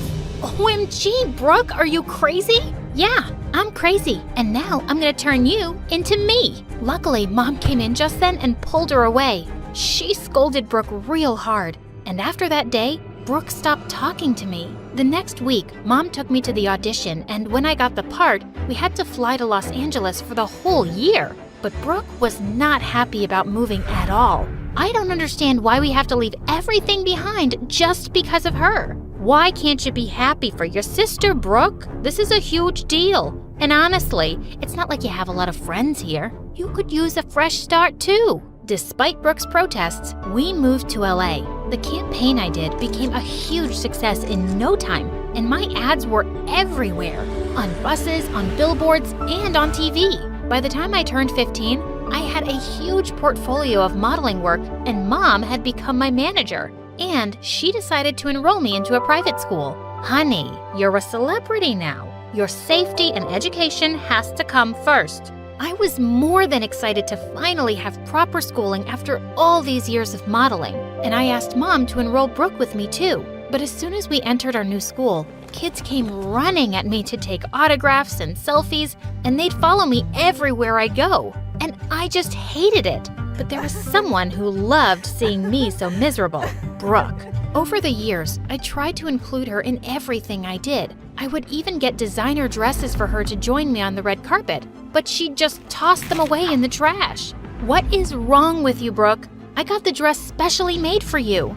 I don't need your charity, Ash, especially when everything you are right now is because of me. I hated the bitterness Brooke had in her heart for me, and I wished I could just remove that. Don't you worry about her, sweetheart. You have no time for her jealousy. You just focus on your work. Time went by, and Brooke grew confident in her own look and joined a local modeling agency. And I decided I was going to leave the world of fame and finally focus on my studies. But the same day, Mom told me that I'd been cast as the lead for a huge movie. But Mom, I told you I didn't... Oh, honey, this is the last time, I promise. It's just that I made an agreement, and now if you say no, we'll have to pay a huge sum of money for canceling it. Okay, but it's the last time.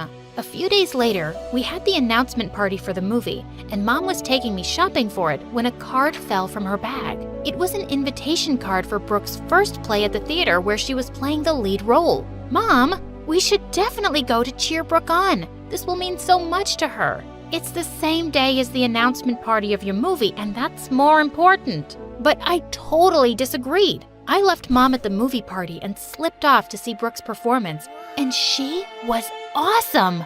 I didn't find her in the dressing room, but I left flowers for her and left. My movie started shooting soon after, and I was a bit starstruck when I met the male lead actor, Tom. He was a super famous movie star at the age of just 20, and he had a huge fan following. But he was really nice and instantly made me comfortable.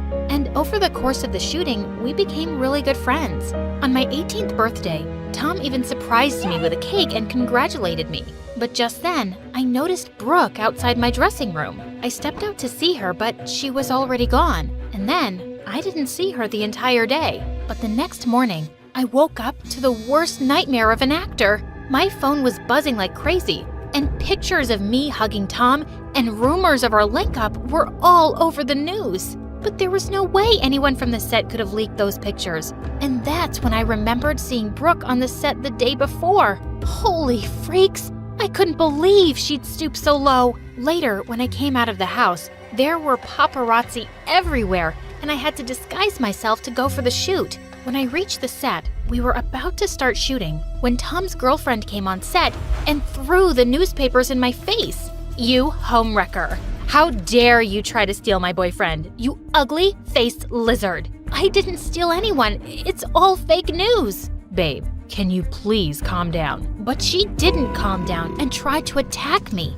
Just then, Brooke came from behind and dumped a slushie on that witch's head, and security pulled her away for trying to create chaos on the set. Brooke, what are you doing here after ruining my reputation? What? What are you talking about? Oh, stop it. I saw you at the set yesterday, and I know you're the one who sent my pictures with Tom to the media. Have you completely lost it? I wasn't the one who did it. It was Mom. What the freaking Funyuns? Mom was the one who sent your pictures to the media. I heard her talking on the phone this morning. That's what I just came here to tell you. But I saw you on the set last night. 'Cause it was our birthday, dummy. You came to see my play even when you had a huge movie party, and it meant a lot to me. So I thought I'd repay the favor by visiting you, but as soon as I reached here, I received an important call and I had to go back. But that wasn't all. Brooke told me she had doubts that Mom had been up to no good, and when we investigated it, we found out that Mom had been stealing from me and filling her bank accounts. Holy freak! She was a blood-sucking mosquito. The next day, Mom came screaming with joy at us. I've got the best news, Ash. I signed you up for 3 more movies, and we're gonna be super rich now. So, that's why you sent my pictures to the media? What? Who told you that? And even if I did, look at the bright side. All that publicity and dating rumors with the superstar have got you 3 more movies. But you sold your own daughter for money. Shut up, Brooke. Enough, Mom. We are not kids anymore whom you can manipulate so easily. Yeah, you broke our trust and stole from your own child. You're the worst lying butt manipulator that I've ever seen in my life. Oh no, don't say that, Ash. I did everything for you guys. You're a liar, Mom. You did everything for yourself. And that's why I have canceled all your contracts and removed you from my manager's position. No, you can't do that. Guess what? We already did. Suddenly, Mom completely lost it and tried to attack me. But thankfully, Brooke had called security and the cops, and they took her away. I'm so sorry, Ash. I always thought you were a bad person and always blamed you for everything. But Mom was the real devil and played with us as she wished. It's all right, Brooke. You have nothing to apologize for. But yeah, I don't think I can continue to shoot this stupid movie. How about you take my place in it? Really? You mean it? Of course!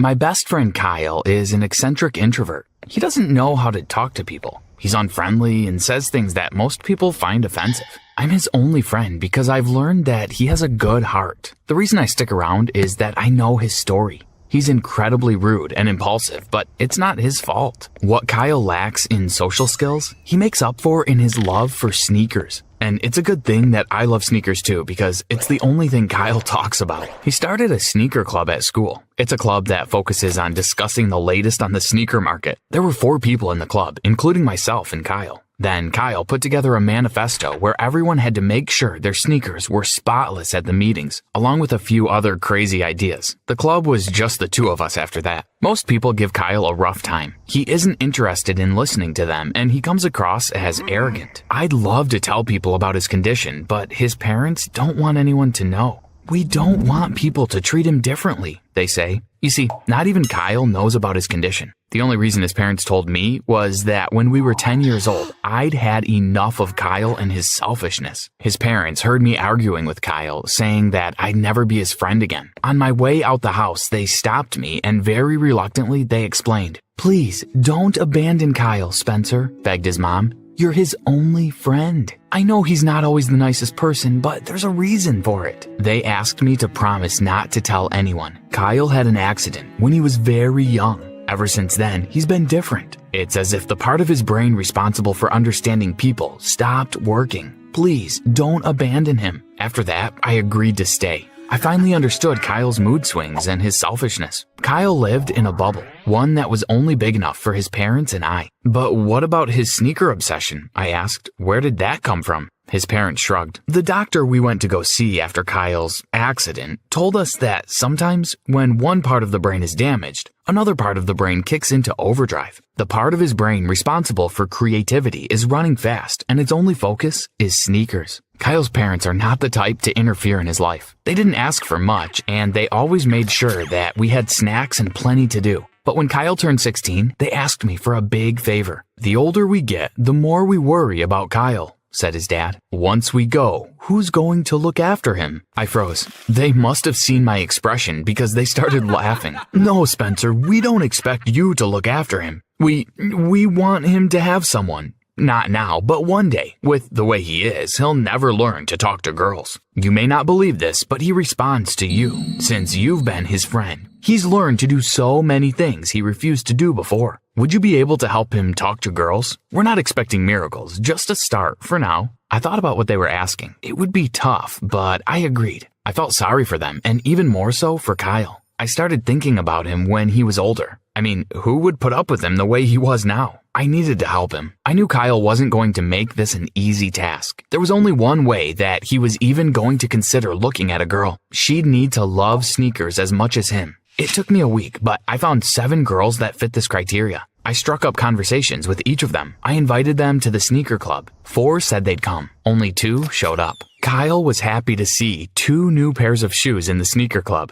The girls were impressed with Kyle's knowledge. But 30 minutes in, Kyle started in on the rules of the club and one of the 2 girls left. My hopes were evaporating fast. To my surprise, Taylor agreed to the rules. I'm tired of people thinking that clubs like these are excuses to goof around, said Taylor. I think rules are great. With the sneaker club happening only once a week, I needed more ways for Kyle to interact with Taylor. She was incredible with him, patient, understanding, and completely crazy about sneakers. I tried planning trips to the movies and a picnic, but Kyle wouldn't agree. I needed something bigger, and it arrived in the form of a sneaker competition. One of the world's biggest sneaker brands, Apollo, was holding a contest to collaborate with a lucky fan on a new sneaker design. The winner would receive a patent for their shoe and the royalties from the sales. I couldn't have asked for a better way to get Kyle and Taylor working together. Excited, I pitched the idea to the sneaker club. Kyle didn't even let me finish speaking. Let's do it, he said. We'll need to put in extra work to get this all done, said Taylor. I arranged to have these extra sessions at Kyle's house. His parents were overjoyed to see Kyle working with a girl. I made excuses to give Taylor and Kyle more and more alone time, fetching food and getting drinks while the 2 of them worked tirelessly on the sneaker project. It was great hearing them speaking. Kyle was even starting to ask her questions, and there were even moments when he wasn't rude. Kyle was learning to speak to girls. A week before the contest deadline, we ran into a problem. The sneaker club had to narrow our 3 final designs down to 1. Taylor and I were happy with any of the 3, but Kyle wouldn't budge. They're all so perfect, he said. I won't choose, and you can't make me. Up until then, I'd thought of Taylor as nothing more than a girl that Kyle would become friends with. But Taylor showed Kyle so much patience during this difficult choice. She placed her hand on his shoulder with such tenderness that even Kyle calmed down. Kyle, they're all great decisions, she said to him. So why don't we pick one to show them now? I know they're gonna love what we do. Then we can show them the others. How about that? Kyle smiled and nodded. The next day, we submitted our design. Then we waited and waited. It was only 2 weeks, but it felt like a year. 3 weeks later, we got an email from the company saying that we'd made the top 5. We were overjoyed. Taylor hugged me and then hugged Kyle. I had to laugh. It was the first time a girl had ever hugged him. It looked like a bus had hit him. He didn't know what to do with his hands, but he smiled. I think she likes you, Kyle, I whispered to him when Taylor left. We've got to get back to work, said Kyle, flustered. The sneaker company invited us to their head office to meet with them. The next step was the interview process. Taylor and I reminded Kyle to be polite. We met the chief design officer, introducing ourselves and telling her that Kyle was the genius behind our brand. She was a stylish lady, and her taste in sneakers was impeccable. The meeting was going well until Kyle started blurting out all kinds of crazy things. We tried to get him to stop, but the damage had already been done. At the end of the meeting, the CDO asked to have a word alone with me. Your friend's eccentricity is great, but I can't have him leading your team. He's rude. The public will hate him. We'll have to make you the team leader. I didn't like the sound of that. Kyle and Taylor drove the designs. I was basically an observer. She wouldn't listen to me. Think about it. Let me know in an hour, or I'm replacing your team and throwing out your design. I told Taylor and Kyle about our decision on the drive home.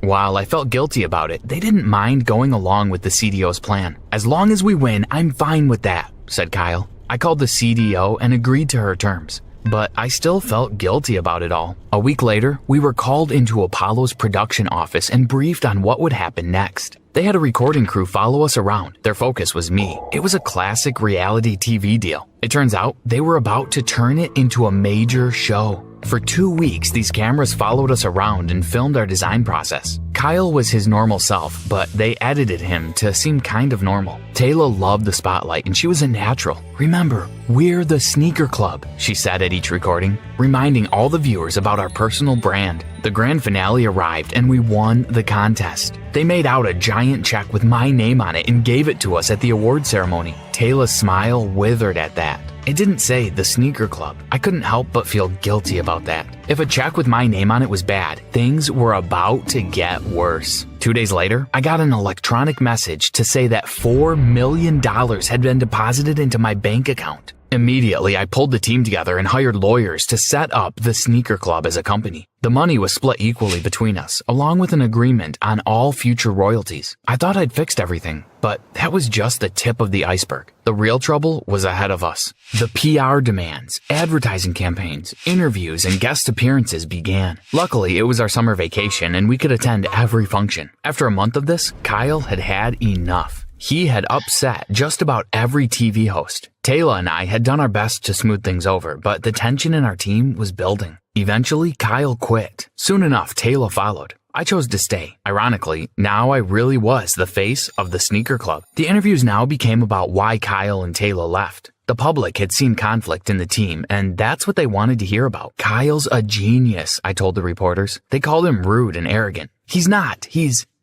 I wanted so badly to tell them, but I couldn't. I promised his parents that I wouldn't tell anyone. Eventually, though, it became too much. The media painted me out to be a saint under the terrible dictatorship that Kyle created. I couldn't stand all these lies. While on a break from the press tour, I visited Kyle's house. He didn't want to see me. I didn't mind. The truth was that I wasn't there to see him. I sat down with his parents and spoke to them about what was happening. "I have to tell the media," I said. "They're turning Kyle into something that he's not. I have to tell them the truth." They listened patiently, but still they shook their heads. "That's not a good idea," said his mom. "Kyle's doing just fine the way things are. I don't think he'll be able to handle the whole world knowing." At that moment, I realized that this had nothing to do with Kyle. This is about you. You don't want the world to know that Kyle's different. "That's not true," said his dad. But I could tell he was shaken. "The world doesn't need to know about our son, and I think it's time that you leave." I refused. Everything was beginning to make sense now, and if I was irritated with the media and the press, I was disgusted with Kyle's parents. "You're ashamed of him." "We're not ashamed of him," said his mother, tears pooling in her eyes. "We're ashamed of what we did to him." She asked me to sit as they gave me the whole truth, the real story behind Kyle's condition. Everything was fine until Kyle was 3. He was a kind, gentle little boy.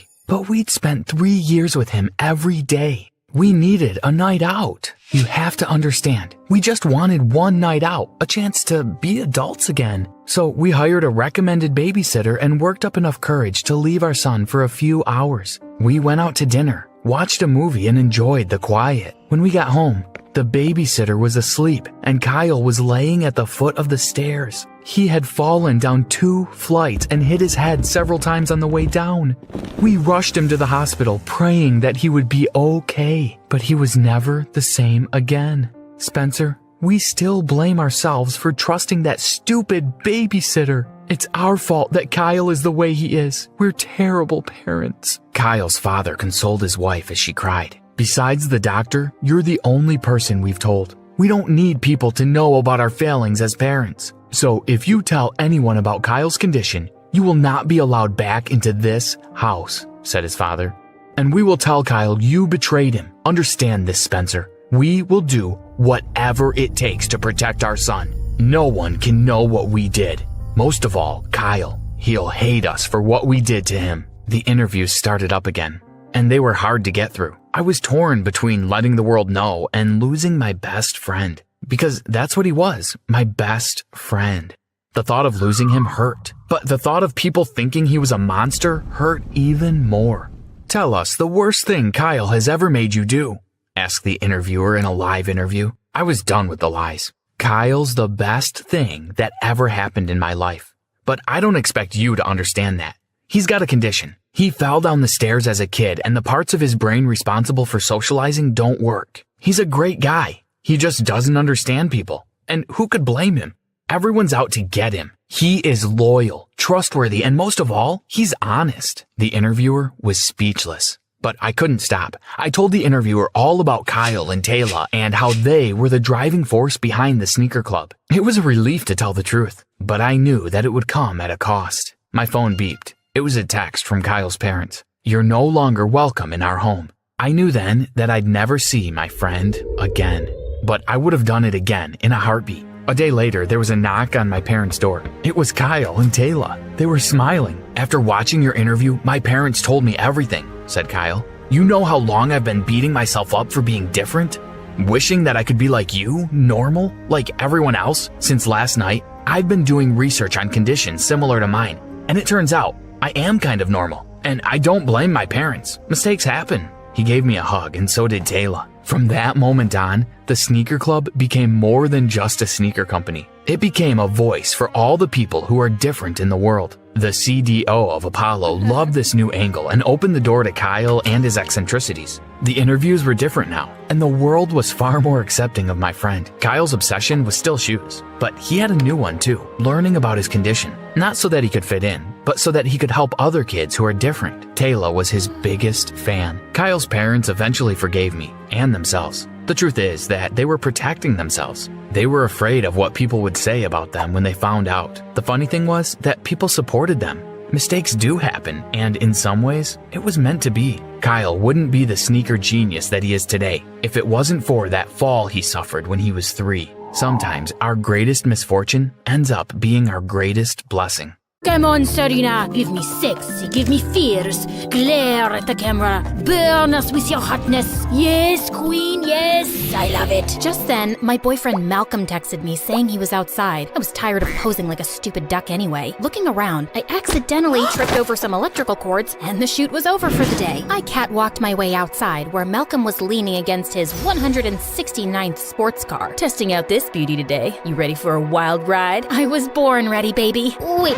Let me start from the beginning. Hi, my name is Serena, and this is how dating the mayor's son became my worst nightmare. Before I continue, please like and subscribe. Growing up, people often said I looked like a delicate princess with a monkey's personality. I was a restless kid who was always jumping and climbing high places, and as a teenager, I got into parkour. One day, there was a parkour competition in my neighborhood, and I felt a rush of adrenaline as I bounded up the side of a wall, leapt onto a tree branch, and then jumped onto a railing. People were filming my moves. Just then, I spotted this guy in the crowd who clearly wasn't from around here, and he was watching me. As I landed a tricky flip, I glanced over, and his smile made my heart race. Wow, that was impressive. I've never seen a girl do things like that before. Oh, I'm sure the girls you know can only walk down a runway. That's true, which is why I'm so intrigued by you. My dad owns a sportswear company, among other businesses, and you'd be a great face for it. Your face is great. Are you making me a modeling offer? It turns out he was, and an offer I couldn't refuse. The money could help my family so much, and before I knew it, my whole life flipped upside down. Malcolm was the mayor's son, and after he launched my modeling career, so many brands wanted to work with me. I was grateful for the opportunities, but in a matter of months, I'd turned into someone I barely recognized, and Malcolm eventually became my boyfriend. He was obsessed with sports cars and racing, and I was soon attending his competitions and getting to know his friends and family. People always told us how good we looked